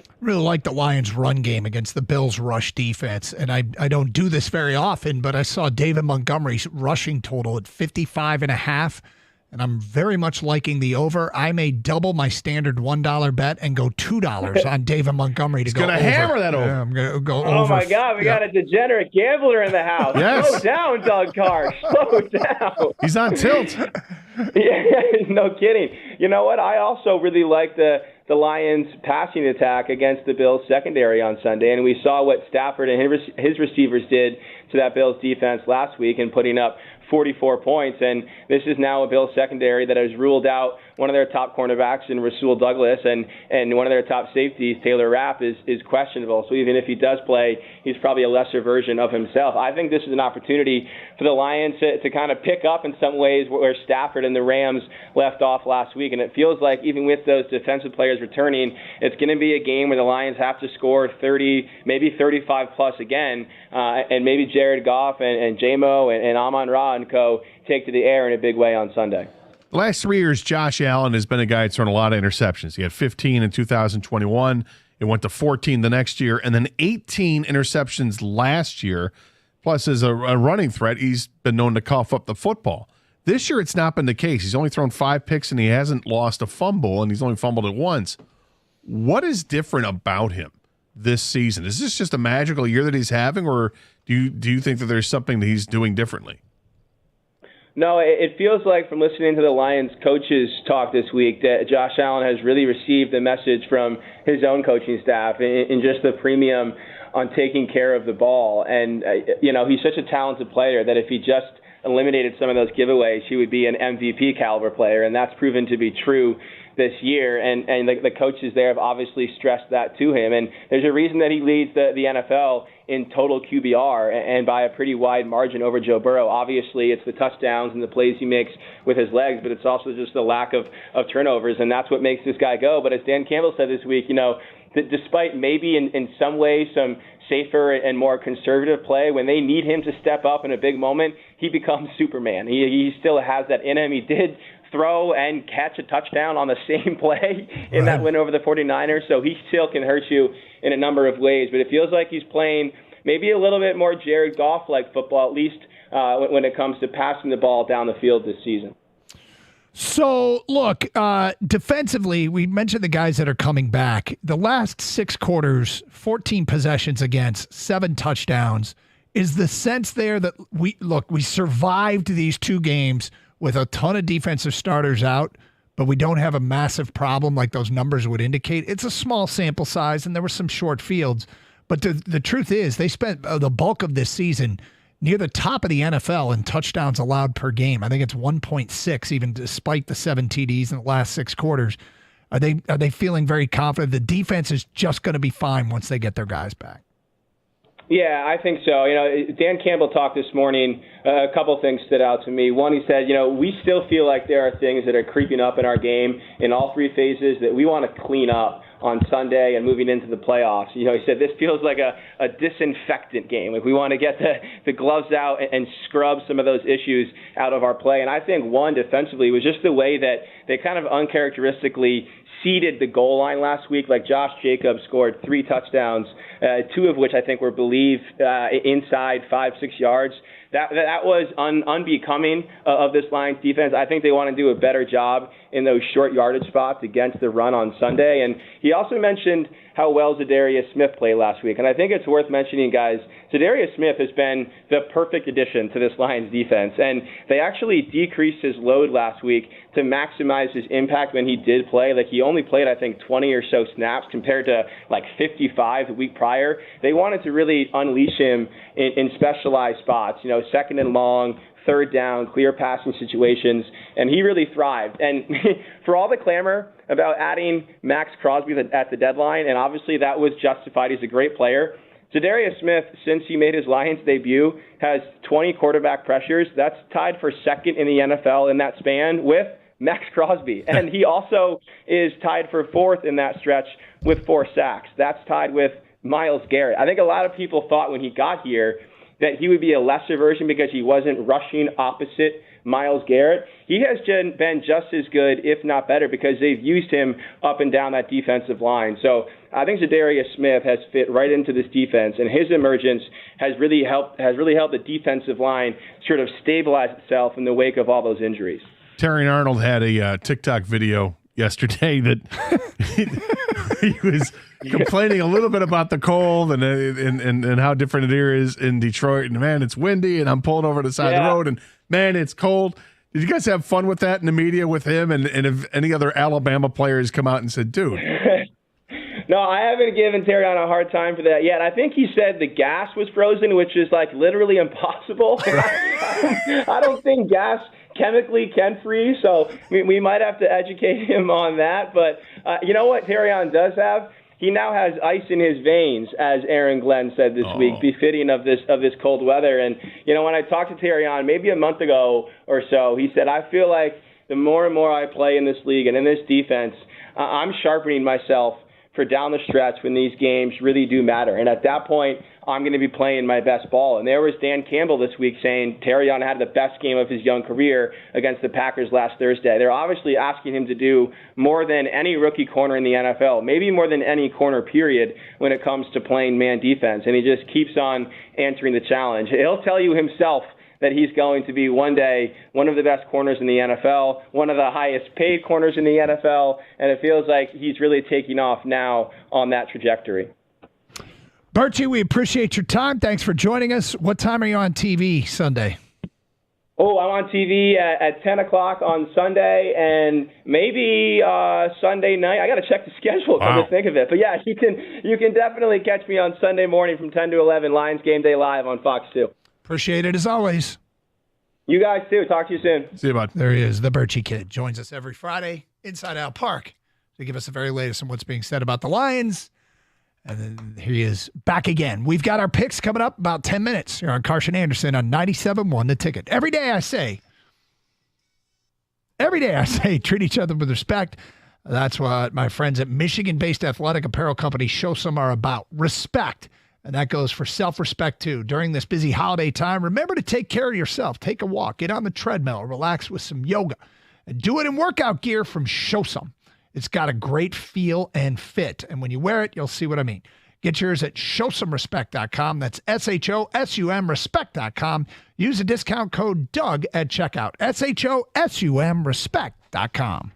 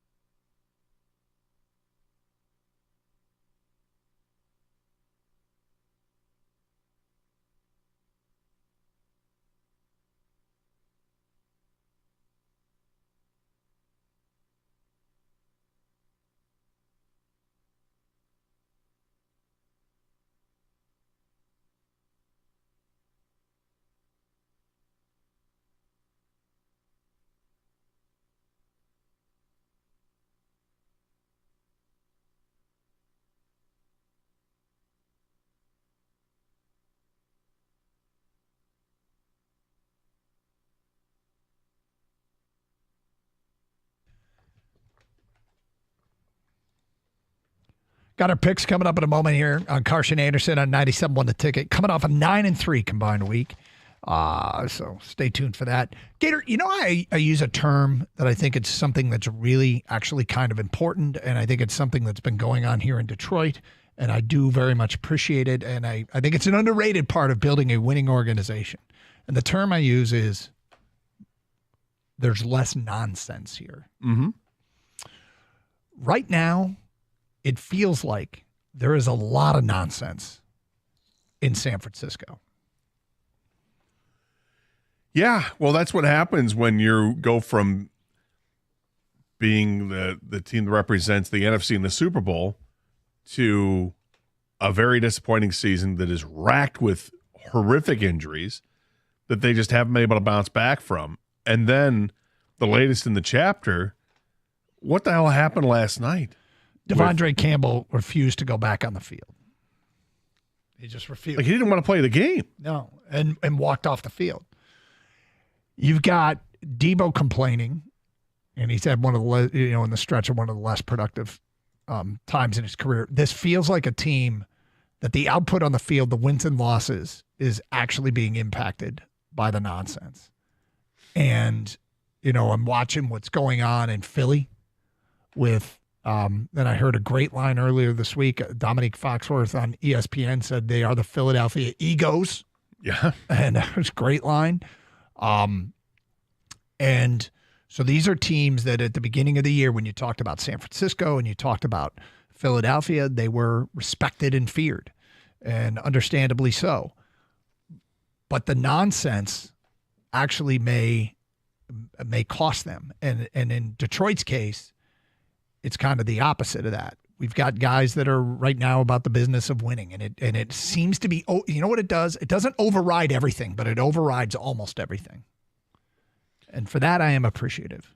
Yeah, there's so few incidents of the nonsense, and I think if we've seen any incidents of the nonsense, that maybe it's come from every once in a while, every few games, you might see a play on the field where there's a taunt or something like, don't do that, or don't have this late hit, whatever the case is. But that's all like quickly eradicated and quickly dealt with. Yep.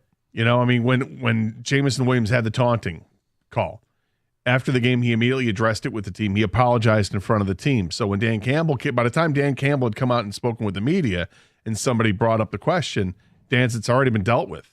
Jamo actually came up to the team and apologized in front of the whole team. Well, that's where unprompted. That's kind of where it's the culture's running itself, in that a player, and we don't know this to be the fact, but it looks like a player stepped up on his own and said, "Whoa, what I did was not acceptable in this locker room, and I know it, and I needed to address it." Now, he has kind of been one of the guys that there's been some nonsense with the suspensions and the that kind of gun stuff. Situation. Yeah, but it's gotten in the way a little bit because he's been off the field.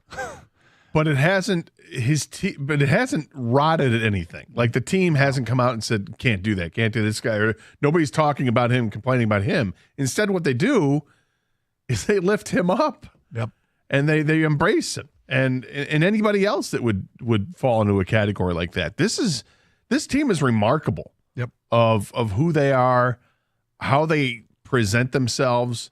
When they get on the field, I could see. I right now the Lions feel like the nation loves the Detroit Lions, mm-hmm. even outside Detroit.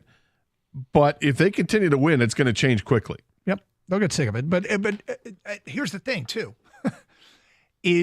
so we got a culture here that's the winning is feeding into itself. The players are running it themselves. They are picking each other up to when necessary. When a player does. And nobody's going to be perfect. I don't have an expectation that anyone is perfect, and our athletes are no different. We all have flaws. It's a matter of how we manage the flaws and minimize our flaws. And in the case of JMO, some of the stuff can't keep up. But at the end of the day, the nonsense, you see it in San Francisco, you see it in Philly. I sense it a little bit. Is it fair to say that maybe LaFleur's personality? Am I wrong on that? I don't know if you're wrong. Probably not fair. Yeah, I mean, we're just over embellishing that, but I don't think it affects the Packers like Sirianni perhaps affects the Eagles. Yeah. Sirianni is a weird dude. All right, let's pick some games. All right, Gator, we are just picking pro games this weekend. This is true. On the year, I am 44-37. Gator is 45-34-1. Gator locks are 7-7. I'm 8-6. But in the NFL, this is the most impressive thing. Gator is 28-9-1 in the NFL. And we're just picking 3 NFL games. You know, sometimes I turn over a new leaf with quarterbacks. So I'm going to start with Miami taking on Houston. The quarterback in Miami is Tua Tagovailoa. Nah, I'll take Houston minus the 3. Both tackles are questionable for Miami. So I'll take Houston minus 3 at home. I love that you say that, and we can go head to head because I'll take Miami getting the 3 points at Houston. I think Miami's ready to make a run, even if they've got injuries to deal with. I think that they're this is a focused team putting more W's on the board. All right. Again, getting behind quarterbacks I haven't gotten behind very often. Yeah. Jacksonville at home is getting 3.5 against the Jets and Aaron Rodgers. No, I'll take Mac Jones and the Jacksonville Jaguars plus 3.5. This hasn't happened in a long time, Doug. We're going to go head-to-head again. I like the Jets minus 3.5 at Jacksonville. Look, I can't stand Aaron Rodgers. You know what? I look for excuses every week to make fun of him in some way. But the fun's up, and they're getting Sauce Gardner back, and this team is just better than Jacksonville is. It pains me to say it, but I'll take the Jets minus 3.5 at Jacksonville. I hope I'm wrong. So Jameis Winston and Cleveland. These are 3 winners for you, huh? I can't do it. I'm taking Kansas City minus the 4. It's my car house lock of the week. Interesting. I'd say my lock of the week, my shoot the boot lock of the week for the last one as well. And Doug, I may not have been chesty about the double-digit disco, but I do feel confident the Lions can cover the 1.5 points against the Buffalo Bills. I think getting these guys back on defense is massive. It's what I was waiting for at the end of the week. We get rewarded for that, knowing that Buffalo is going to play without a safety, without a corner, and maybe without a tight end and maybe another safety. That's a lot for Buffalo to overcome. Lions can put up big points against the Bills, and I think the Bills are going to have a harder time running the football against the Lions than perhaps they would have. So I like the Lions minus 1.5 against the Buffalo Bills. It's my shoot the boot lock of the week. Look at you. There it is. Those are our picks this week. Do with them what you will. It is Carson Anderson here on 97.1 The Ticket. Michigan Auto Law Auto Accident Attorneys. They specialize in only auto and truck accidents, and that's why they have the largest auto accident settlement of any lawyer or law firm in Michigan. Same thing with truck accident settlements, largest of any lawyer or law firm in Michigan. Educated consumers will choose Michigan Auto Law. Do your research and learn more at at autolaw.com. It's autolaw.com. Once they take your case, they'll communicate with you. They are the best in customer service and satisfaction. They care more, so you win more. Michigan Auto Law, Auto Accident Attorneys. Visit autolaw.com. That's autolaw.com.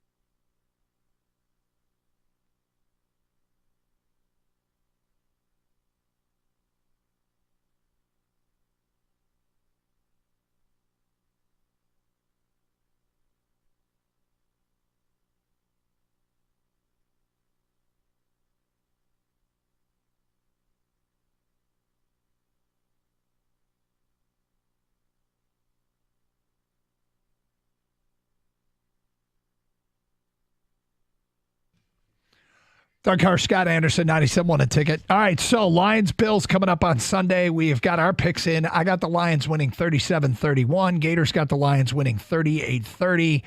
I expect a big day from David Montgomery, Jahmyr Gibbs for that matter. Bills are one of the worst teams in yards allowed per game on the ground, or yards allowed per rush, not per game, but per rush, which I actually think is a more important metric than yards allowed per game.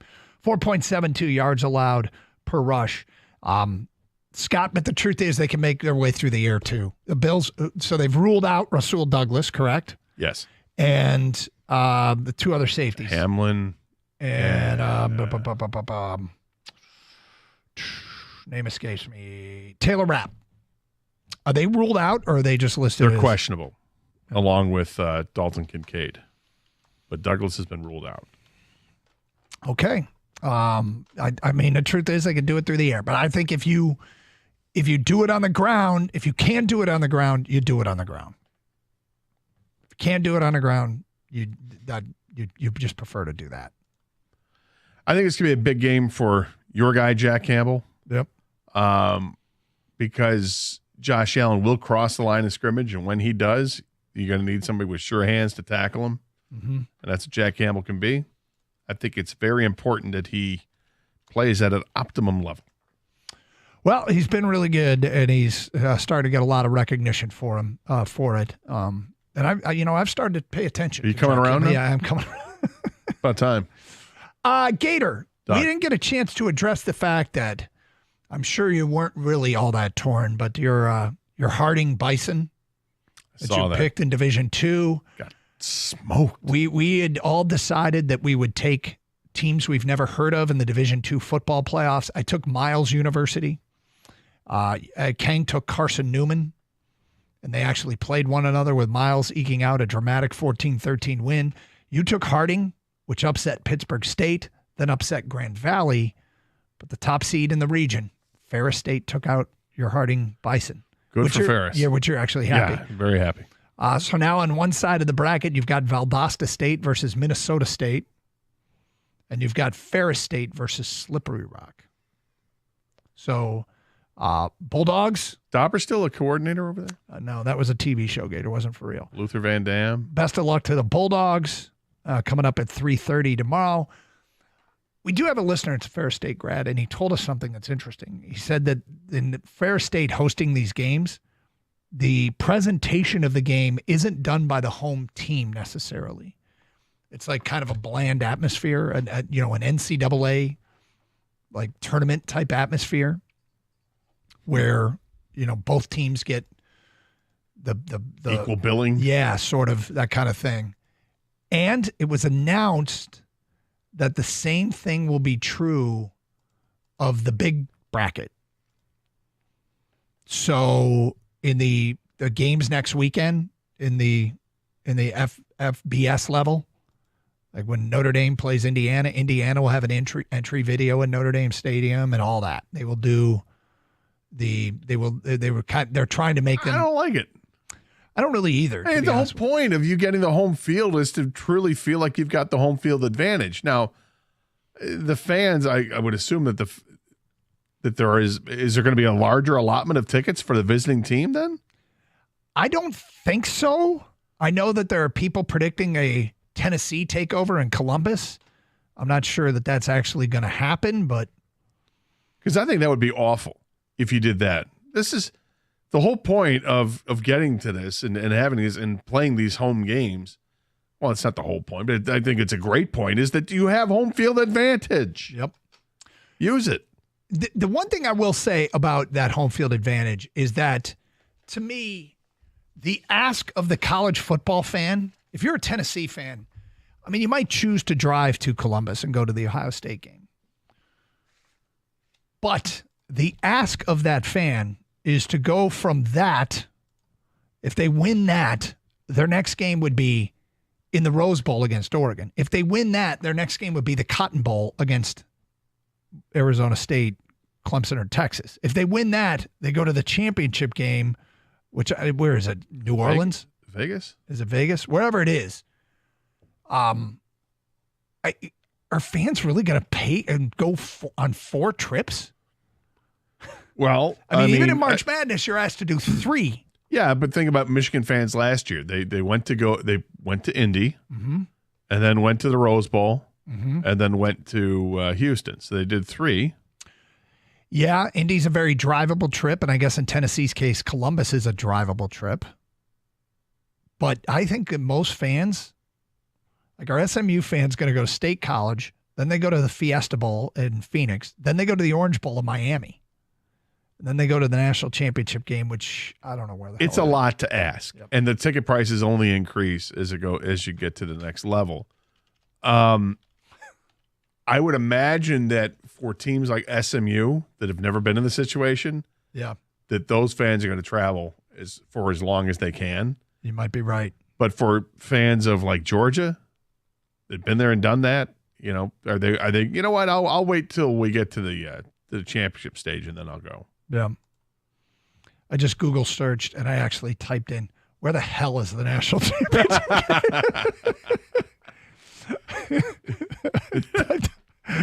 What's going through my head is where the hell's the national championship game? So I Google searched where the hell the national championship game is. Apparently it's in Atlanta. Is it? Yeah. Which means Atlanta will get the Chick-fil-A Peach Bowl and the national championship game. The folding the bowls into this thing, the New Year's 6 games are getting way too much respect in this deal to me. Because you could do on and off. They've given the New Year's 6 games, the quarterfinal games, to bowls. Those should be on campus of the host teams. And then one year, 3 of the New Year's 6 should host the 2 semifinals in the championship. The next year, the other 3 should host the 2 semifinals in the championship. But everybody should get a shot to host games, in my opinion. I think that home field advantage is one of the really cool parts of what they're doing here. And the teams that are the highest seeds don't get to participate in that.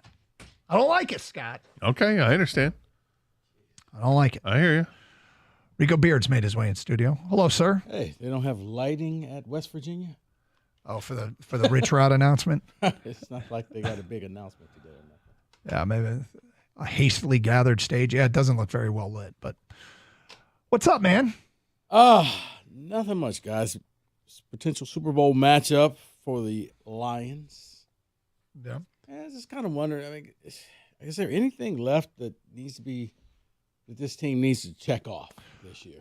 We talked about that a little bit. So, this one presents an interesting challenge. MVP type quarterback. I think next week playing out in the cold elements. You handle the rain. Mm-hmm. Can you go handle the cold next week in Chicago? The week after that, the 49ers may just quit. What a mess. What's happened to your team? Well, they're just injured. Like, the injury bug is people like, oh. Dude walked off the field last night.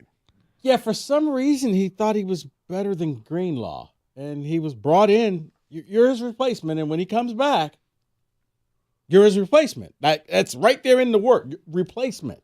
When he comes back, you're going to be replaced. And he took offense to that and walked off the field. And I just when I come into the locker room after the game, I want no remnants of you on this team. That's what I would have said if I was Shanahan. I mean, my first thought was, this is odd. And then you see the press conference after the game, and then I thought, okay, are we going to be unfair to judge this guy because he's walking off the field and it looks like he's being selfish and all this? Or is there something more to it? Was he having a mental breakdown or something? Or I don't know. We haven't heard his side of the story, but it does look bad because the second half, I'm looking at the defense like, what happened? Like, why are so many people out of place? And then you realize that's why. They were you had people out there playing who shouldn't be playing.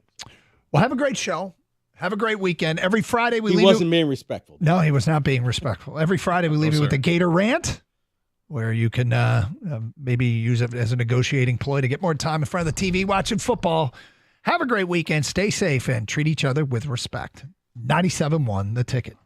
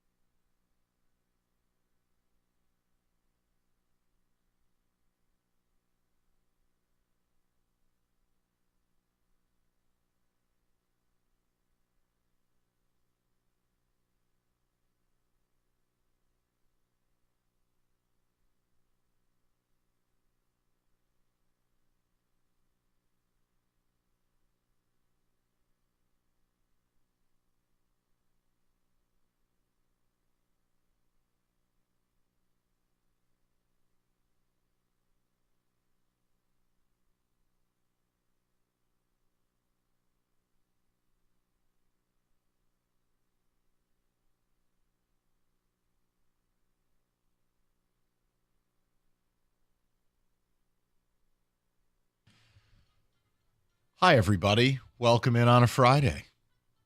And we've got a massive football game to talk about. But it is taking everything in my power. First of all, I want to say we need to support Rico today.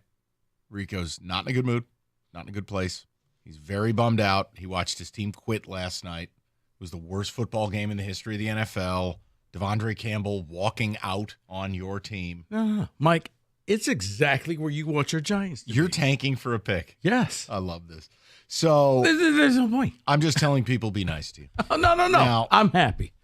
It's taking everything in my power not to bring up something non-Lions to start. I went down a bit of a rabbit hole, and at some point I'm going to have this conversation with Kenny. Maybe the 4 o'clock hour is the better time. You know what? Let's just do it now. Okay. I always say go with your passion. I want to ask a question. Like, one of my favorite movies of all time is Office Space. I just genuinely adore the movie. Not only because it's generally how I feel coming to this office, but it's just funny. I just love it. It's a late 90s classic. And there's a line in there. You know, what would you say you do here? And I'm starting to feel that way about Steve Yzerman because I last night again, but I went down a rabbit hole. No one. Now, I have tried to find out, and then I talked to Kenny, right? Kenny hangs out with a lot of hockey losers. But those are the people that got the scoops. Like, you're sitting there last night, and some goofball scores 4 goals for the Flyers. It's not even one of their best players. And I'm going, you know, what did Wallman do to get thrown in the garbage with such force by Yzerman that you had to attach a second-round pick to him? Mind you, Wallman has gone to San Jose, plays 22 minutes a night, which is a massive amount of ice time, and is on their first pairing. And even if you go, well, that's the Sharks, he'd be on your second. And he has 20 points in 26 games. Meanwhile, we're here looking at a collection of defensemen nobody likes. Mm-hmm. So, terrible trade. It's terrible, but no one criticizes Yzerman. Then you go, well, he brought back Patrick Kane. Kane stinks. Unplayable. Tarasenko, nice signing. Unplayable. So then I went down a real rabbit hole, and I go, in now 6 years, has Steve Yzerman signed or traded for a single difference maker? A difference maker. A star. A high-level player. And Kenny looked at me, and first he hurled an ethnic slur at me, and then he goes, "You're not wrong." So I said, then what do you do here? Oh, by the way, since the beginning of last season, 16 NHL head coaches have been executed, fired. And we sit here with Lalonde. Mm-hmm. He doesn't make trades. He doesn't make good signings. He won't fire the coach. What would you say? And by the way, well, just wait for who? Yeah. Okay? Marco Kasper's here. Is he a revelation? No. Is he, quote, fine enough? Sure. Kosa, I don't know who he's going to have to kill to be called up and to stay here, but he ain't here. Kenny, I know I'm not making Wallman this unicorn, but like, does Yzerman have to sign a guy with stage 4 cancer to incur criticism? I mean, gave away a guy who'd be your second best defenseman. I'm not Kenny, and I'm not a hockey elite. I heard that. I thought the Wallman was setting up the big signing. Like, okay, I'm going to clear out some space and be prepared to be wowed. It was Kane. So when you ask that question, what has he done? Who has he brought in that's high level? The answer might just be Jake Wallman or Shane Gostisbehere, who's both no longer here. And the thing that I say he does is he brings in talent from the wait-and-see pool, right? Lucas Raymond, Mo Sider. Marco Kasper's 20, so I'll defend that still a little bit. He's still got a lot of growth to do, but he's in the lineup right now, cracking the lineup at 20. Simon Edvinsson looks really nice, besides an unfortunate giveaway. How's he doing on his non-first-round draft picks? On his non-first-round draft picks is still up in the air. Okay. How's he doing? Right to be critical. How's he doing on his pro scouting? Awful. Okay. Terrible. The Wallman thing. How has this gone unchecked? Inexplicable. I still don't have an answer. I've checked every podcast, every person writing about hockey, and most people are just scratching their head going, well, what was the plan? I still don't understand that. Everybody says the same thing. How have they gotten better? And I can't answer it because they've actually, because Kane last year was productive. This year he's terrible. He's awful. He's unplayable. So you could argue they've gotten much, much worse. Well, they are. Right. They're not even fun to watch. And by the way, the Lalonde thing does strike me as, okay, wait a second. Now, at what point do we get to blame Steve Yzerman? 16 teams have whacked their coach. That's over half the league since the beginning of last season. A couple of teams who fired their coach last year made the playoffs. And this year, a couple of teams who have fired their coach have caught fire since firing their coach. What would you say you do here? My guess would be that Lalonde, if he's fired in season, it won't be until the All-Star break. It'll be too late, though. I agree.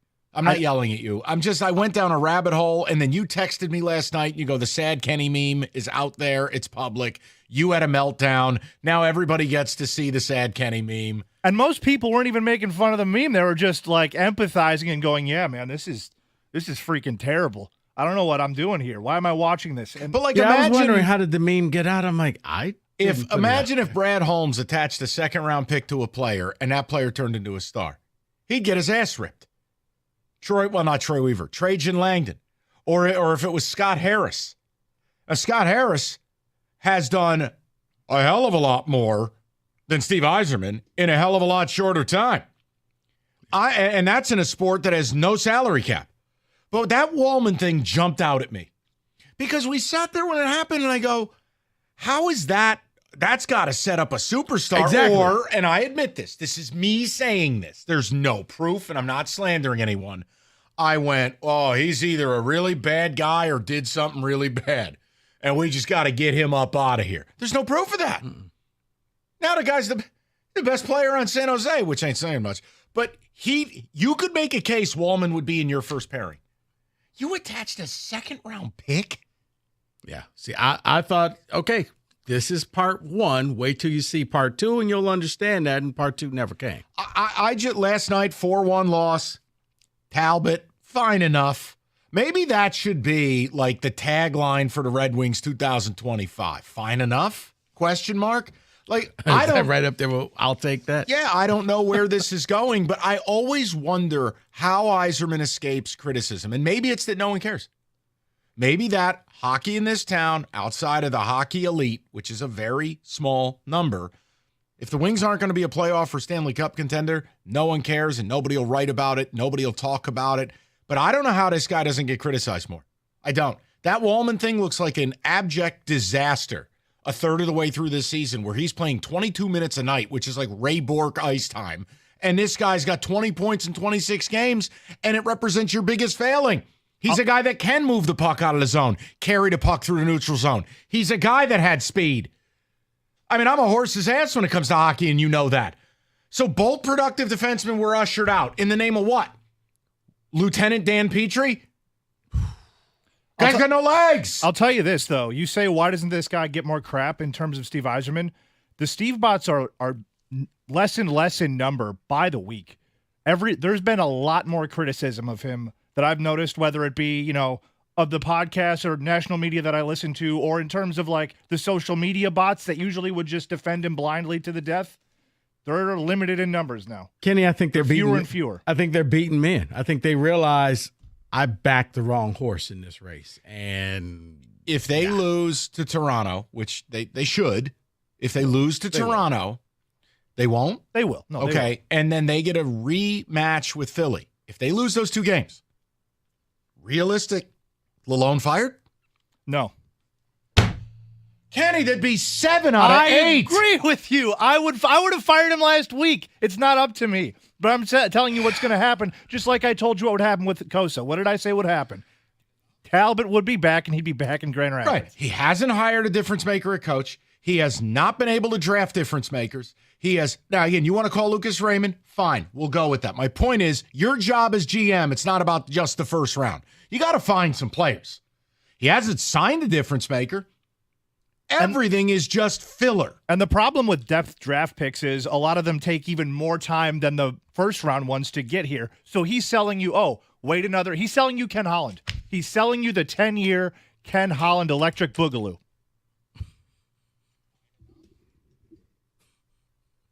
And meanwhile, they sent Costa down, which was the only reason to really care about watching this team. Last night, 4-1. I know, we'll get the Bills-Lions. I wanted 1 or 2 segments on this. That Wallman thing, Rico, I went down one of my rabbit holes, and I'm just like, any GM in this town makes that kind of move, they get snowballs thrown at them. Mm-hmm. That guy, because remember, it's bad enough if you just put Wallman in like a picnic basket and said, "Here, San Jose, just take him." You attached a second-round pick to him, only for him to flourish, while we are sitting here with one-legged defensemen, and no one says a thing. No one. Mm-hmm. We were all waiting for the next shoe to drop, and it just never did. Then we signed or extended Patrick Kane, and that was which is a disaster. Absolute. Tarasenko, Petrie. No, Petrie is not fine enough. Talbot. Yeah, that's actually fine enough. I like Talbot. But you get my point. I understand your point, and I still don't understand the Jake Wallman thing, and anybody who's been around hockey does not either. Everybody still questions it. So despite the ethnic slur directed my way by you, you don't think I'm out of line. No, absolutely. When I saw the ice time he was playing, that was bad enough. Then you scroll over and you go, 20 points in 26 games. I mean, somebody's got to do the scoring for San Jose, and you give that guy first-line minutes, but still. Hey, Kenny, hate to break to you. Somebody's got to do the scoring for you. I agree. We can't get out of our own zone, though. That's the problem. That's why we lost that game. It's almost like the 2 defensemen that could help you with that, you let go of. You said it, man. Fine enough. 248-539-9797. Lions Bills is going to be 2:30 and beyond. It'll be complete talk coverage, the whole bit. Sweaty TJ will be in here at 3 o'clock. I don't know what's going on with that guy's body temp. He'll come in here. Make sure you get a towel for the guy, will you, please? TJ walks in looking like he's in a sauna. Man's got a busy day. Of doing what? I don't know. Scratching his chandelier? Guy's retired. Right. TJ's activity level. Fine enough.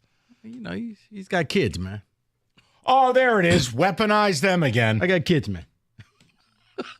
That was at Prince Fielder. I got kids, man. We'll take a few calls, and then we'll get to the prop bets and Derek Stevens and everything. I wanted you to get this out. I'm pissed. I'm tired of this. Ridiculous. Go ahead. Read something. Mike, could I interest you No. Okay. Well, you know what? If your family is obsessed with Wicked, well, you're probably wondering how much streaming and memeing your internet can handle at your kid's next Wicked-themed sleepover. Well, Xfinity Internet is powerful enough to handle hundreds of devices, so you can get a magical connection with fast speeds and amazifying power, even when everyone is online at that sleepover. With Wi-Fi that is truly thrillifying, one might even say Xfinity engineers, they're secretly wizards themselves. Now through December 22nd, get thrillifying fast 150 megabit Xfinity Internet for just $35 a month for 12 months with no annual contract and free Wi-Fi equipment included. Plus, learn how to get a free 5G phone with Xfinity Mobile. Go to Xfinity.com to learn more and keep the magic going from your screen to the big screen and see Wicked in theaters now. Restrictions apply. Requires paperless billing and auto pay with a store bank account. Taxes and fees extra. After promo, regular rates apply. Currently $54 a month for internet service and $15 for Wi-Fi equipment. Actual speeds vary and not guaranteed.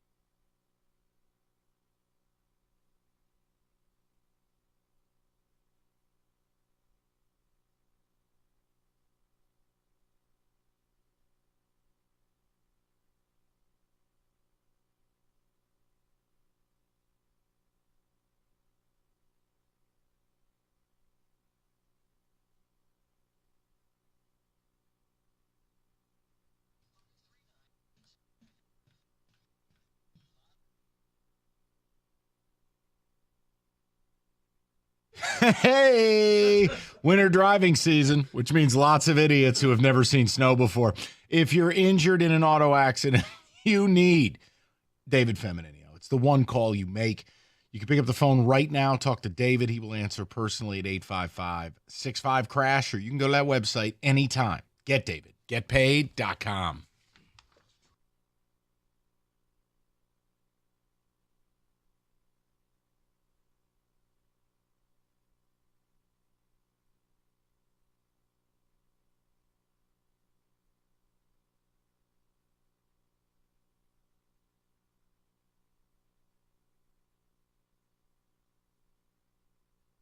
All right, give me a few ticket texts. I get to the people. The rest of the day is going to be football. I just went down a Wallman rabbit hole last night, and I'm going, how the hell has Yzerman dodged this? Then you're looking at the signings, the trades, whatever it is. You look at the fact they won't fire a coach, and you go, what the hell does this guy do? Oh, he drafted Mo Sider. Listen, you're supposed to be good with your first-round picks. I'd hate to break that to you. We're yet to see any non-first-round guys that are difference makers. We're yet to see an impactful trade, and the signings, in a word, morbid. And the fact that you attached a second-round pick to a guy who would be arguably your second-best defenseman just to get him up out of here, I'm like, how? David, in a lovely sweatsuit today. Half the league has fired their coach in the last 2 years.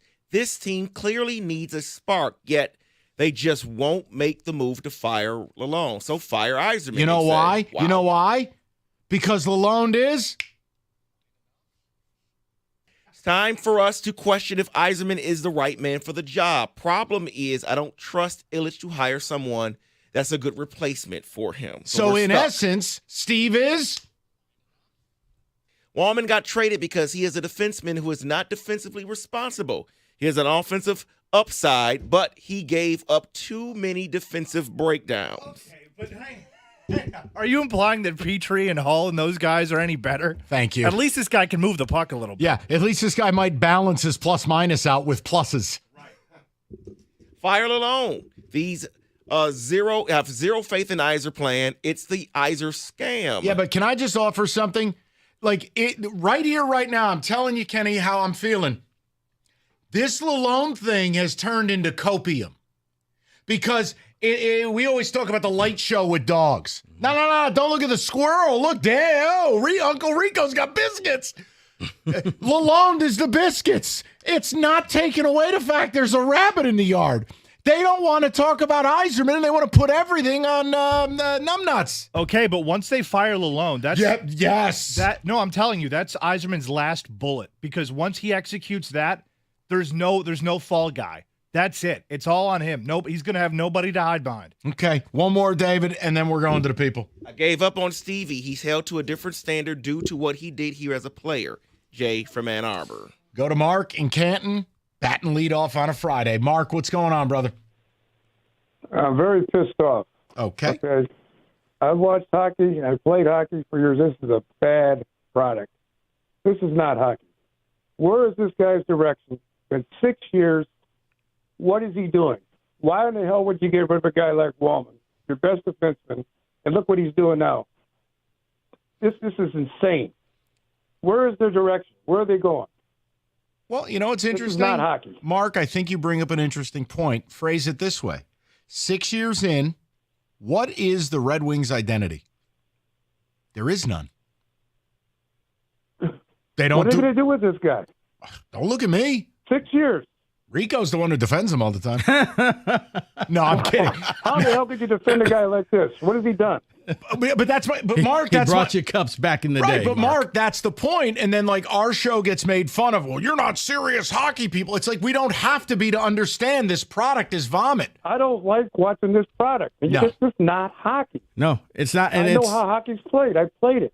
And I don't even want to be overly simplistic, but yes, I do feel like that's why he gets the pass for a lot of people is because you remember how you felt when he circled around the Brad ice. Holmes is the architect of the Detroit Football Lions, right? Yeah. Can you imagine if Brad Holmes packaged up Kirby Joseph and a second-round pick, got nothing back, wanted to clear space, and Kirby Joseph's an all-pro with the Steelers. Brad Holmes would be launched into the sun. Mm-hmm.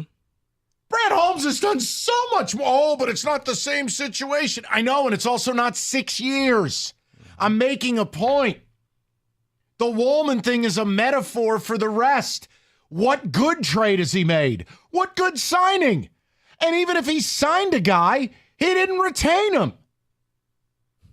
No, Mike, you're right, especially with Holmes, because I think everybody was ready for a second to be like, oh, my God, you traded away a pick, and that pick turned out to be K9. Look what he's doing with Seattle. But instead, your running back's pretty good, too. So, yes, it worked out. But here I actually expected, okay, I get it. We're clearing space. There's a big move coming. Just Trust kidding. the process. Mm-hmm. And then it was chair drop. Greg, 97.1. What's up, Greg? Hey, Mike. How you doing, bud? I'm okay, pal. What's on your mind? Well, I want to thank you for bringing this up and bringing it to the forefront, because I have been getting into arguments with my hockey snob friends and me. I would consider myself a hockey snob. But Steve Eisenman lost me last year when he traded Wallman, and then he didn't even attempt to re-sign Gostisbehere. Those were the two.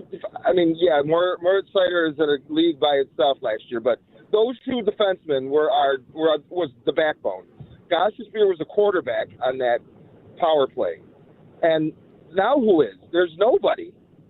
And you're right. None of the guys that he even signed. I thought, Tarasenko has new blood. Let's see how he does. My God, he's been invisible. He's terrible. Kane, how about bringing Kane back? Kane is unplayable.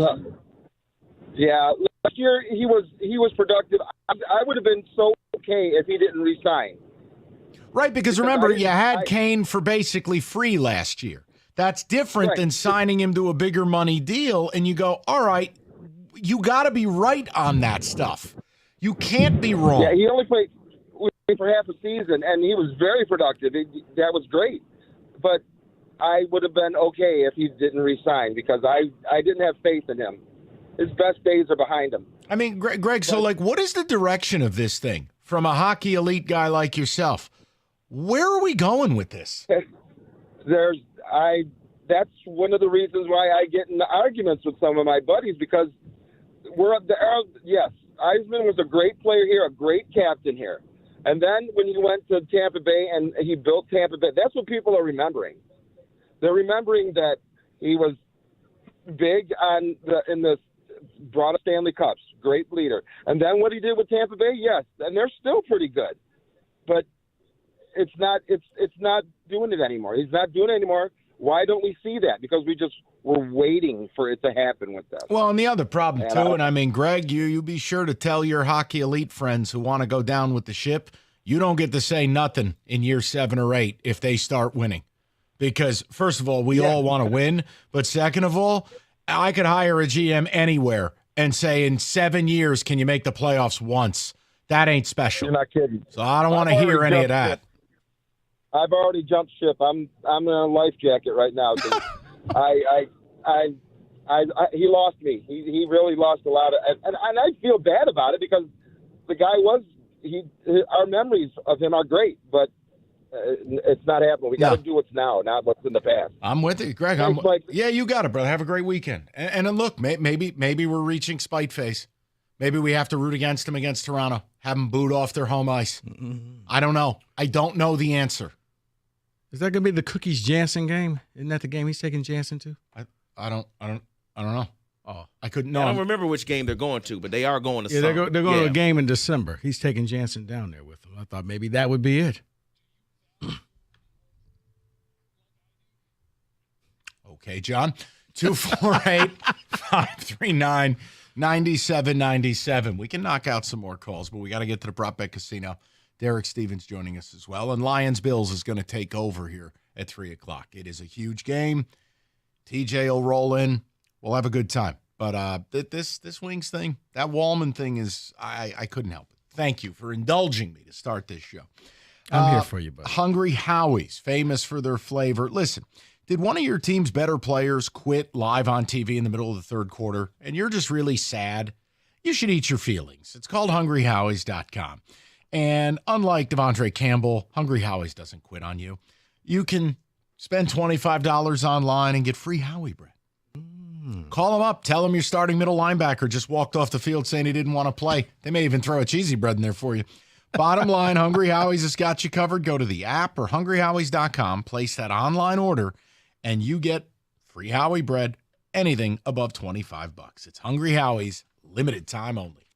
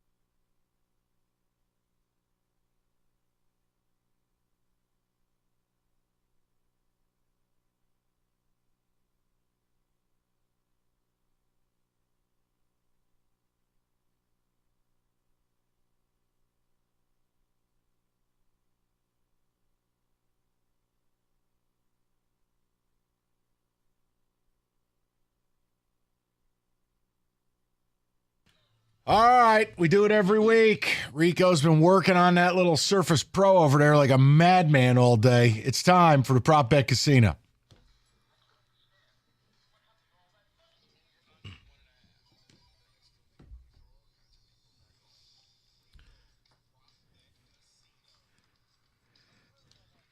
Well, you know what? I guess we got to give props to your substitute, Mike, Jeff Rieger, because I know he's listening. Rieger won the prop bets last week. Thank you, Jeff. Great job, buddy. All right, let's just jump right in here. Sure. Lions, Bills, Josh Allen over 39.5 rushing yards. I'm going to say yes, only because it's been pretty well established. Even the reports, the Bills admit it. In big matchups, they turn him loose. They know they have to preserve him. This is a game they need him. Lions are going to play a lot of man-to-man. I think he'll go. He's just hard to corral. I'll say over. Yeah, as much as we like mobile golf season, I have to agree with Mike here. Yeah, I thought about doing Allen Goff, who has more rushing. Slight athletic differential. A little bit. I'm going to go with under. Yeah, dressed. It's a fine suit he has on. Don't slander. What am I that. supposed to come in here with a suit on? No, David. it was jarring. You committed to a full sweatsuit like DJ Khaled. Well, then I will wear the free T-shirts from now on. No. That was a Christmas present, wasn't it? No? Oh, I thought that's a If great he Christmas comes present. in and that thing is like velour or I something, like it. then that's different. For the record. It's what I wear when I'm not here. I didn't know that. Jesus, he's very I'm angry. black. Well, okay then. I guess that's why I like it. I'm going over as well. Jahmyr Gibbs over under 60. Jahmyr Gibbs over under 68.5 rushing yards. Over. The Bills are a tiny defense. They're depleted at the safety level, and they're going up against a now healthy, intact Lions offensive line. I think the Lions are going to pound the rock. Over. I was still laughing at David yelling, "I'm black." What was the number? 68.5. I'll say over. It'll be more of a split situation. My apologies, guys. I'm going to go under as well. Same reason. I agree. Split. Yeah, I'm going to go over. I think Gibbs is turning into that guy. More yards, James Cook or David Montgomery? David Montgomery. I think the Lions will control TOP. And that two-headed monster, and Montgomery's the guy that salts the game away late. I'll say Montgomery. Yeah, he's the one that just keeps pounding the rock. I go Montgomery. Yeah, I'm going Montgomery as well. I'm going to go Cook for this because I think in order for Buffalo to do anything, they need for him to go out there. And as they say, as he cooks, they win. Tim Patrick, receiving yards, over under 41.5. That's an under. He'll have a critical third down catch or two, but 41, it's a big number. I'll go under. I was thinking somewhere in the high 20s, low 30s at most, so I'll say under. Yeah, he'll have less than 10. So under. What? I'm going to go over because I think he's turning into that forgotten guy. You cover J-Mo, you cover Laporta, you cover everybody, and he ends up with the scrub on defense, and he makes them pay. He's their red zone target now. So he'll get under 10. He'll get a touchdown. He's their third down target as well. So all he needs is 5 catches like that. Okay. Jake Bates made field goals over under 2.5. Under. It's going to be a game touchdowns are needed. High total on the game. Dan Campbell probably all week telling his guys 4th and 67 is a go. I'm going to say under. I had 2 at most. You said 2.5, right? 2.5. Yeah, I'll go under. Yeah, this is going to be similar to last week with the Bills and the Rams. They have to score touchdowns. So under. I am going to go over because I think the defensive players coming back, Dan Campbell now trusts his defense a lot more than what he did last week. So instead of 4th and 38, how about we just kick the field goal? That's a go.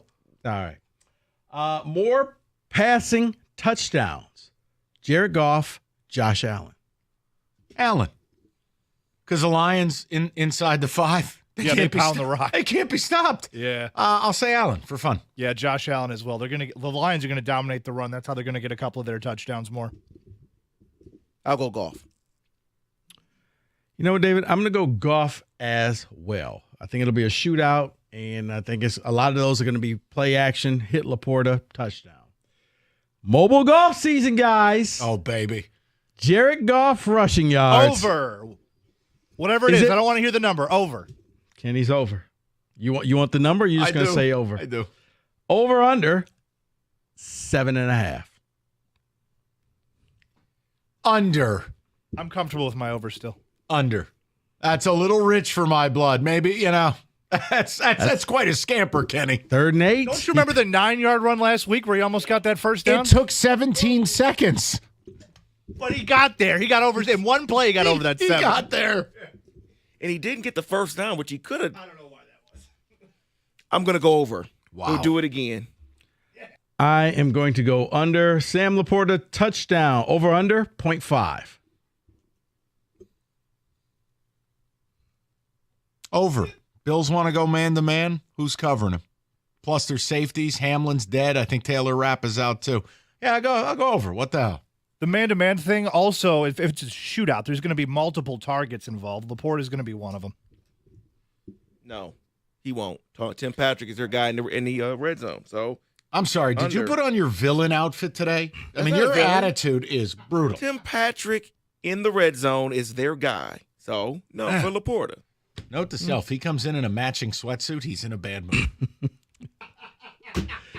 Over, under, longest play from scrimmage, either team. Yeah. 37.5 yards. That's an over. Yeah. I could see a J-Mo deep shot this game. What about Shakir? Yeah. With him on the other side? What's gotten into you? I don't know what's gotten into him, but I was thinking about you with the Josh Allen, I'm a cowboy, yeehaw. It could easily be one of those two.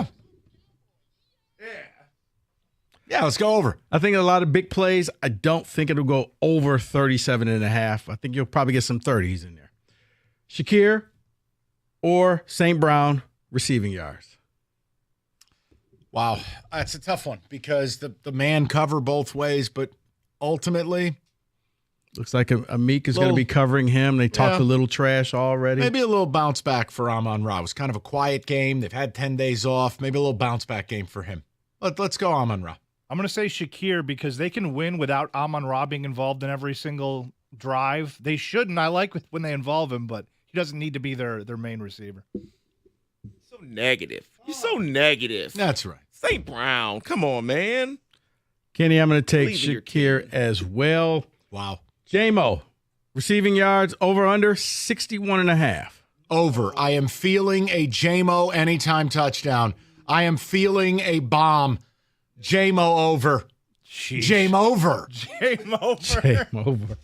I'm going to say under. That may be, you may see a sign with that out there. J-Mo over. I'm going to say under. That's too many yards. J-Mo under.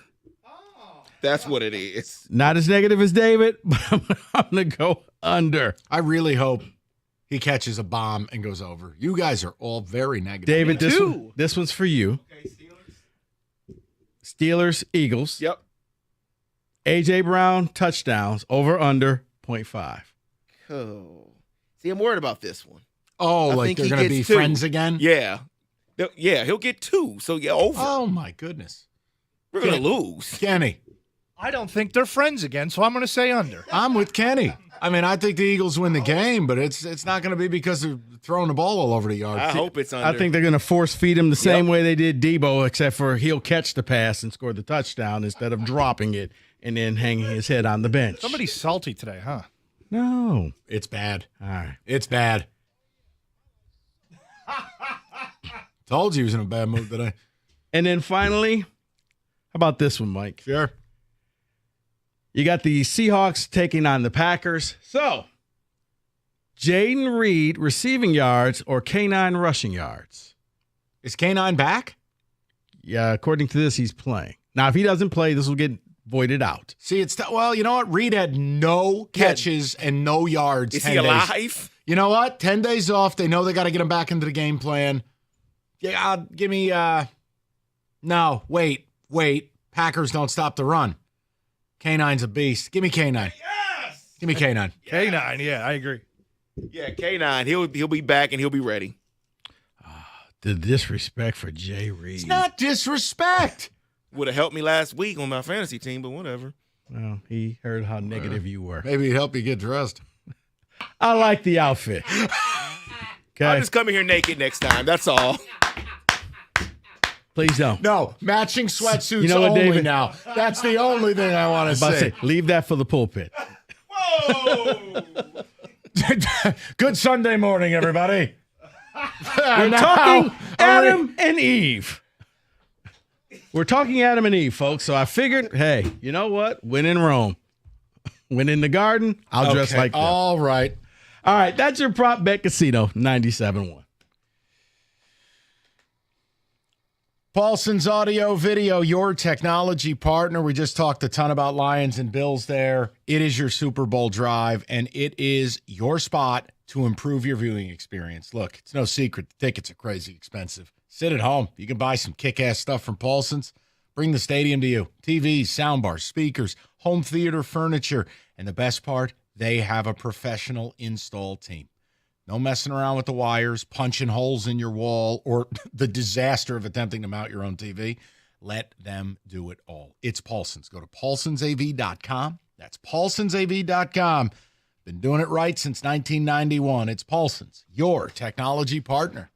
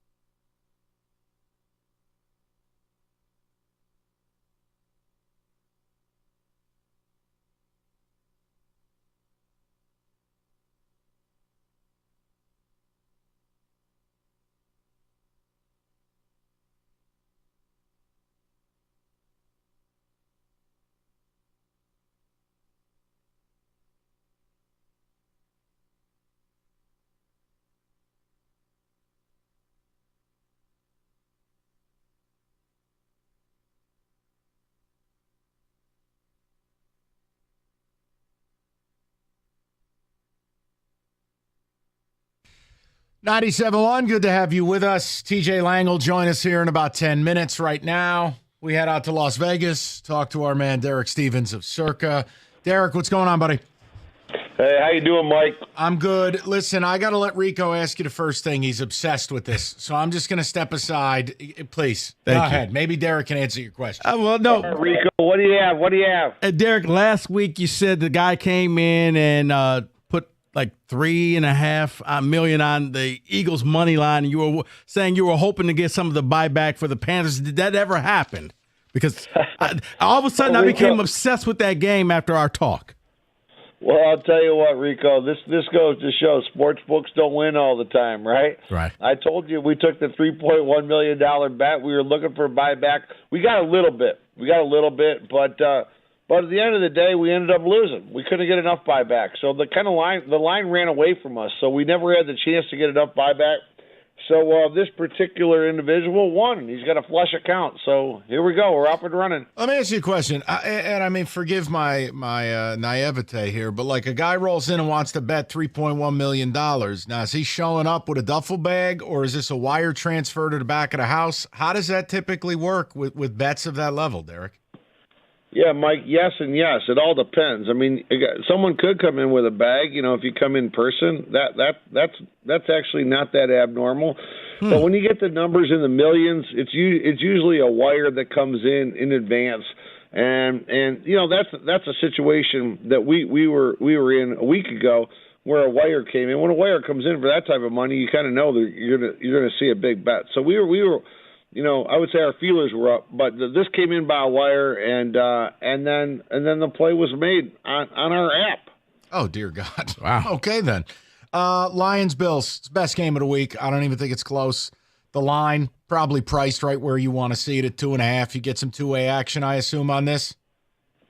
Yeah, I mean this is far and away the best matchup. I mean, I would say for sure. NFL's done a heck of a job. This Week 15 is going to be unbelievable. You know, you got 7 early games, and then you've got 5 games at 4:25 Eastern that are great matchups. This is the best weekend of NFL of the year, and Bills Lions, leads the way. We have had so far incredible action. And we know going into this weekend, this will be the number one wagered on game of the week. But it's been two ways so far. Obviously a lot has to do with injuries, what people are hearing, what type of breaking news you guys have. You guys impact the market a hell of a lot. So far it's been great two-way. We know this will be the number one game of the week. Derek, I want to go over to college because I know this is a game near and dear to Mike's heart. Army, Navy, much action on this game? Well, you know what? This is one of them games that you get a lot more action than you think. Now, there's a couple of reasons why. The first reason is because it's effectively the only game. So people take positions, whether they've seen Army play or whether they've seen Navy play or not. We're holding Army at 6 now. We were 6.5 yesterday. We went to a 6. The total is 40. Now, remember last year what the number was. I mean, I think we closed at something like a 28. So this has generally been a low scoring affair, but we're currently a 6 and a 40. Yeah, and Derek, what's interesting too is it's a rare time as both these teams have real explosive offenses and they both have quarterbacks that can actually throw the ball. The problem is when you look at the data, Army, Navy unders. It's like a retirement plan. Like, I know last year went over, but it took like a fumble 6 and some crazy stuff late. Look, it's a game I'll watch. I won't touch it. I mean, I'll root for Army, but you can't lay 7 in a service academy game. My one question. No, I get it, but I would tell you this year for sure. There's far more interest in this Army Navy game than there has been in years past, and I also think that this is the weekend where everybody's kind of taking a breath just to get ready for next weekend. Yeah. The first time we all get to experience this college football playoff. So this also helps Army Navy because it gets people primed for next weekend. Now, last thing, because we've had this conversation the last 2 years, and this year will be no different. Non-college football playoff, just regular bowl games. How hard a time are you and the risk assessment team having even pricing these games where some teams don't have coaches, a lot of teams have lost dozens of players, and then you guys, because Vegas always knows before anybody else, there are going to be people out there in warm-ups who pull the plug. How are you handling it, and how are you capping bettors? Because these games are insane to bet on. Well, remember, Mike, like Circus Sports, we don't cap any bettors, but we're going to cap a game if we have to. I mean, Effectively, these games are less relevant than a February or March Tigers spring training game. Wow. I mean, you have that's how insignificant these bowl games have become. It's there's a game on every night, but you cannot take big wagers on these games because you don't know who's playing. You don't know why they may or may not be playing. You have no idea from a coaching staff. These are games that you're going to have a lot of blowouts. There's just nothing you can do. I mean, effectively, college football has just changed. I mean, with what's going on in NIL, what's going to happen in North Carolina next year with Michael Lombardi and Bill Belichick, I mean, everything has changed. These games, if you're not in the playoff, you're not really playing. So you just can't do much with it. Appreciate it. Derek, we'll get you next week, brother. Thank you. Thanks, guys. You got it, Derek Stevens, Circa. And a reminder to people, when I'm busting balls on the podcast, I've told you, if you are betting these bowl games, I don't care if you're playing the penny stocks or you're a hitter, cut your bets in half. You can't be betting these bowl games in any serious manner. Can't go all in. You are out of your effing mind if you do it. Rico, I'm going through and starting to preview some of the non-playoff games. I don't know how, and again, Derek said it best. More insignificant from a betting perspective than a Tigers spring training game. Buddy, yeah, I'm doing a bowl pool thing. Yeah, I'll have on the deep tinfoil hat trying to figure out who's playing, who's not. Who's even got a coach?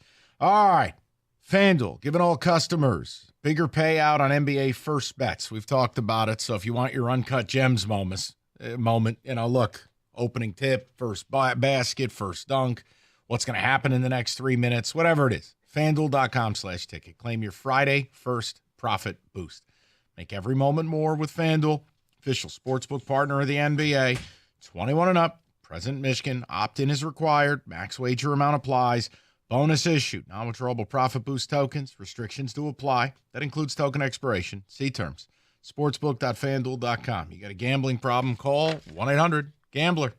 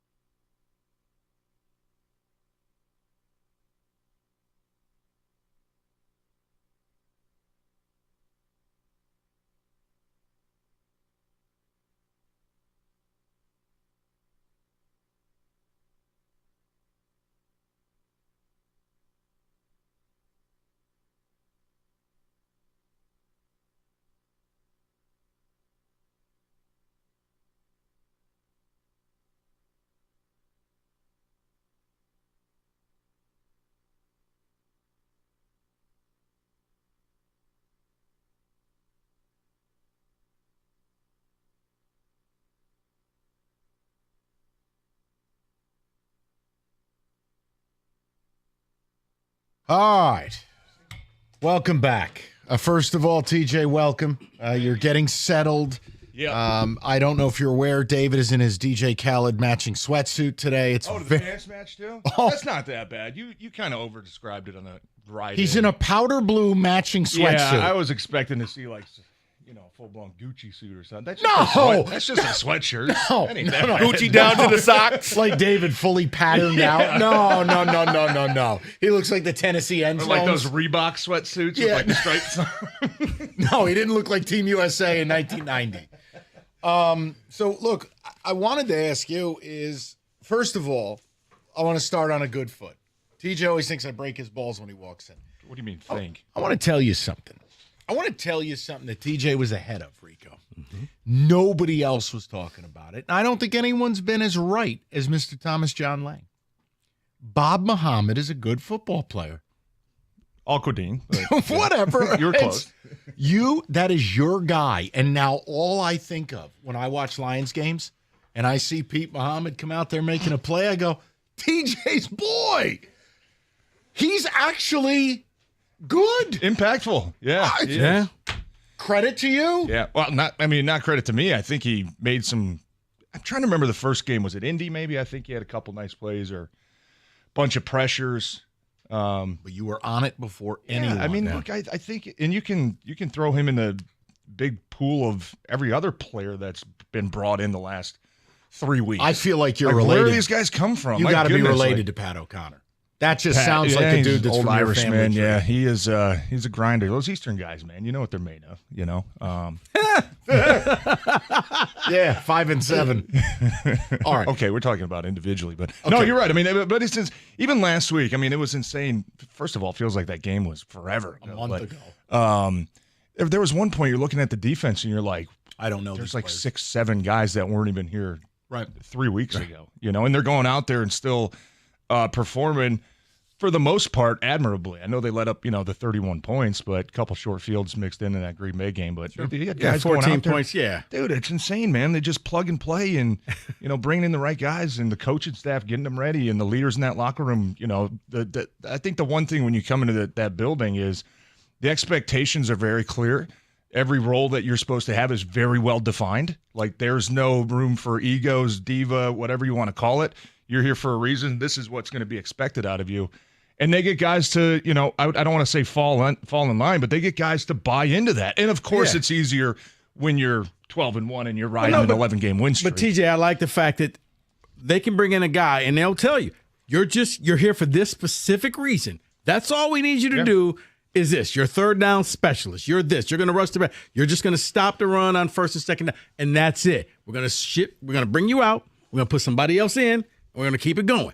Yeah, I like that. And you're right. They're bought in. And it's they don't quit on the field. Yeah, you're 100% right. Like some people do. That was wild. Even last night it happened again. My Don, goodness. why are you bringing this up? Because now he's been in a bad mood all day. He's pouting. I would too. I mean, come on. Right? I mean, Guy goes to the Super Bowl every year. To hell with his needs. I'm a 16-point underdog to the Ravens. What about my feelings? You're not getting any sympathy from me either. But no, you're right. I think the more clear you can identify what's exactly expected out of you. And you see your superstars doing it too. I mean, Amon-Ra can go out there, have one catch for 7 yards. He doesn't give a damn. He's out there grinding his ass off, throwing blocks. He doesn't pull an A.J. Brown. Right, there's none of that. And I think that the rest of the team, new guys especially, you see that. And that is it's contagious, right? That type of effort, that type of attitude is contagious. And I think it allows you to, when you do have the new pieces brought in, it allows them to get up to speed a lot faster. Rather than if you're, just an average team and you throw a bunch of pressure at a guy, hey, we need you. You got to be the difference maker. You know what I mean? Like they don't do it that way, which I think benefits the players. And of course, we've seen it benefit the team. Now, that being said, it looks like we're going to get some more defensive players back on the D-line. Sounds like 4 at least probably are going to be leaning towards playing. We need more Aquadine. Dan Campbell last week, I do think when it came down to fourth down, he was looking like... It sounded like a swim school. It's Aquadine Muhammad. You just said Aquadine. I think it's A-L. Listen, that's why I say Pete. It's Pete. Not Aqua. His friends call him Pete. Pete Sounds Muhammad. like a toothpaste. I'm sorry. He's good. Aquadine. He's good. Almondine. You good? We good now? Nice minty fresh taste. Aquadine. Don't worry about it. Oh, man, that was good. Less going forward on fourth down now that you got some of your defensive players back. Dan Campbell. No. Dan Campbell. You know what? Get this. Just stop drinking that. You got enough caffeine in you. I didn't have any. Something's wrong with something's in you right now. Because I'm here. Go ahead. Better enjoy those before RFK Jr. bans the Red Bulls. Those aren't healthy for We're you. taking these away? I don't know. No. Rico, what were you saying? We've lost Kevin. David, we got any ticket checks? What's your favorite matching sweatsuit? 248. No, please. I hear what you're saying, though. Can you afford to be? Are we going to see more? Less. Okay, you know what? Let's kick the field goal. Let's punt the ball. We don't need to go for it because some of my guys are back on defense. Because last game he said, "Hey, I didn't know half of these players. I wasn't going to trust the defense out on the field. We're just going to keep going for it and going for it and going for it until we won the game." I don't think it was. You're not going to trust those guys, but you don't want to throw too much Well, pressure not on trust them. You know them, what I mean? but it's. Yeah, I think he had more faith in the offense. Offense is the powerhouse right now. Our defense is beat up. Offense, that was very clear going into that game. You guys are going to have to score some points, right? Good question, though. Will they be less aggressive? I don't know, because Dan Campbell has kind of told us, and he's shown us who he is. In the last couple of weeks, he's already told his guys and told everybody, we're in playoff mode. You know what I mean? I want my guys to feel like what the situation is when we're facing a big 4th and 1 and we have to have it. There's a good chance you get into the playoffs, you're going to have to make some of those plays. So the more reps you can bank during the regular season to where you can revert back and say, okay, yeah, remember that Green Bay game, guys, right? We messed it up a couple times, but we got it right. How did we get it right? Okay, this is what we did. Those reps are valuable to when you're going to have it in a win-or-go-home type game in the playoffs. But this week, maybe you're going to need touchdowns. I mean, you look at the opponent you're facing in Buffalo and their offense and what they're capable of. They're number 2 right behind you when it comes to scoring points. So I can see Dan Campbell going in there and maybe, I don't want to say not trust his defense, but maybe put more pressure on his offense and give them more opportunities to score touchdowns, because you're not going to beat the Bills settling for field goals. You're not going to beat the Bills, settling for a punt at the 50-yard line. Could I go without maybe some of them at your own 30? Thank you. Thank you very much. Especially depending on the game. I think that was really the one that a lot of us were like, okay, maybe a little unnecessary. But, and Rico, we talked about it last Friday, man. Like, his team knows exactly what they're getting from their coach, right? And there was a lot of, this past weekend listening to, I think Teddy Bruschi was on there. How the hell with him? I don't want to play for him because I don't know what he's going to do. BS, you know exactly what Dan Campbell's going to do. You know what I mean? Like, that's why the players love it so much, because they know they would be confused if all of a sudden you started punting the ball on 4th and 1 or kicking long field goals. Like, wait, this isn't who we are. This is our identity, man. Like, this is where we bury teams, right? It seems like the opposite, because anybody who's played any type of football game, you want to always go for it. You always think, Coach, we can get this. Can get it. Yeah. Guys, it's 4th and 13. We got it. We got that play, though. And he's saying, okay, you believe in yourself. Let's do it. Yeah. Ben, drop the play. Let's get this done. I would think that any football player would buy into that and say, absolutely. Because every time you're just looking, it's almost like the thumbs up or thumb. Hey, we're going for it. Yes. Well, I'll tell you what, cool. it builds chemistry, and I'll tell you what it does is, from a player standpoint, it gives you ownership. You know what I mean? Like, there's no going back and saying, man, I wish, gosh, we should have gone for it on that 4th down. Okay, you want to go for it? Go for it, but you're going to own it, right? You know what I mean? As a player, you'd rather have that than going in the meeting room Monday watching the film like, man, like, Coach, I don't know what he's doing. You'd rather just be the guy to step up. Hey, if it fails, hey, you know what, Coach? If it it's fails, on me, we ship right? you You off take to ownership, Denver. but what does that do? It gives you a little bit more pressure, which a lot of these guys, man, they perform at an even higher rate when they are under those high pressure situations. So I like the fact that he's throwing these guys into some of these situations, because we all know, like I mentioned, playoff football, guaranteed you're going to face a 4th down that's going to make or break that game and make or break your season. So the more reps you can bank up now, I think the better off you're going to be down the line. What fans don't get to do. To hell with the national media, because I'm convinced they don't watch this team. Fans don't get to cry if it doesn't work. This is who you are. It's why you're here. 100%. Live by it, die by it. And let me ask you this question. Biggest mismatch in this game to me is your offensive line, now that it's healthy and whole, versus an undersized and, frankly, not a great front for Buffalo. Is this a game where the Lions really pound the football? Especially, Bills are decimated with injuries at their safety level. I wanted your take on it as a former lineman. Yeah. Is this your frothing at the mouth to get after it this week? I think so. I mean, they've got some good players like Houston, or I'm sorry, Ed Oliver is solid. Greg Rousseau is pretty good coming off the edge. Yep. But you're right. I think I look at that front seven, and especially the Bills play like 98% of their defensive personnel in either nickel or dime. They've got little guys on the field. If you're the Lions, you're looking at that like, Jared, have fun handing the ball off today. Right? Like, we'll get some play actions in, but we should be pounding them this out, play their game knowing your 5 is better than their 4. Yeah. You're getting a 5 or 6 man box.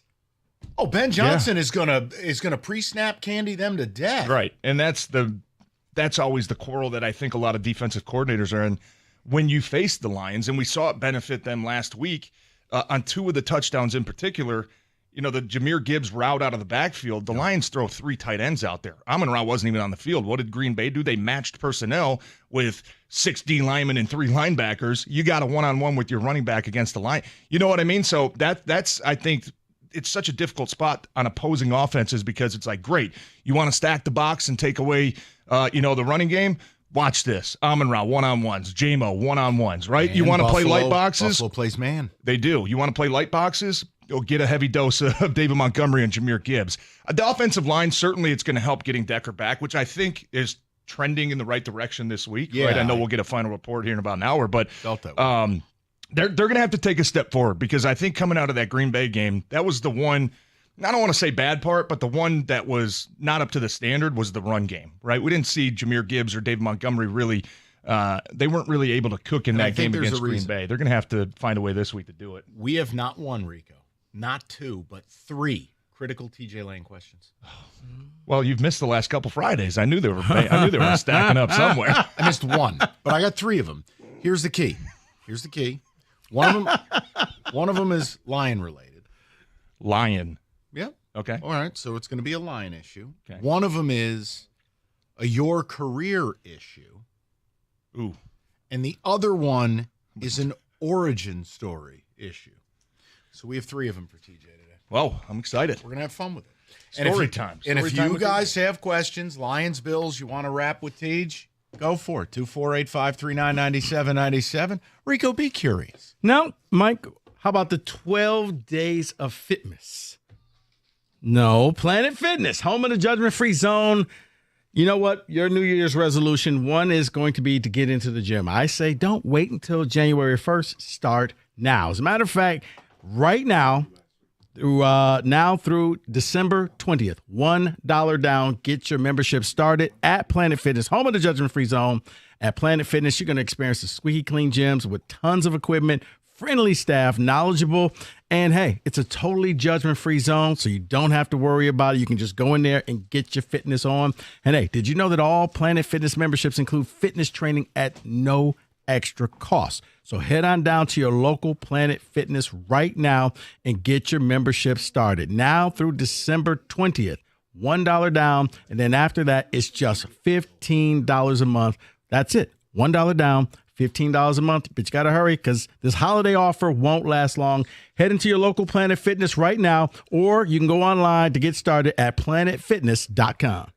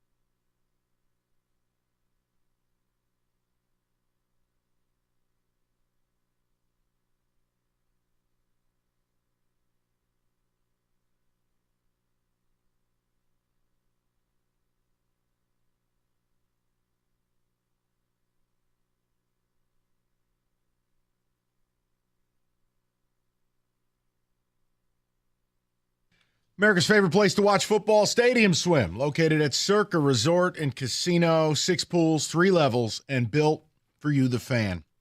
Book your spot today. Book your Super Bowl spot. Hell, it might already be sold out. Stadium Swim. Go to circalasvegas.com. That's circalasvegas.com.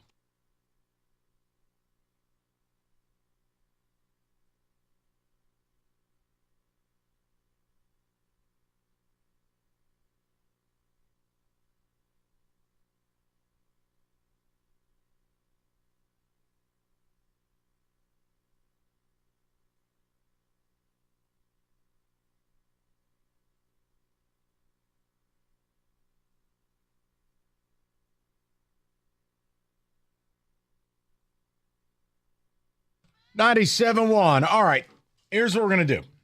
Matt's got a question for TJ. We're going to get to him, and then we'll ask some of the TJ Lang critical questions. Some of them are fun, and some are very relevant. So, Matt, 97.1. Go ahead, brother. What's going on? Hey, Teach. Good seeing you at Killer's Christmas the other weekend. Yeah, that was fun, man. I survived Wojo's gin and tonic that he makes me every year now, 2 years in a row. So Very I much go tonic blind. in that, is there? No, it's gin and splash tonic. I have a quick question. I've called in the show a couple times, shared with Mike before, about Ben Johnson and the Lions using both running backs at the same time. Greg Cosell at ESPN on the NFL Game Day ran a clip on the Packers running it with Bucky and White down there. And I noticed last week, I got excited. The first drive of the game, they got right to the red zone, 20-yard line. They ran a pony package. Both running backs. Montgomery took off. Gibbs split out to the right, and everything was great. Seemed like the defense was a little confused. Hate to say it, but Ragnow looked like he missed his block downfield. Otherwise, it was a touchdown, but they ran it 2 other times in the game. I've talked to beat reporters about this, and they've brought this up a couple times. I just wanted to get your take as an O-lineman. What are the pros and cons of doing it, and do you think it's anything that they should be doing more or maybe saving for surprise situations? Because the 3 times last week, I was happy to see it. Yeah, I think the pros are you get 2 of your best players on the field at the same time, right? And now you're throwing the defense into a bind, right? If all of a sudden you got Montgomery in the backfield and Gibbs splits out wide, what do a lot of teams do? They send their linebackers out to cover those guys, running backs out of the backfield, right? Now you're throwing them in a bind. And we saw it a little bit on the touchdown pass to Amon-Ra St. Brown later in that game where he lined up in the backfield. He got a one-on-one with the linebacker, came out of the backfield. He didn't get the touchdown, but it allowed Tim Patrick to get up wide open underneath. I think what that does, it allows you to buy eye candy to a lot of other players on the field and set up other one-on-ones and set up Tim Patrick and set up Jamison Williams because they're drawing a lot of attention. So, and look, it allows you to get those guys in space too. You know what I mean? I think one of the times they did it, Matt, was they faked a run one way with Montgomery and then came back with the screen the other way with Gibbs. And now you allow them to get into space a little bit, get your athletic offensive line out in front of them. So I think it can be a benefit. And look, I think if Ben Johnson last week, we've seen it a couple times this year, but maybe last week was the time, okay, we start revving this package up a little bit, and then every single week you start to build off of it. And maybe next week you see a wrinkle off of that, right? How many times a game can you run that? How many times a game can you run that, you think? Well, I don't know. I don't think you really put a limit on it. I don't think you want both those guys on the field the entire time, right? Those guys are going to need, those are your workhorses. You got to make sure they rotate. But if you can get, 5, 6, 7 snaps out of that and throw off a defense a little bit and confusion and get that play action in the game. Yeah. I don't think they're worried about I don't think they're worried about showing their hand to the rest of the NFL. No, I don't think it's that, but maybe just a couple wrinkles. They put up their plays and hey, this is what we call out. We don't care. We're throwing the ball. Okay, All right, yeah. Wait, are you telling me knowing the other team's plays isn't a big deal? Yeah.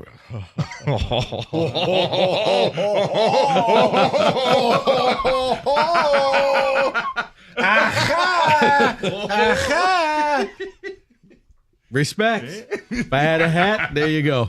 That was good, TJ. Yeah, I don't know. I mean, the 2 running back package, you get 2 of your better players out on the field at the same time, right? But you also don't want to get away from who you are. Oh, I get that. And how it is. But no, it's a good trinket to throw. Yeah, if you can throw a couple, like you said, a couple cute plays off of that. Maybe it's a one explosive play that can be a difference in some of these games. Yeah. I don't hate it. You want the NFL football player question? Do you want the TJ Lang career question? Don't be looking. Can I bet these? Do you want the You should. or the origin story question or current affairs? Oh, current affairs. Oh Or boy. question. Let's start with origin story for 100. Okay. Even though you weren't born in super rural areas, you do have hillbilly tendencies. I wanted the question, did you see what Xavier Leggett said on the Amon-Ra St. Brown podcast about how he hunts, kills, skins, and eats raccoons? I know Kenny's a big fan of possums too. I wanted your take.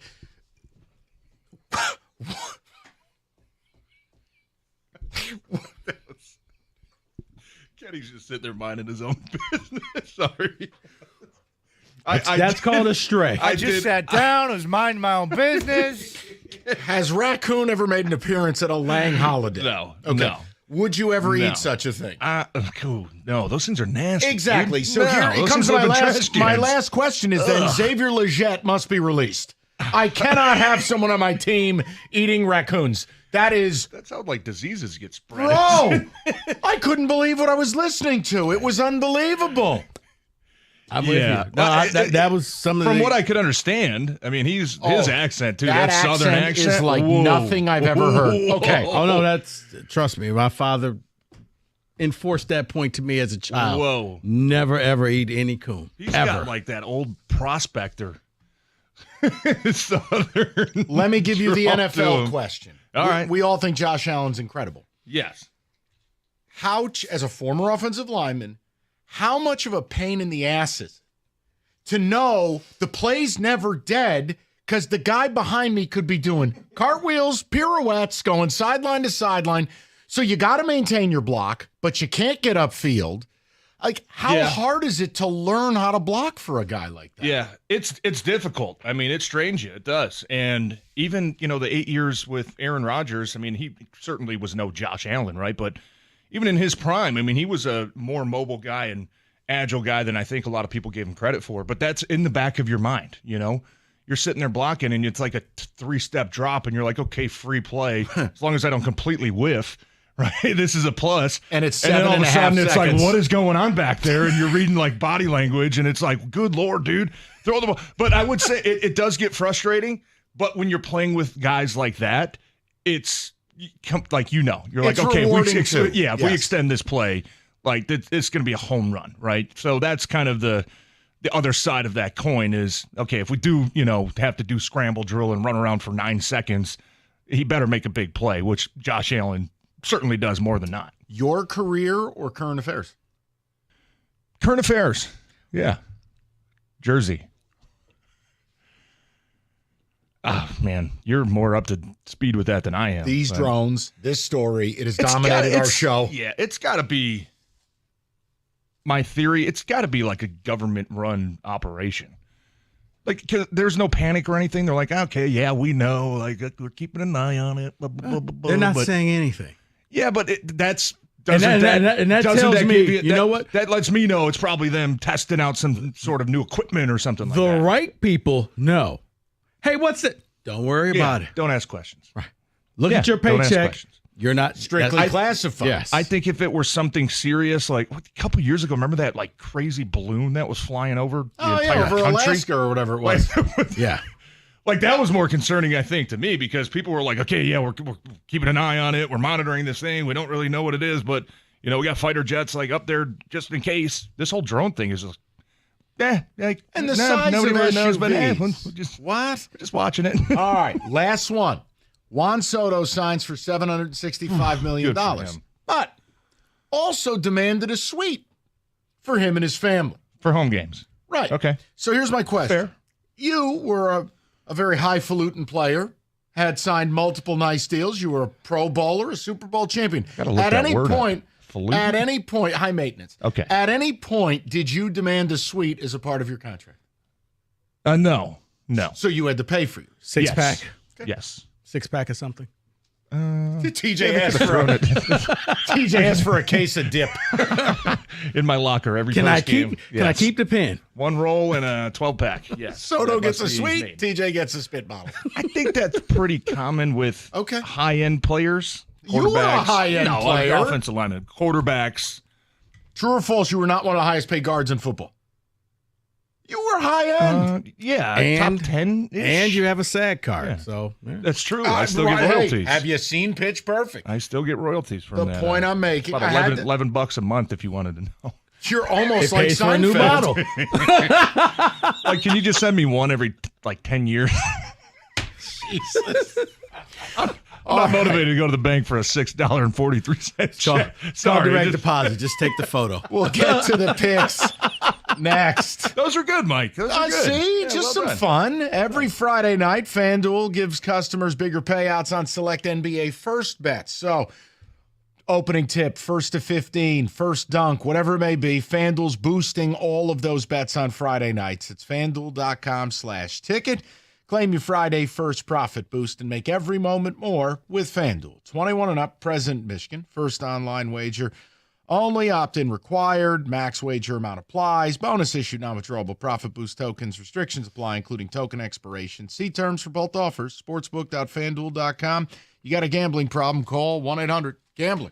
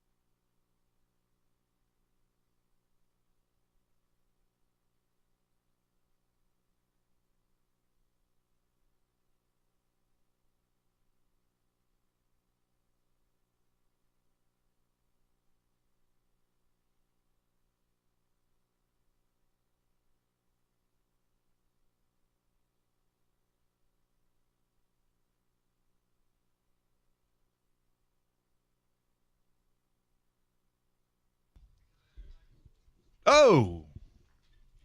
We you weren't here last week, but Yes. we did a reminisced about the big black sack. We got that back. The into origin rotation. story. Yes, The origin story of it, I know. Got that back into the rotation. Strange things happen when I go on It was a vacation. magical time. It really was. Drones over New Jersey. Well, listen, now here's what's happening. Yeah, you got to stay put, dude. I'm so glad you Trump asked. got shot at when I last. Yeah. Do we know your whereabouts when these things were? Apparently not. You weren't Great here. question, TJ. Well, Great question. Do you know where he was, David? I have would no like clue. to state for the record, I did not fund or fly the plane at MetLife last week because I know that's coming. The banner above MetLife? No, I didn't You're see doing that. a bad job. Oh, no, I didn't see that. Hey, Mr. Mara, enough's Oh, enough. like fire Fix this everybody? dumpster fire. Ooh. And flying that in circles? No, I didn't do that. No, if that was the case, you would have put your new Twitter Follow the handle money. up That's there. what they all say. Follow the money. He'd have put Right, his- yeah. what- Guido Genius, 971. Well, you got to have some money to fly a plane above an NFL stadium Correct. with the message on it. Also, Oh, we are boy. getting reports today. Now drones are crashing in people's backyards because dingalings are taking their personal drones, trying to track these mega drones. And what happens? They're getting too high and it No. shuts off. The mega drone kills your battery and sends your drone down crashing. Yeah. Ooh. So basically, it sounds like the drone has an EMP pulse. Once it hits your drone, dead. Crashed into somebody's house. And it ain't coming widespread back. Panic. That'd be a terrible way to go out. What's- Out for a walk and got smoked in the head with a drone. Oh, what happened to Billy? He just went to go walk the Oh, dog. he's taking a jog. Only Drone worse way smoked is him. what happened to Patches O'Houlihan in dodgeball. All right. David, a few tickets, Hex, and we'll get the picks here in a moment. Someone says now the drones are over New York and LaGuardia right now. That is Mark from They are Taylor. not. That's what this texter's saying. There's no way it would shut down LaGuardia. I would Get a imagine hold of so. your city. What's going on? Yeah, that can't be real. Just tuned in. Rico is angry. David is wearing a tracksuit, and Josh Allen is a cowboy. What's going on there today? It's off the rails. It's totally off the rails. In all trying to fairness, not angry. I just want that last place schedule and a top 10 pick for my team. That's it. They're done. Yeah, take another Trey Lance.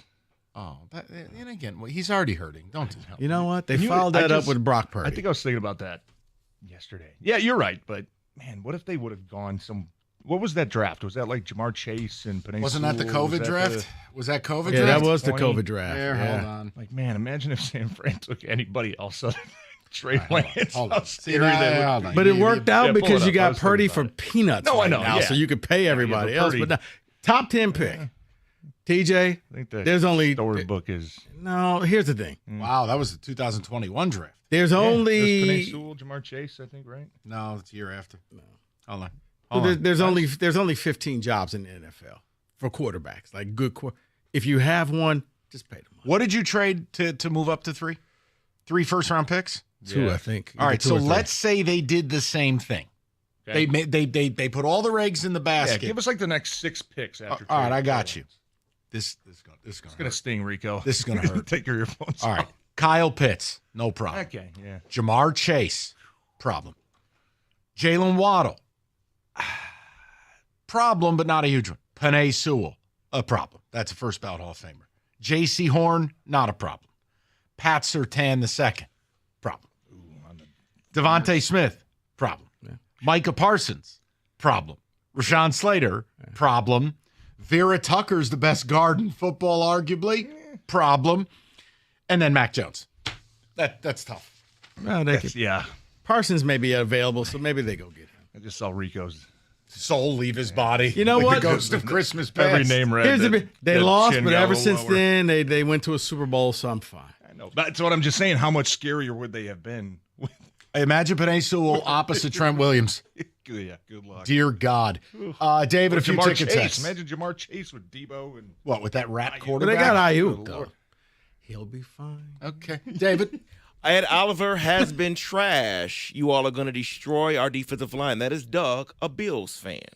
I just think they're undersized and they run this nickel front that good luck against this O-line rested. Raccoon, Yeah, I think you can lean on those guys. Sorry, David. Oh, I'm sorry. I just wanted to tell you about Raccoon. It's actually tender Oh, and dear tastes like beef pot roast, someone says. Not willing to find out. Nope. No, I'm not drafting any player that No eats interest. raccoon. Xavier Legette would be traded. I've seen some raccoons do some dirty ass things, and there ain't no way I'm. Let's eating just one of say, them. I'm on my Ra's family face. dealt with it one Christmas. I'm on Ra's face when Xavier Legette was saying this. He's like, "Wait, what did you just say?" Well, Legette did say I'll just put it like this, TJ. Raccoon, where that raccoon? Like, no. Like I said, I was told in every Squirrel. raccoon is basically the catfish of the animal. Kenny, how do you clean the possum? I think it's worse than You know what I just said to David right as you guys were saying that? I was like, oh, here comes another shot my way. And then immediately. Do you boil it first? Is there a worse rodent to eat than raccoon? There's one. No. There's one. Yeah. There's one, and it comes from where No, I was about he's to from. say, Like a water a rat? javelina. A nutria. hell's Go a look javelina? up what a A nutria is. javelina looks like a pig. Okay, like a nutria is like a sea porpoise with orange teeth, and they're swamp creatures. Oh. And in the That's state of also a rodent, yeah. state of Louisiana, they had this campaign of like, hey, you should eat these so they could get rid of them because they wreak havoc. Yeah. Go And take a look at one of those. And a javelina looks like a pig, but it's actually a rodent. So, yeah. The things you learn. Boy. Picks are coming up next. Are you looking up javelina or are you looking up The what? nutria has like orange teeth. or I something. said that! What is this? Bro, that's hardy cuisine, even if you are a swamp dweller. That's tough. Oh, it's like You know, crawfish because I still can't get over you. You know the most absurd part about that too is like Xavier Legette, like you got money now, and he's still choosing to eat Because raccoon. you know what? You would feel like raccoon is something like, No, hey, we got TJ, nothing. no, we got to it- go find a raccoon. It tells You'd me feel like that you graduate he actually, from that once you like get a little money. Tells me he actually likes it. That's disturbing. I mean, come on now. No. that's- There's probably something that you ate in college that you got enough money now you never have to eat again, but you actually enjoy it. Ramen noodles. I love ramen noodles. right there. That ain't no raccoon. Right, but I'm saying, Ramen noodles don't come from a like garbage TJ, can. it costs $0.25 a packet. Really? Okay, I then. love ramen noodles. The picks are coming up next. We'll get the injury report. We will get to who said it as well. Elevate your tailgate, Moran Buick GMC, where they make car buying a breeze. Listen, no better tailgate than this Sunday. You got America's Game of the Week at 425. Moran, new vehicle deals for the holidays, 24 Sierra, Crew Cab Elevation, $246 a month, 24 months. The 25 Encore GX Preferred, $249 a month, 36 months. New stock arriving daily, and when you go in for that certified service, you get the free loaner. It's Moran Buick GMC. You're always going to get the best price, period. On Telegraph, just north of Eureka and Taylor, or visit them online at moranexpress.com. Moran Buick GMC. We are professional grade.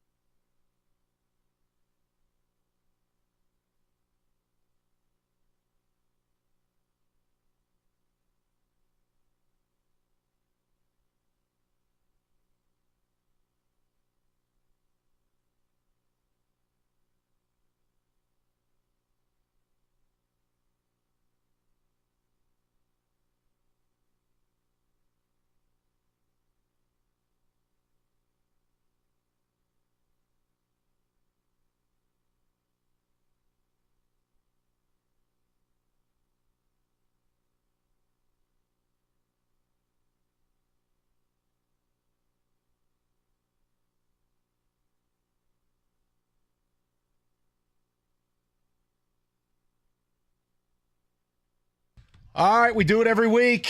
It is time for the picks.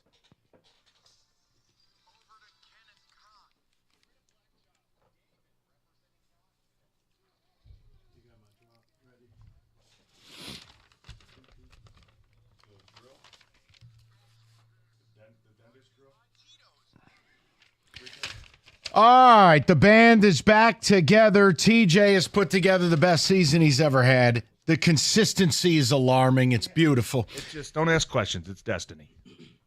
I'm not. I know. That's one. I don't know either. It's I have okay. No answers for it's you. Okay. We start out with America's game, the best and the brightest.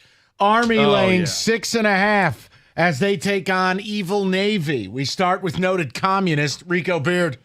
Glued to the TV set for this game. I don't have a coin. I was going to flip it to see who I like. David. Army. Go Army, beat Navy. Kenneth. I am with the man who's the communist. Go Army, beat Navy. There you go. That's the right answer. Go ahead. I have some friends that are currently in the Navy. So Losers. for them, Means they couldn't get into West Point. They are great individuals. I'm going Navy. Whatever. We go over to TJ Lane. Yeah, this is always one of the favorite games to watch. You get your own day. Thank you for everybody that has served. I'm taking Army. Bryson Daly's Thank two you. touchdowns away. Thank you. From breaking the all-time record, which, by the way, is held by Keenan Reynolds, who was a Navy player. I think there's going to be some motivation there for him to get in the end zone 3 times. I think Army runs away with it. And I'm taking the over. And if it weren't for the guys who play in this game, you'd be speaking German. Think about that. You're ungrateful, Rico. Army. Go Army, beat Navy. Over under 39.5. What do you want to do? Explosive offenses, but no one ever goes over in this game. You know what? I think we saw a glimpse of it last night for Thursday Night Football. Bunch of field goals. I'm going to take the under. Kenny. America likes touchdowns. This game is going over. Yes. No, it's not. It's going under. Army, Navy, All man. right, DJ Khaled. Take it easy in the sweatsuit. TJ. Well, finally, both teams have discovered the forward pass That's this right. year, so I think it's going to be an explosive game. I'm taking the over. I'm going over. Bryson Daly and Bo Horvath. Let's do it. NFL, less exciting. Broncos at home, laying 4.5, hosting the Colts. Now, mind you, if the Colts win this game, they're about a 60% shot to make the playoffs. If they lose, it goes down to like 5%. This is their whole season. Rico Beard. They don't have to worry about that because Bo Nix will make sure he stops them right at the gate. Give me the Broncos. Okay. They do have to worry about that. 4.5 is too big of a number for me. Exactly. Give me the Colts. David. Broncos are playing really good. I like what Bo Nix is doing, so I'm going to go Broncos here. Mr. TJ Lang. I'm going with the Colts. I think just because, like you said, their backs are 100% against the wall. I think we're going to have to see Anthony Richardson with some superhuman performance. Ugh. I don't know if he's capable of it, but he's capable enough to keep it within 4.5 points. You know, it's interesting with the Broncos, too. They play just exclusive too high.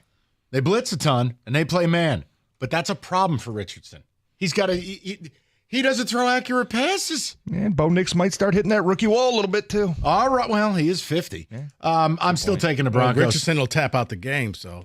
Also, altitude. Get him an oxygen mask. Oh, you forgot. Yeah, you know what? First play, I'm out. I'm winded. Packers laying 2.5. They travel to Seattle. Check the weather report. I thought if it was going to be rainy, I was going to take the Seahawks. It's not. Go, Pack, go. TJ. Kenny. Kenny, excuse me. Sorry. Sorry. Under a field goal, give me the Pack laying the 2.5. All right, David. No, K9's back. Seahawks are playing really well for the last couple of weeks, so I'm going to go Seahawks. There you go. Let's go to a place TJ almost played.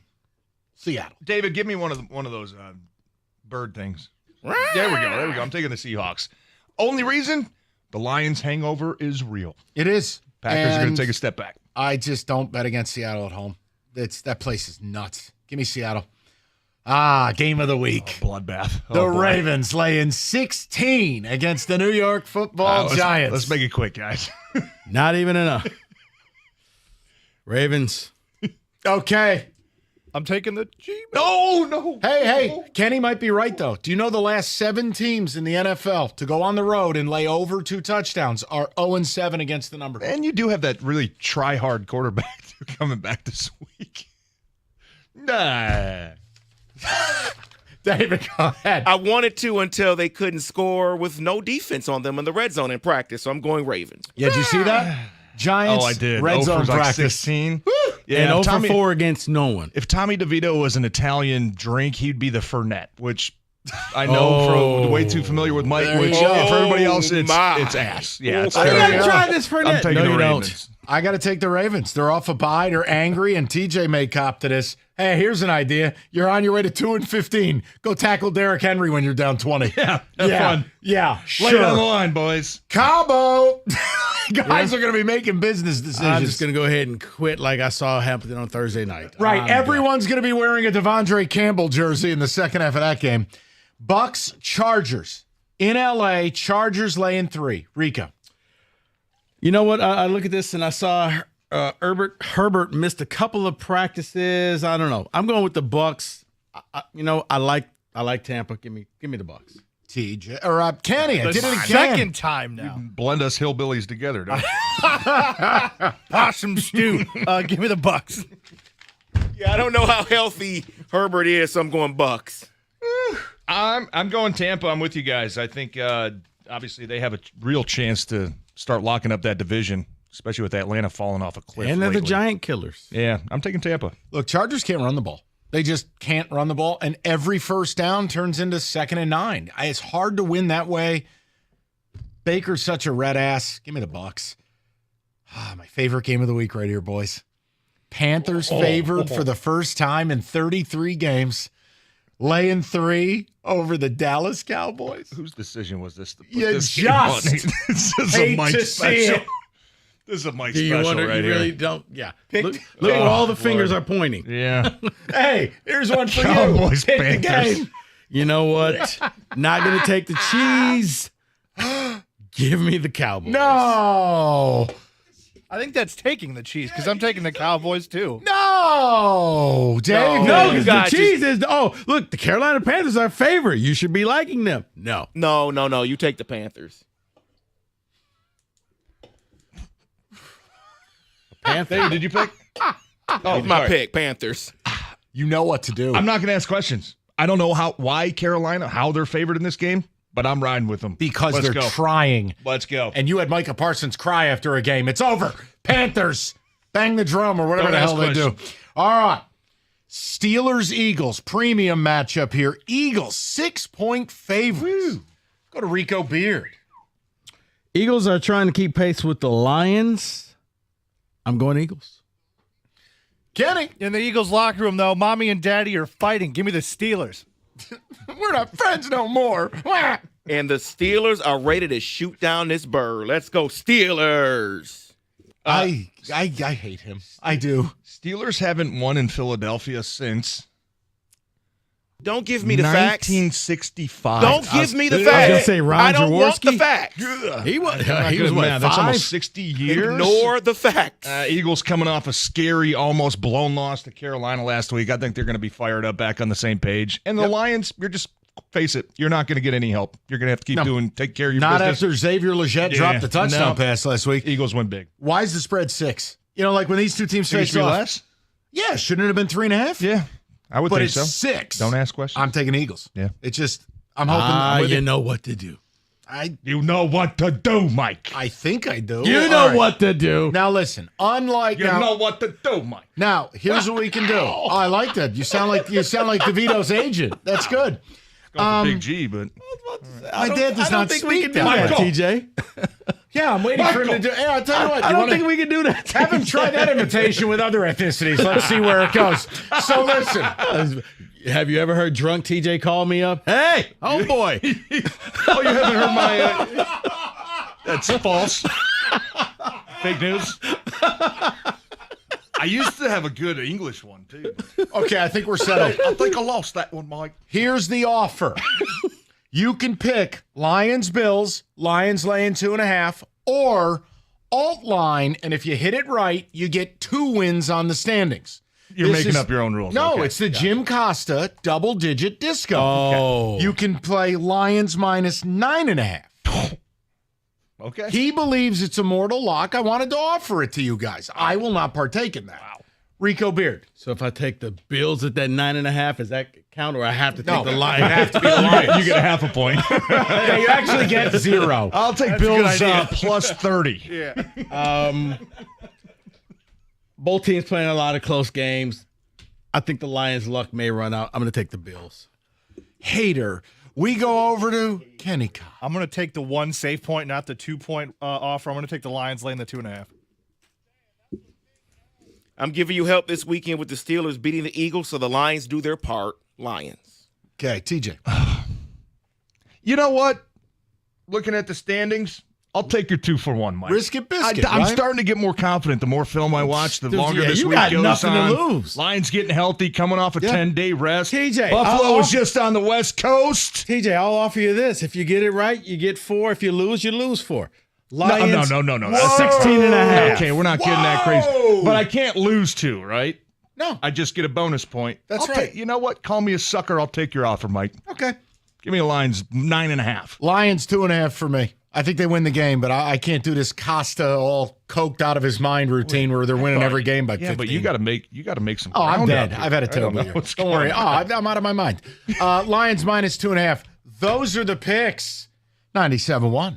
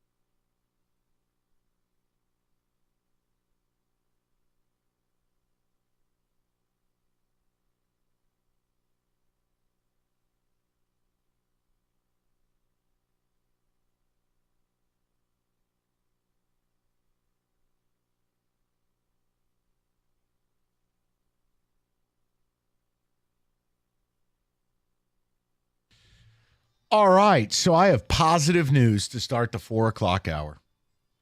Your Detroit football Lions have received a completely clean bill of health. Whoa. The only guy who is not healthy and will not play, not of the guys that are out for the year, is Frank Nwosu or whatever his name is. Nobody cares. Everybody else is back. McNeil's back. Onwuzurike's back. Taylor Decker is back. DJ Reader is back. Clean bill of health. That's just massively positive news. It only furthers my confidence. They're absolutely going to win this game. I just don't do what Cookies does. Oh, they're going to win by 78 points. I'm not. That will never be me. Never. So, David, ticket text, but that's great news for Lions fans. When's the last time they had a clean bill of health? It's been a minute. It's been a long time. You got 4 games to go. Now, you don't have to win this one, but it wouldn't hurt to do it. Plus, it'd be fun. It's America's Game of the Week. David. Someone's saying, hey, guys, I learned to love Banquet Salisbury steak in college and still indulge occasionally, but bring on the raccoon. That is Rob in New Baltimore. Ugh. Xavier Legette can catch raccoons, but not footballs. Maybe he should worry about that. That was so hard to watch because I'm like, that's the season. Like that is the Lions would have been mafioso made men. Or whatever you got to do to get into Rico's frat. You're made. Made. Founders Day made. Crested Blazer made had they won. It was in his hands. Side note, Bryce Young may be okay. Oh. I mean, Canales, body language good. He's performing. They're playing well. They're trying. And so maybe they don't have to draft another quarterback. That's all I'm saying. I don't know. No one here cares. This isn't Charlotte radio. I'm sorry. David, go ahead. Someone says Algonac, Michigan has a muskrat fest, and they eat them by the ton. That is but time out. What is the difference between a muskrat and then Xavier Legette of the Panthers eating raccoons? Is a muskrat the same level of scurvy? What is a muskrat? It has rat in it. I should be asking Kenny. Kenny, what's a muskrat? You're one hick reference away from me walking out of here. All right, you know that? Oh no! Oh, well then. No, it's okay when you order your little cute pizza and you bust my balls. You stop it right now, Mister. I was wondering what I was going to do for dinner. Now I think I figured it out. There you go. Well, Up next, ethnically insensitive logos by Kenny. Maybe I shouldn't read this one in, Kenny. Go ahead. Read it. Country raccoons taste better than city ones, right, Kenny? I think you'd vouch for that. Oh, it's a lot of raccoon and Kenny coming in. I'm gonna just move past those. He's not. He's hurting after what the Wings did to all of us last night. He's not in a good mood. And the sad Kenny meme, Kenny shared it with the world. That's how bad the Wings were last night. That's how angry he is. We did start the show talking about that. Odyssey.com rewind. And I went down a bit of a rabbit hole. This Wallman trade where they gave him away and gave away a second-round pick, got nothing back. Wallman for the Sharks, 22 minutes of ice time a night, 20 points, 26 games. And meanwhile, you got nobody who can get the puck out of your own zone. And it just, you ask these questions. If any other GM in town made that kind of trade, they would be eviscerated. But Yzerman gets the whistle by the graveyard. Truly remarkable. And you're looking at Petrie and all the unsavory defensemen no one likes here. So you can listen to it. We started the show with a couple segments. It says, love reading the injury report, so the Lions should have a fresh set of D linemen. Reader, Levi Pascal having 2 weeks off with McNeil. I'm with Costa. Give me the Lions at -9.5. Jason in Chicago. Out of your damn mind. Just win the game, boys. That's it. And again, you're rested. Bills had cross-country travel. You're at home. Go win the game. And I think you have the biggest mismatch in the game, which is your offensive line against their light front, both in alignment and on a personnel basis. Someone is answering your question. They're from Algonac. They says, the muskrat is something you don't want to eat. It is a mix of beaver and raccoon. That is from Don. Somebody called Xavier Legette. He'd be pumped up. He probably would. What are we doing here? When Xavier, all right, for people who are joining, Xavier Legette is the wide receiver from Carolina who is made fun of because he makes Darius Slay sound like a New Yorker. Xavier Legette is the most country accent I've ever heard. I'll play this for you in a moment. He's on Amon-Ra St. Brown's podcast, and somehow it came up of Xavier Legette very proudly saying he hunts, kills, skins, and eats raccoons. Like, he likes it. And I'm like, I wanted to throw up. Amon-Ra almost walked off the set of his own podcast. So here, you want to hear the audio? Go, listen to this accent.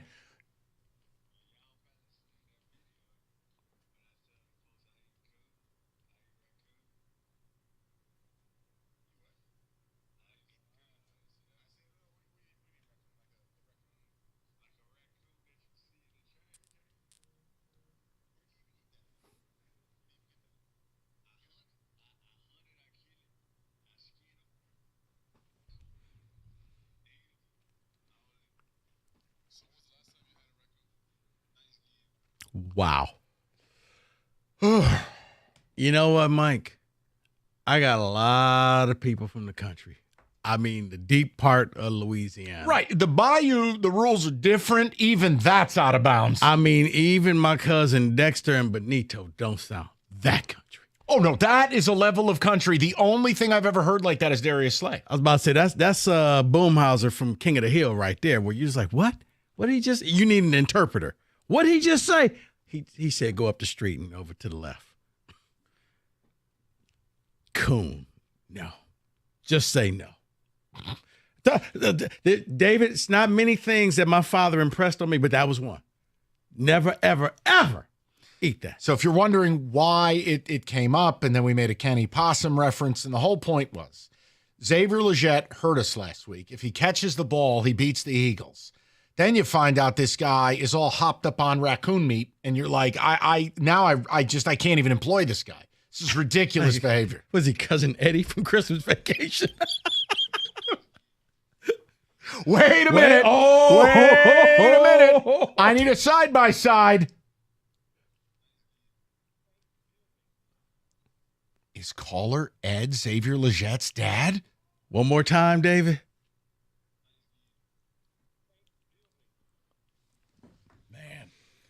Oh, man. I just like how he contracted Thanksgiving. Thanksgiving. It's like Wheel of Fortune, except 7 letters are missing. Thanksgiving.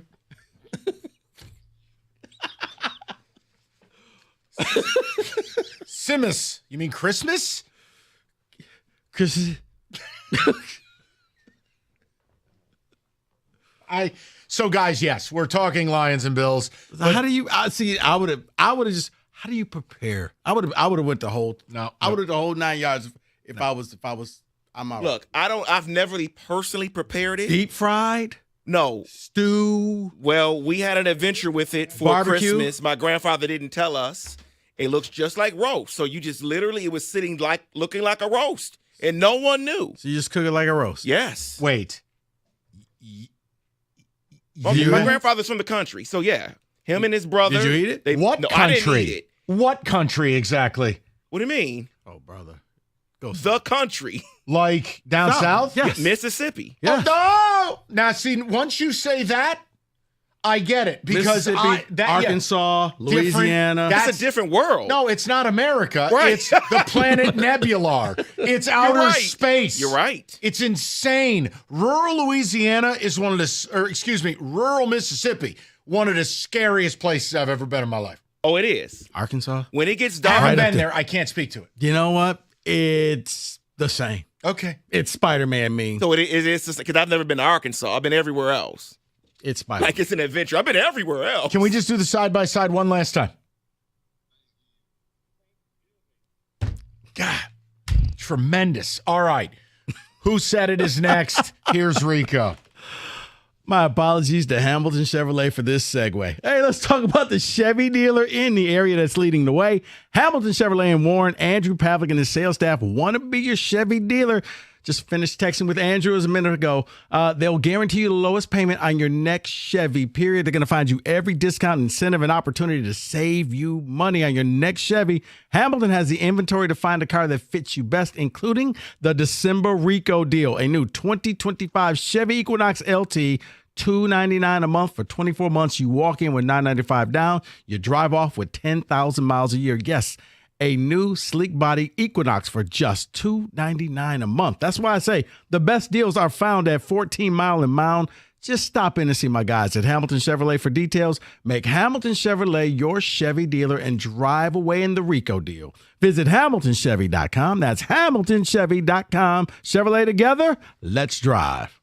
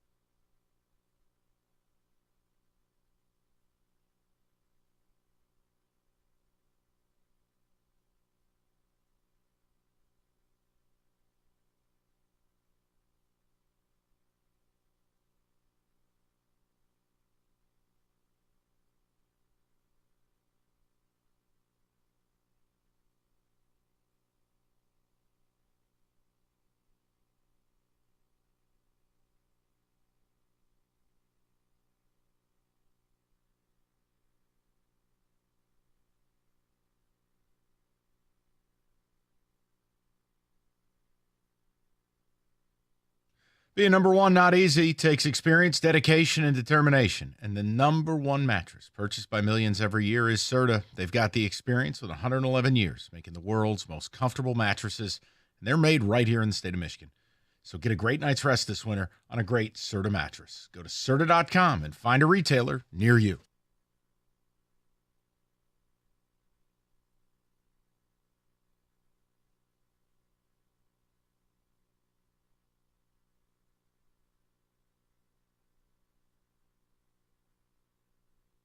Roberts.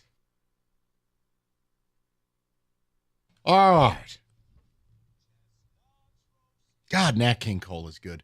All right, let's do the business. Evan will not join us. He's indisposed with podcast activities. So this is going to be Kenny, me, and you. And it's going to be difficult. Okay. It's time for Who Said It.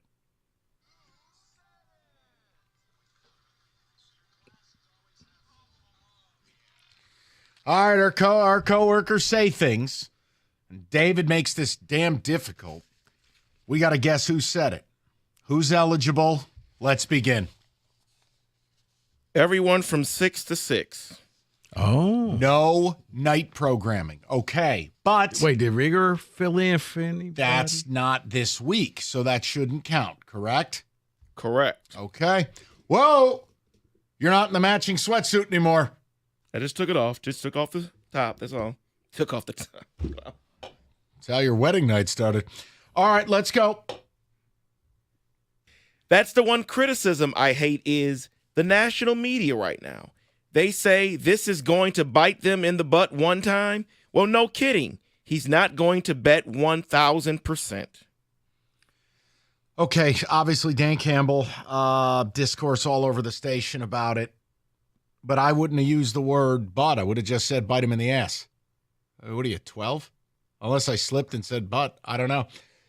Rico, who does it sound like would have said that? One more time, David. That's the one criticism I hate is the national media right now. They say this is going to bite them in the butt one time. Well, no kidding. He's not going to bet 1,000%. I'm sensing morning show. John? I thought John or Doug. See, I thought either John or Gov. Why Gov? Because got kids, so you already automatically censor yourself when you're talking. That's why I thought John. So right, like John or Gov, because Gov has got some. I'm going to go John. That's just what it felt like to me. I felt John too, so. All right. No. Go your own way with it. I'm going to go Gov. Okay. 2 Johns and a Gov. David, who said it? Did he work this week? I don't know. Yes, he did. I don't know where that audio could have came from because I've been seeing other people sit in for him all week. Well, he's been sick. Now, come on. Has he now? No, this one is legitimately sick, not the other 8 sick days. I'm not saying that. Sick. I didn't think that he worked this week. That wasn't. But you know what? I wasn't here Monday or Tuesday. I talked to him Tuesday. He sounded that like... will be the difference. Okay. You were here Monday, Tuesday. He was... Okay, yes. so yeah, he was legitimately sick. Correct. And it managed to go straight through Friday to get that long weekend. So kudos to him. All right, let's keep it rolling. I think it's great for college football that Bill Belichick is going to college football. It's not Deion, but it's Deion-esque in terms of, is this going to work? Is this going to fail? Wow. I almost got some Rico vibes out of that. I did too. I felt like I heard him say something similar. Right, but similar doesn't count. Right. I was like, it's similar. Again, David? I think it's great for college football that Bill Belichick is going to college football. It's not Deion, but it's Deion-esque in terms of, is this going to work? Is this going to fail? I don't think I said that. Okay. I'll trust you that you know you. Well, why don't you think you said that? What about that puts you in doubt? Because I probably would have said... No, because I said he's going to attract people like Deion. He's going to get people to go there like Deion, but maybe that's where we got twisted up, Kenny. Maybe. All right, so would Doug view it as a good thing? Doug was solo. They did some Belichick. I'm asking. Yeah, you know what? I'm going to go Doug. I still feel like it's Rico out of context. Like he says something more before or after. The man just said he didn't say it. You're going to go against the man's word? Kenny may know better. Go ahead, Kenny.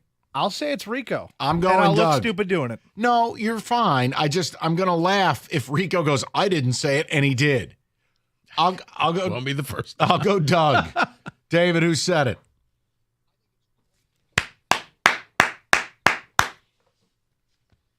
Kenny, I didn't say it. I choose Rico. All right. I'm off the schneid, which means no pressure, so this is good. David, next. For a team whose payroll isn't approaching the luxury tax, isn't even league average, is one of the lowest in the sport, too pricey can't be a valid reason not to add a guy who you think makes this team better. All right. Immediately when you use a word like valid, no, that's cookies. That feels like cookies. It's not you? No, because I think I would just go out and call them cheap. Cookies is like, I'm more highfalutin, I'm nuanced. No, but see, I remember you were trying to come up with the PC way because I said, why does everything have to start with cheap? And you're like, well, let's say it a little better than that. Okay, fair. Cookies likes to go on rants like that too, and I don't think anybody would be that, malicious towards the He towards uses the the word valid. I don't really use the word valid very That often. is a word that people of our age group use quite frequently too. Why is that? I don't know. Look, it's not impossible that I said this. So you can get, I'm not telling you I didn't. I'm telling you. Oh, it's the reverse of what just happened with me. It's not, though, because I may have said it. I just felt like it sounded like cookies, the cadence, the way he did it. And we know I'd be stunned if it were midday because they don't really bash the Tigers for not spending money. Right. I'm going to stick with you. Okay, I'm going to stick with cookies. I'll say cookies as well. David, Belle Biv DeVoe, who said it? You knew it. Say it. Say it.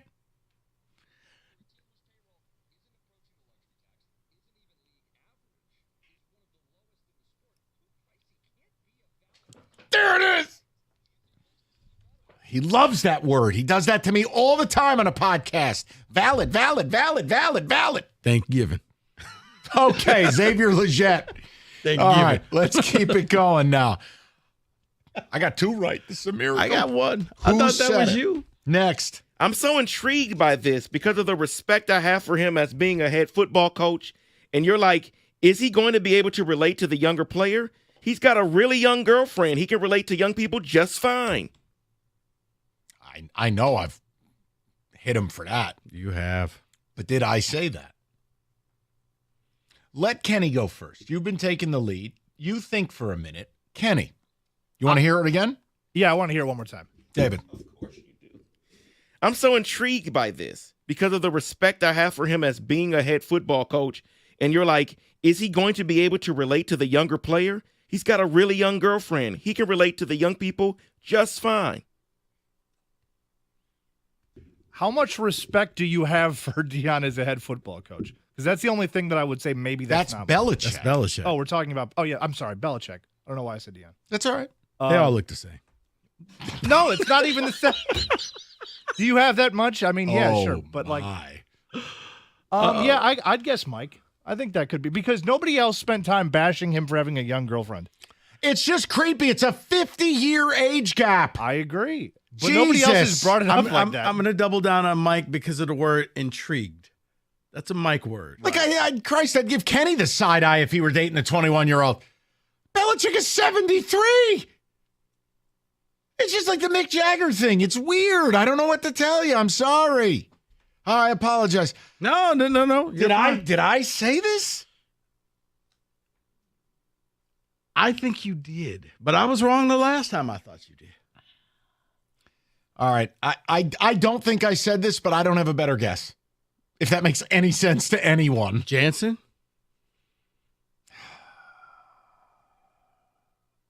Would John try to make a funny? Yes. Okay. We can't waste any more time. Just go. I'm wrong. Count it. Oh, Christ. I forgot he was here this week.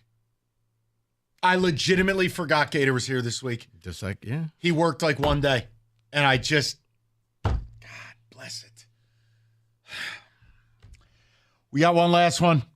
The ultimate goal is winning. You have to win to be tabbed as the best team. Jansen. Boobs are fun. Yeah, football. I mean, Jansen. come on, David. Things. Pizza good. What? You have to win to be considered good. You score more points than other team. Win. You said Jansen? Just pure, like, caveman I thought we were in a logic? hurry, so I was just like, yeah. No. Oh, okay. Please, go ahead. Yeah, Jansen. Just caveman? Yeah. Okay. I think stating a simple fact is David trying to make Gator look silly, so I'm going to say it's Gator. A back-to-back Gator for a guy who was here one day? Yes. Throw you way off. Rico's confidence in Jansen, I'll just go with it. And, in fact, we are out of time. So, David. Yes! Sometimes you just take the layup. I've switched. It isn't Gator anymore. You just take that layup. Yes! Don't kick it out for a 3. Take the layup yourself. Tremendous episode. All right. Prop Bet Casino coming up. Bills Lions talk. Also, maybe a one little segment visit. I want to ask Kenny about that Red Wing thing as well. 97.1. All right, Friday nights, FanDuel giving all customers a bigger payout on select NBA first bets. You can get in on the action, whether it's the opening tip, first 3, first dunk, first to 15. They're boosting all of that stuff with Profit Boost. FanDuel.com/ticket.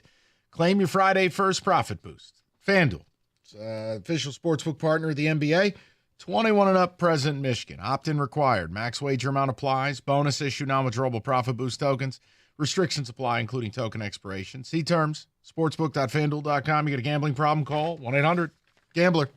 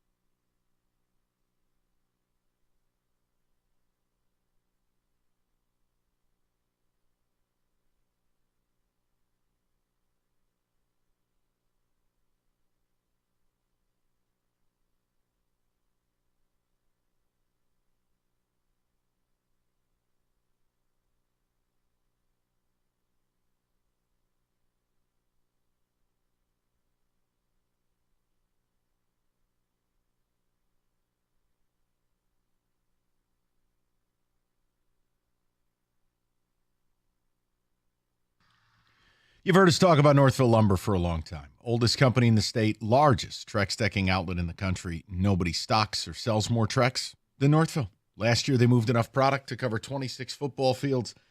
Guys, they can do it. It's all in stock. You don't have to wait. No shipping delays. And here's the best part. Even though we're in the dead of winter, you can beat the spring rush, get on the schedule, and avoid any price increases that'll trigger in the new year. So all you need to do, they'll intro you to a Trex Certified Pro, is call Northville Lumber today or go to northvillelumber.com. That's northvillelumber.com.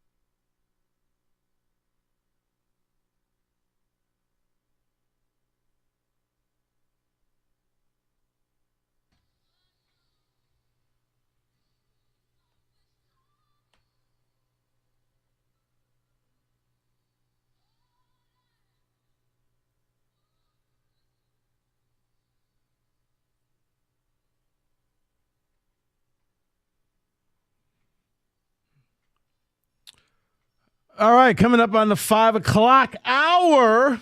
Man, we talked a lot. We talked some hockey at the beginning of the show. If you missed it, Odyssey Rewind. We had TJ Lang in the 3 o'clock hour. We did the picks. We did the prop bet casino. David, what you got? Someone says, I put 5 on the Lions minus 12.5. We're going to roll, baby. Justin in St. Petersburg. This is Roy from Southfield. Just don't ask a black man if you want some coon. It could be taken the wrong way.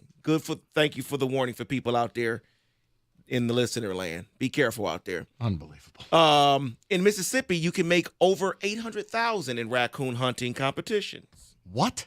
80,000. Okay, you said 800,000. 800 or 80? Oh, 80. Also, how is grand. this what people are taking out of the prop bet casino? And Lions Bills. This is what we're doing. Xavier Legette of the Panthers eating raccoons. This is the greatest show ever, someone says, though. They love it. Let me do this just briefly before we go back to Lions Bills in the final hour of the week. We opened, if you wanted, Odyssey.com Rewind with the Red Wings for one reason.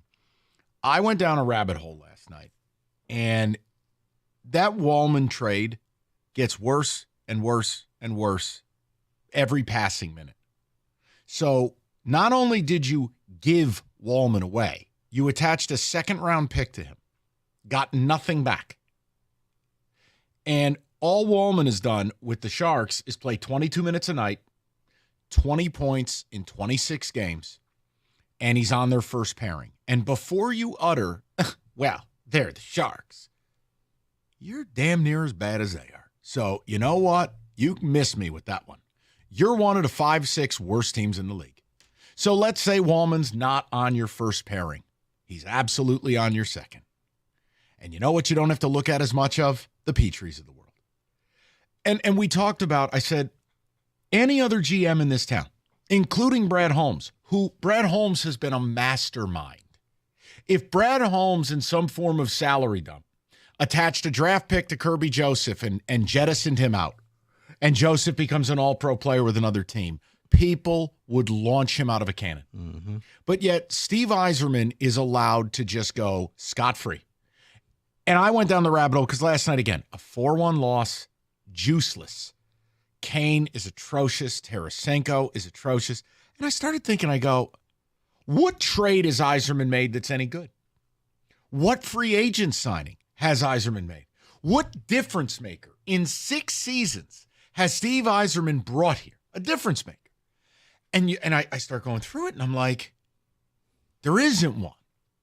Well, then you go, well, he's drafted well. Well, in the first round. What has he done not in the first round? I don't see any gems. Pardon me, but I don't see a Datsuk or a Zetterberg at pick 256 coming into town. So I asked Kenny, because Kenny's our resource. Nobody loves this team more than Kenny. And when Kenny looks at me, after muttering a cuss word, and he looks at me and he goes, he hasn't. It's like Office Space when the Bobs come to town. What would you say you do here? I mean, Kenny, please. Like, how has he escaped criticism on this Wallman thing?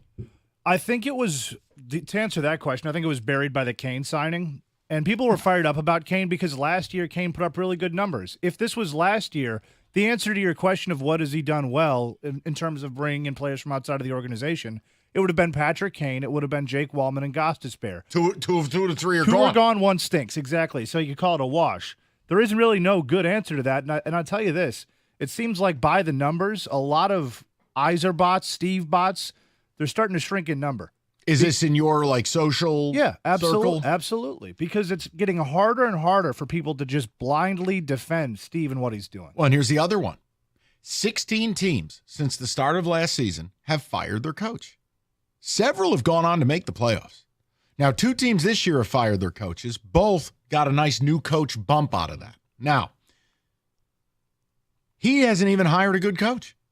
Nobody liked Blashill, and nobody likes Lalonde. So when you really start looking at this, you go, well, he's drafted well. Okay. And it's not resulting in winning. And the best player on this team, he had nothing to do with. Dylan Larkin.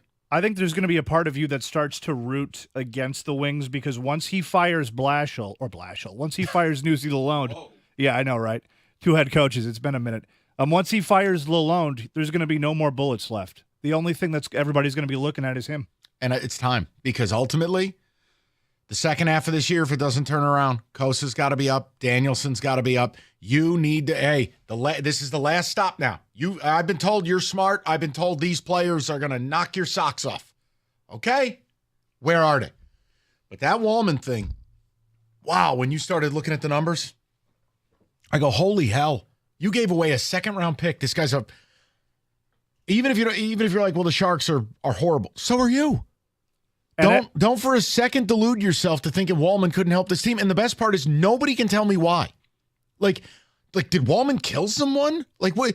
No one has a story like, oh, he's a terrible guy or he punched his mailman. Like, I don't have anything. And everything that I've read from the Elliot Frieds of the world or of the Pierre LeBruns of the world, any reputable source always tells me that, like, hey, whatever they publish, whatever they post, nobody seems to understand why that trade was made. They always expected, all right, the next domino will fall, within a month or two. We're going to know exactly what that trade was all about. That never happened.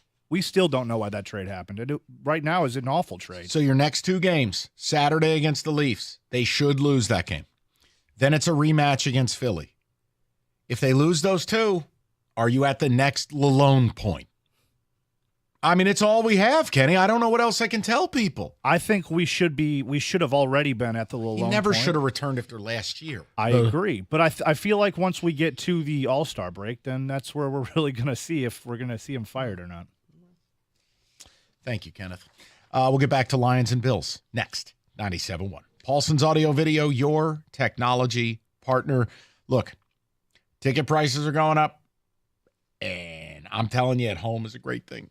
All right, it's your bathroom, your fireplace, it's your scene. Let Paulson's deliver that game day experience. And whether it's television, sound bars, even furniture, seating, no one has it better. And paulsonsav.com, you can see, but stop by their showroom. They have audio video professionals, not just guys that moonlight doing it. They also have a professional install team. Nobody's better. They've been doing it since 1991. You want to improve your game day setup, you get with Paulson's, your technology partner.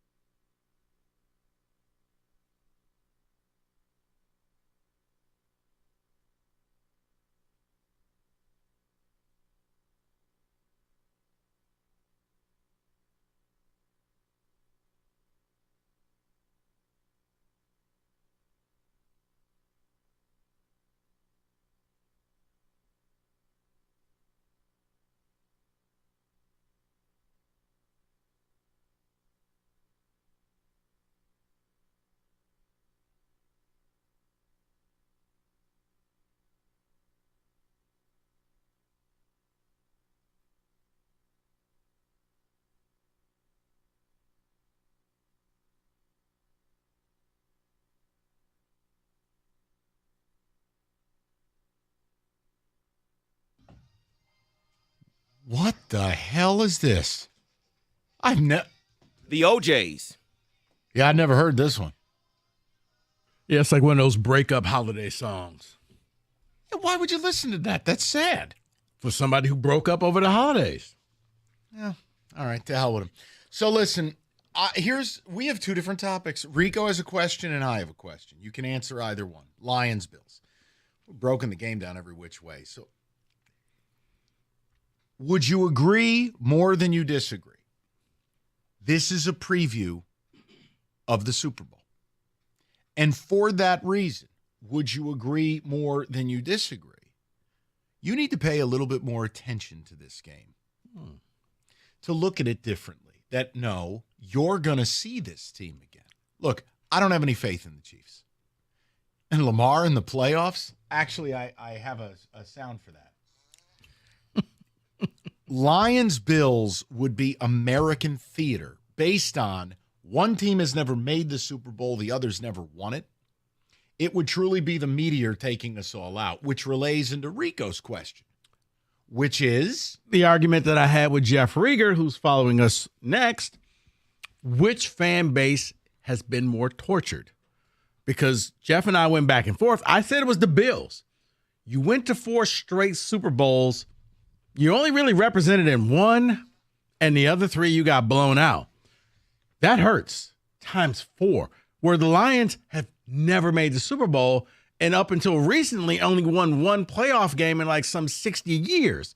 So Jeff and I went back and forth of which fan base has been more tortured, Lions fans or Bills fans.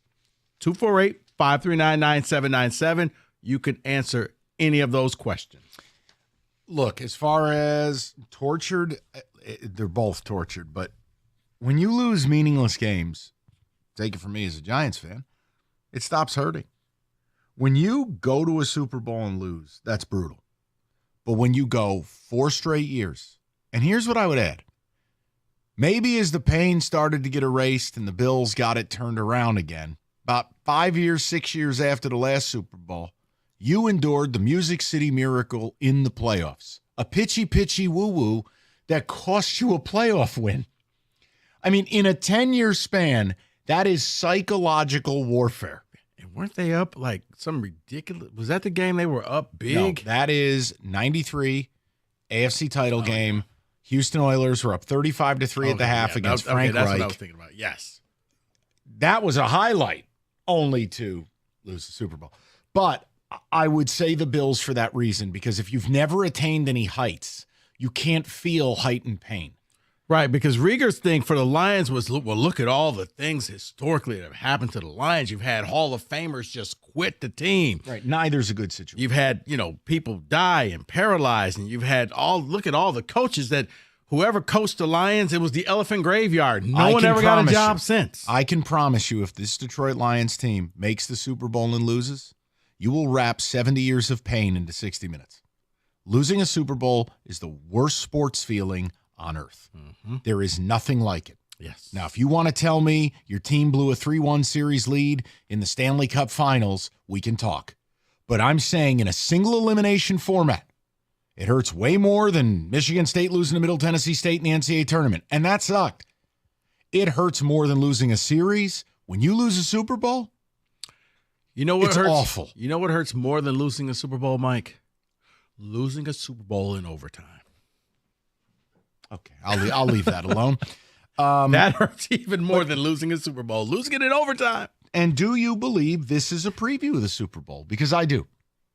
I truly believe the Bills are the best team in the AFC. And I believe, obviously, I've believed it since the summer, you're the best team in the NFC.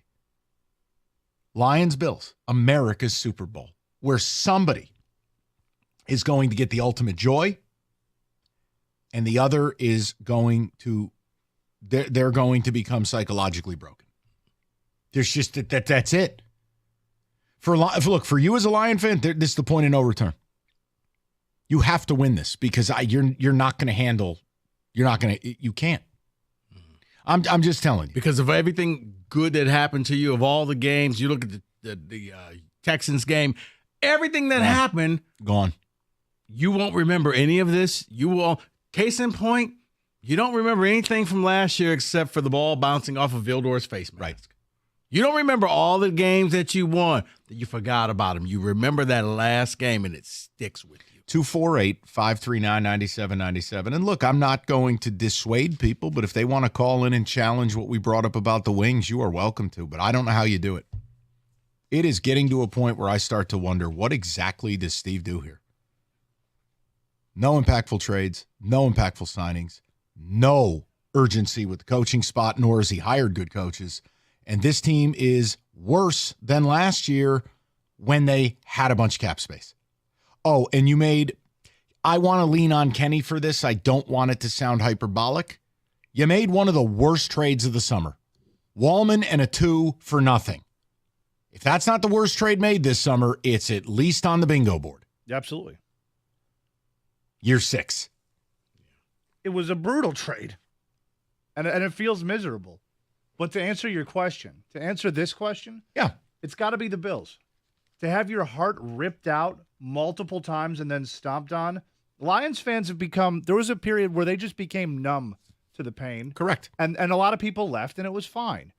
Now, as a Bills fan, you got there multiple times, and then it just gotten beaten out of you.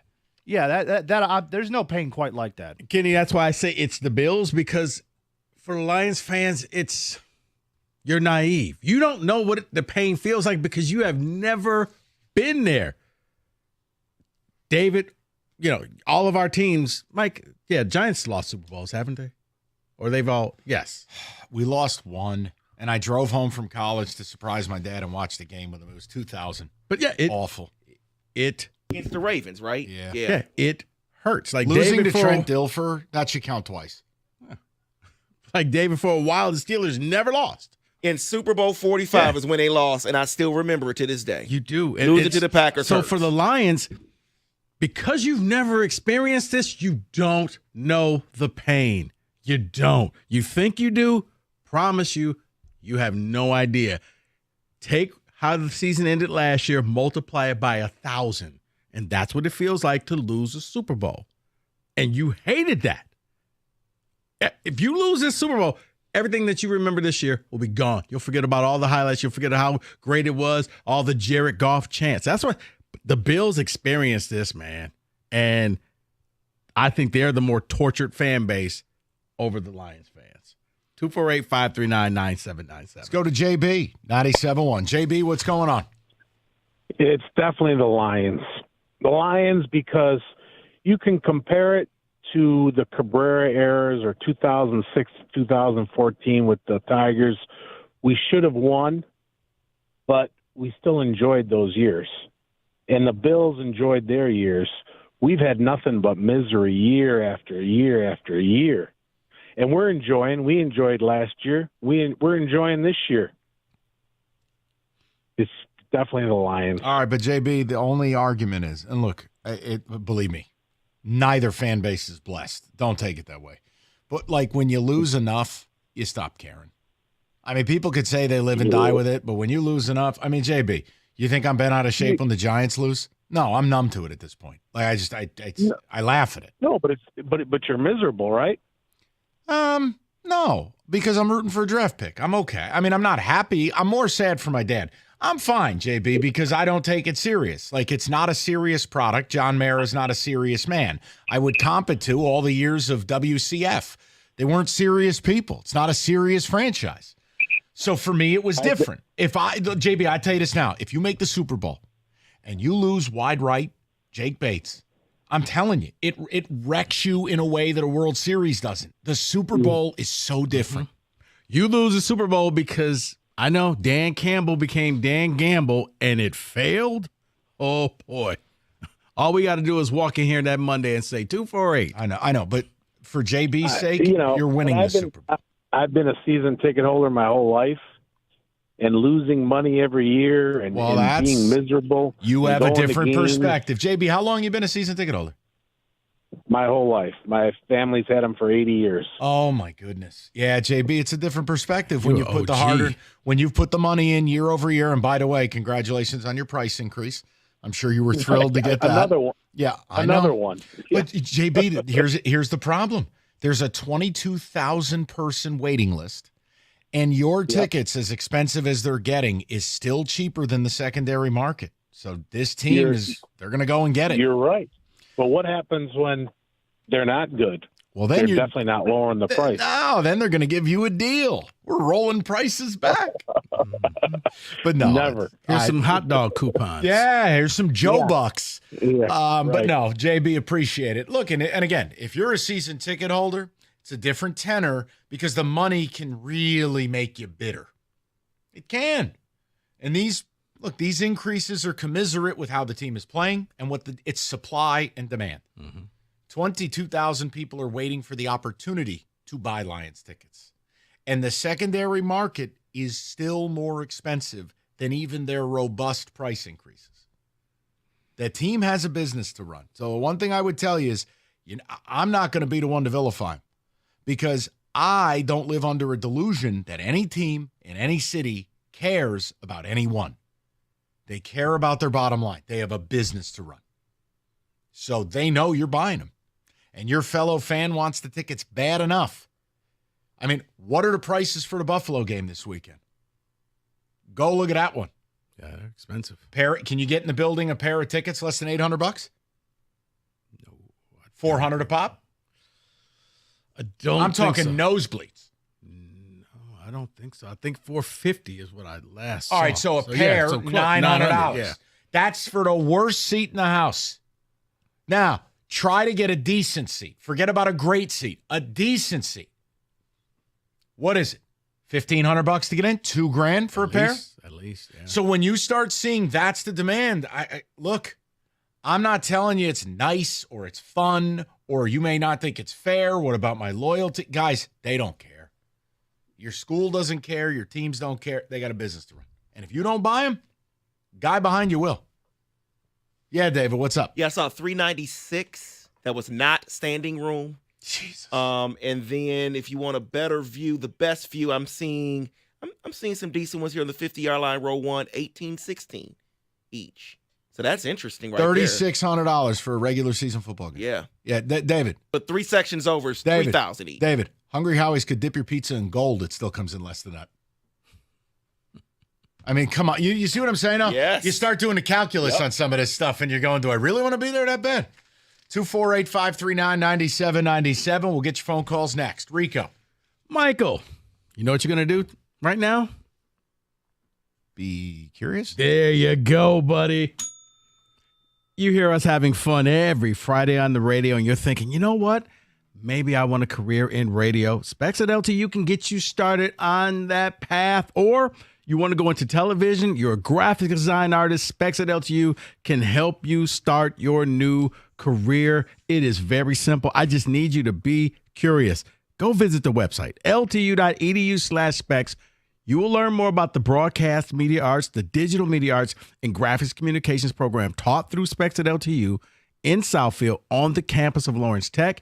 You're going to learn from people like myself who actually work in the business. You're like, Rico, what does that mean? Means we're not going to waste your time. You're going to learn from our experience and from day one what it takes to make it in the field. But I need you to do one thing. You got to be curious. You got to go and visit that website, ltu.edu/specs. That's ltu.edu/specs to learn more. And then make magic by enrolling in Specs at LTU certificate program today.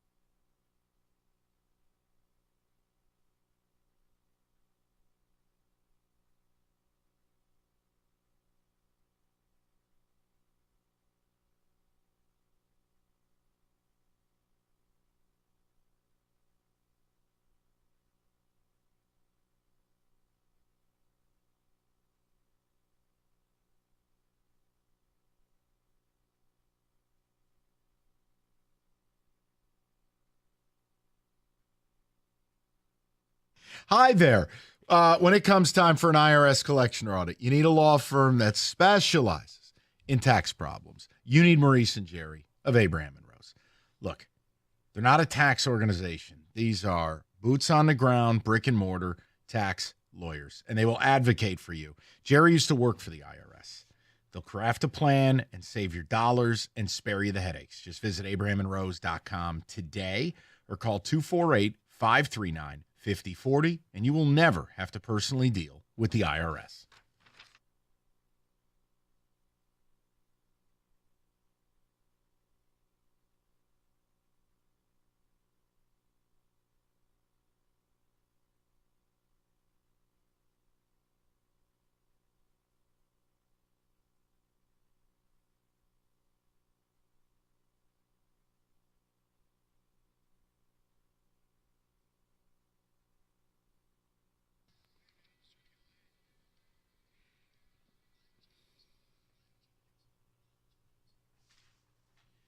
All right. Couple of questions, Lions and Bills, in a different way, because there's only so much you can say about it. We broke it down. You want to hear TJ's appearance? We nerded out a little bit on the football of it. Odyssey.com rewind. More tortured fan base, Bills or Lions, for different reasons. The other, I think this is a preview of the Super Bowl. I could absolutely see these two teams in a rematch in a little under 2 months. I just truly believe these are the two teams that'll be there. So have at it. David, a few ticket texts, and we'll get to the calls. Went to Indy. Did a night in town, 2 nights in a hotel, 2 tickets, all cheaper than the 2 tickets I bought for this Sunday's game. Yeah, listen, and it gets to a point, people will make their decisions, and the supply and the demand won't line up anymore. But for right now, how am I going to tell the team not to raise the ticket prices if you guys are willing to pay it? I mean, that's just the way of the world. The Bills are more tormented. The Lions have been more embarrassed. But I'd rather be a Bills fan because they have so many good years. That is from Allen. Yeah, but if you're a Bills fan, you're likely from Buffalo, which is depressing. An Also all-American correct. city, my ass. Buffalo sucks. Good thing you're not playing in Buffalo this weekend. The game is Right, here yeah, and not there. No, and it's their advantage. Their weather's their advantage. You staying on the fast track is yours. I'm a Panthers fan, and that Super Bowl loss hurt. 15-1 through that season just to lose the Super Bowl. Nothing explains it. And to watch Cam Newton quit by not diving for the football. Wow. The Bills, and it's not debatable, 4 straight years of getting kicked in the balls. No, thank you. Yeah, those 4 plus the Music City Miracle. Yikes. Let's go to the people. We'll go to Matt, 97.1. Matt, what's going on, buddy? Hey, thanks for having me on this evening. So, if I was ever sitting across the table, the first thing I'd always want to do is let's find some mutual agreement. The fact that we are both tortured bases. It's almost like, you can't really make fun of a Cleveland Browns fan. We both look at each other, we nod, we go about our business because we both have been tortured for so long. With that said, though, I do feel it's the Bills, and I'm going to kind of use this sort of logic is this. We at least had the wings to make us feel a little bit better the next few months. What has Buffalo had? Brett Hall's toe is still in the crease. They still have the clock going, for crying out loud.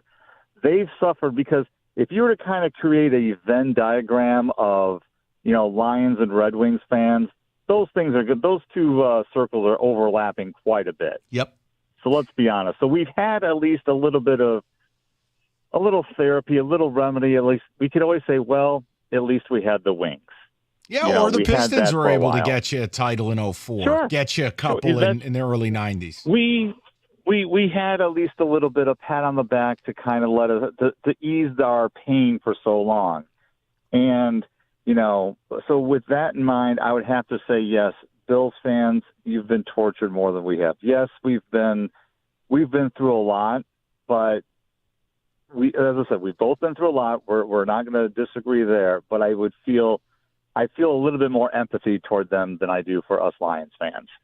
Yeah, Matt, I'm with you because again, think about 1 Super Bowl, maybe 2 in a lifetime, and you lose them both 4 in a row. And I mean, they were the best team in football in at least 2 of those. And as Rico put it, they only showed up in 1 to get their guts ripped out by the Giants and a backup quarterback. But the others, you get to this. Imagine if the Lions got to the Super Bowl and lost 52-14. Yeah. I mean, look, man, I'm just telling you. Your team loses, you get numb to it.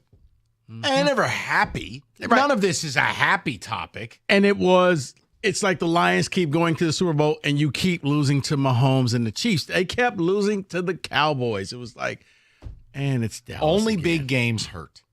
Everything else is performative theater. You get numb to it. So my Giants losing the way they have for, 15 years now, 14 years? Yeah. You're numb. They can't hurt me anymore. And all the Hall of Fame players they had during that run never got to hoist the trophy. Correct. It is, God, do you buy what I'm selling about it being a Super Bowl preview, or are you not ready to go there? I'm not ready to go there yet. Lions-wise or Bills-wise? Or both? Yes. Rico. No. Because it just seems like it's too good to happen, which makes me feel like it's probably not going to happen. Like it should happen. Oh, I do not want to do those shows. I think both teams deserve to be there, but it's almost like I feel like it's the sports rake. I'm going to go there and I'm going to get hit with the rake. And here we are. It's Packers Chiefs in the Super Bowl. Don't you dare.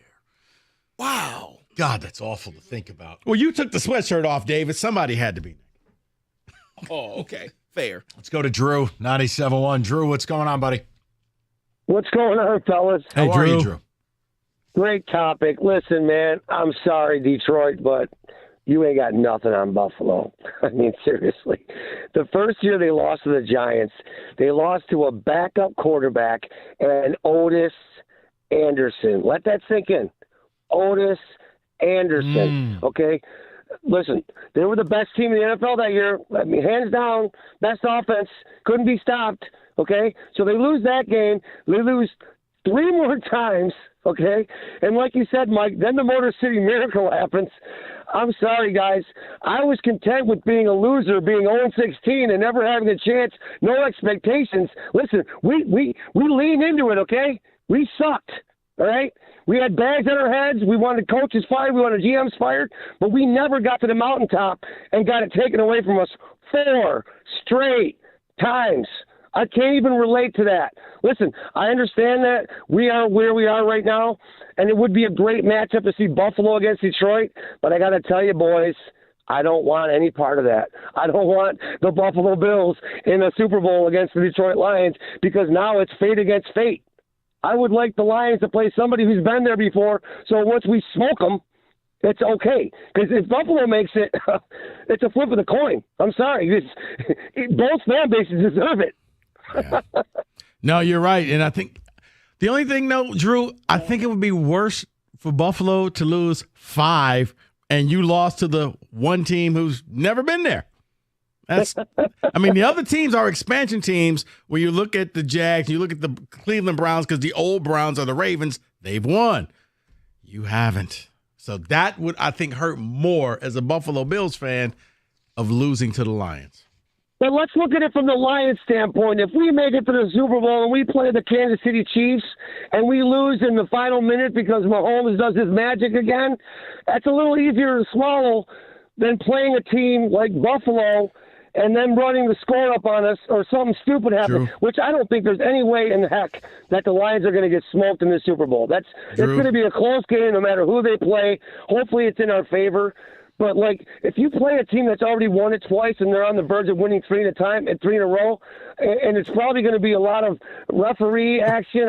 Drew, let me stop you right here. Let me stop you right here.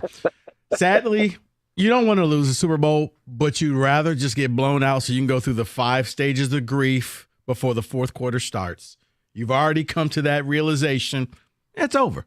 Because when you lose a close game, you will stay up at night thinking of every play, every drop pass, every missed tackle, every missed kick, and extra point. You will dissect that game for eternity. You'd rather get blown out. Unlike the Bills, who lost wide right with 9 seconds to go in a Super Bowl. Mm-hmm. Just hate to see it. That cost me a lot of money. 248-539-9797. Summer's dead. I think that's clear. But limited run, Summer Memory Tangerine B43 by Old Nation Brewing. Now, if you just want to feel like it's summer, wherever great beers are sold, you'll find a couple Tangerine B43s sprinkled across Metro Detroit. Obviously, they have their winter beers, including Solace, which is what you should be lining up with for this weekend, Bills and Lions, a little fireside beer. Great for the fall and winter. Whatever you decide to do, Old Nation, complete lineup, premium ingredients, premium beers, 21 and up, and Old Nation reminds you always to please drink responsibly.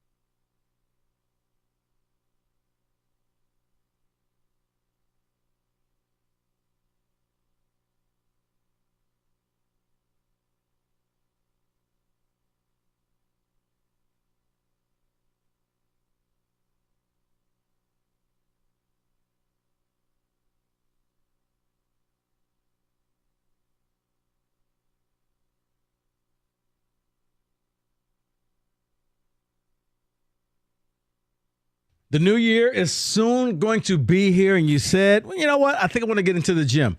How about this? How about you start now? How about you head over to your Planet Fitness right now and take advantage of the 12 days of Fitmas at Planet Fitness? That means $1 down gets you started on your brand new membership. Planet Fitness is the home of the judgment-free zone where anybody can feel comfortable and work on their fitness goals.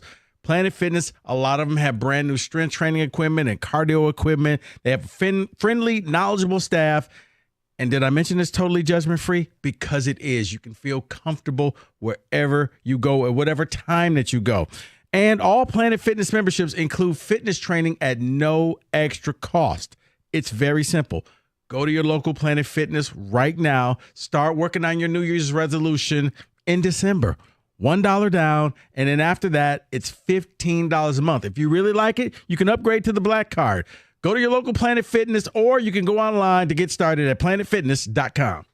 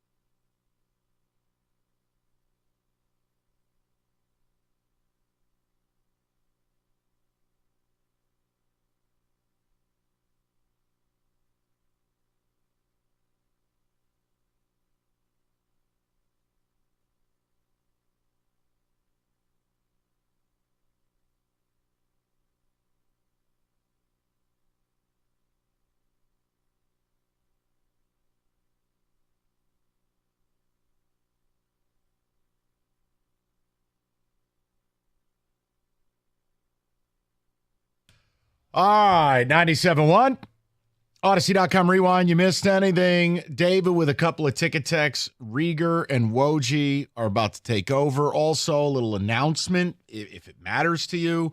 Billy Edwards, Maryland's old quarterback, is going to visit U of M on Monday, and you are considered the favorite. I think it would be the absolute best thing for all parties involved to have a legitimate, experienced quarterback start the season. I know.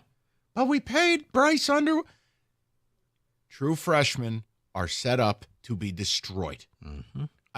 It's best for Bryce, and if he's that impressive, then he'll Wally Pip Billy Edwards. That's true. Also, looks like Jerron Glover goes from MSU to MSU. On this state? Yeah. Headed down to Mississippi State. Okay, well. Are they any good? No. No. Kenny, you disagree? Oh, no, I don't disagree. You had a look on your face, and I'm like, whoa, Starkville No, loyalist. no. They're dreadful. They have a 5-star quarterback coming in, too. Really? Yeah, again, I mean, everyone gets one except State. Yeah, but they never pan out. I know. You want to be negative about State, so I'm going to let you be negative. Thank you. But, Thank you. Yeah. No, I'm good. I'm fine. But here's the one thing. It's personal maturation. Remember when the portal first opened, you stressed out about all the guys leaving? Nah, I don't care. Just whatever. Show me the roster in the spring. I'll let you know if I'm going to be happy or not. David, a couple of ticket texts while these two plug in. Regarding the tickets, someone says, I went to the Michigan-Alabama Rose Bowl and then the National Championship for just over $1,000. The cheapest pair of Lions-Bills tickets are $884 before the fees. That is Correct. from Steve. Yeah, it just gets to a point. People are going to make decisions. But until then, in the mania, don't expect any team in any sport in any town. They don't care about you. It is supply and demand. And for years, the Lions were the cheapest ticket in the league. Well, who bore the brunt of that? The team. So this is the deal. And the secondary market outpaces the retail. Of course, prices are going up. Bengals fan here. Losing to the Rams with Stafford was gut-wrenching pain. Mm-hmm. Mike speaks tell me truth. about it. Josh in the Birds. Losing a Super Bowl is the worst feeling in the sports world. It's awful. I know. It's really terrible. Yeah, Rieger, you'd agree, right? Yeah, no question about it. We were doing tortured fan bases. We were. Yeah, exactly. The Bills are the tortured fan base. Okay, so you're telling me, and a lot of people say what exactly. I wouldn't know because I've never been to a Super Bowl, but So you don't know the pain. no, and I understand that. So if you gave Lions fans the choice, I'll give you to the Super Bowl this year. I'll give it to you this year, but you're going to lose. You think they'd take it? No. We already did this. You don't want that. You know what? You'd rather lose sometime in the playoff than lose that Super Bowl game. If the end result is a loss. Dude, that's like telling somebody, all right, here's the deal. You're going to hit the Mega Millions, but you're going to have cancer. No. The answer is no. Now there's only how one many years fan do I base. get? There's only one fan base I think is more tortured than the Buffalo Bills. Cleveland Browns. Yeah, they did come up. Only because you lost your team and they won the Super Bowl the next year. Right, like overnight they left you. And they're known as one of the greatest teams ever. Quebec Nordiques. There you go. The next year, Colorado wins. You do know what's happening, don't you? It's in the Lions Bills playoffs? Super Bowl. No. Before that, you know what's happening. First round, Ford's Field, Matthew Stafford in the Rams. I thought about that. Well, that's 100%. You mean guaranteed. the divisional round? It's the script. Yeah. The divisional Well, round. what about this? What about, because I actually got a text from somebody from the morning show today. He's not going away. Well, hold on a sec. What if it's the NFC title game? What if Whatever. somehow It's going to could happen you imagine? in some form, isn't it? Oh, yeah. Imagine losing to him. No, I can't. Oh, boy. It would be that. I mean, listen, all the people that mean? killed SOL, that would be SOL's greatest work. That would mean the Rams won the trade. Yes, it would. What are you guys leading Rico with? from the top row. Would you rather lose to Stafford? No. No. We're not doing that. We are going to talk some Lions Bills for sure. Okay. Whole show? Let me ask you a Or question. is it a game Could tonight? Rieger, would you No, ask whole show. for Big show. fun, would you ask him Craps and giggles. the question I asked you out there? Oh yeah. I'm interested to see what his answer was. What? Right now None or of during your the show? business. How do you replace Alex Orgy? No. Oh, how you do go, you replace Alex Orgy? Rico has a very special Founders Day event to attend What do tonight. you got? Oh, is that your- Crested Blazers only, undisclosed location. You Do you go guys wear enjoy blindfolds? yourself. Go enjoy yourself. You don't owe him any answers. There's an orgy in Do the you have a portal, secret by the way. oath? I'm going to be listening to you, too. Will I hope there he be goes to West sacrifice? Virginia with Rich Rod. Synergy. Oh, that makes Synergy. perfect sense. All right. What's the question? I'll give it to you. We'll lead off with it. 6 Will o'clock. I hate it? It's called a radio tease. I mean, listen, you're very close to the situation. I don't like Enjoy your week.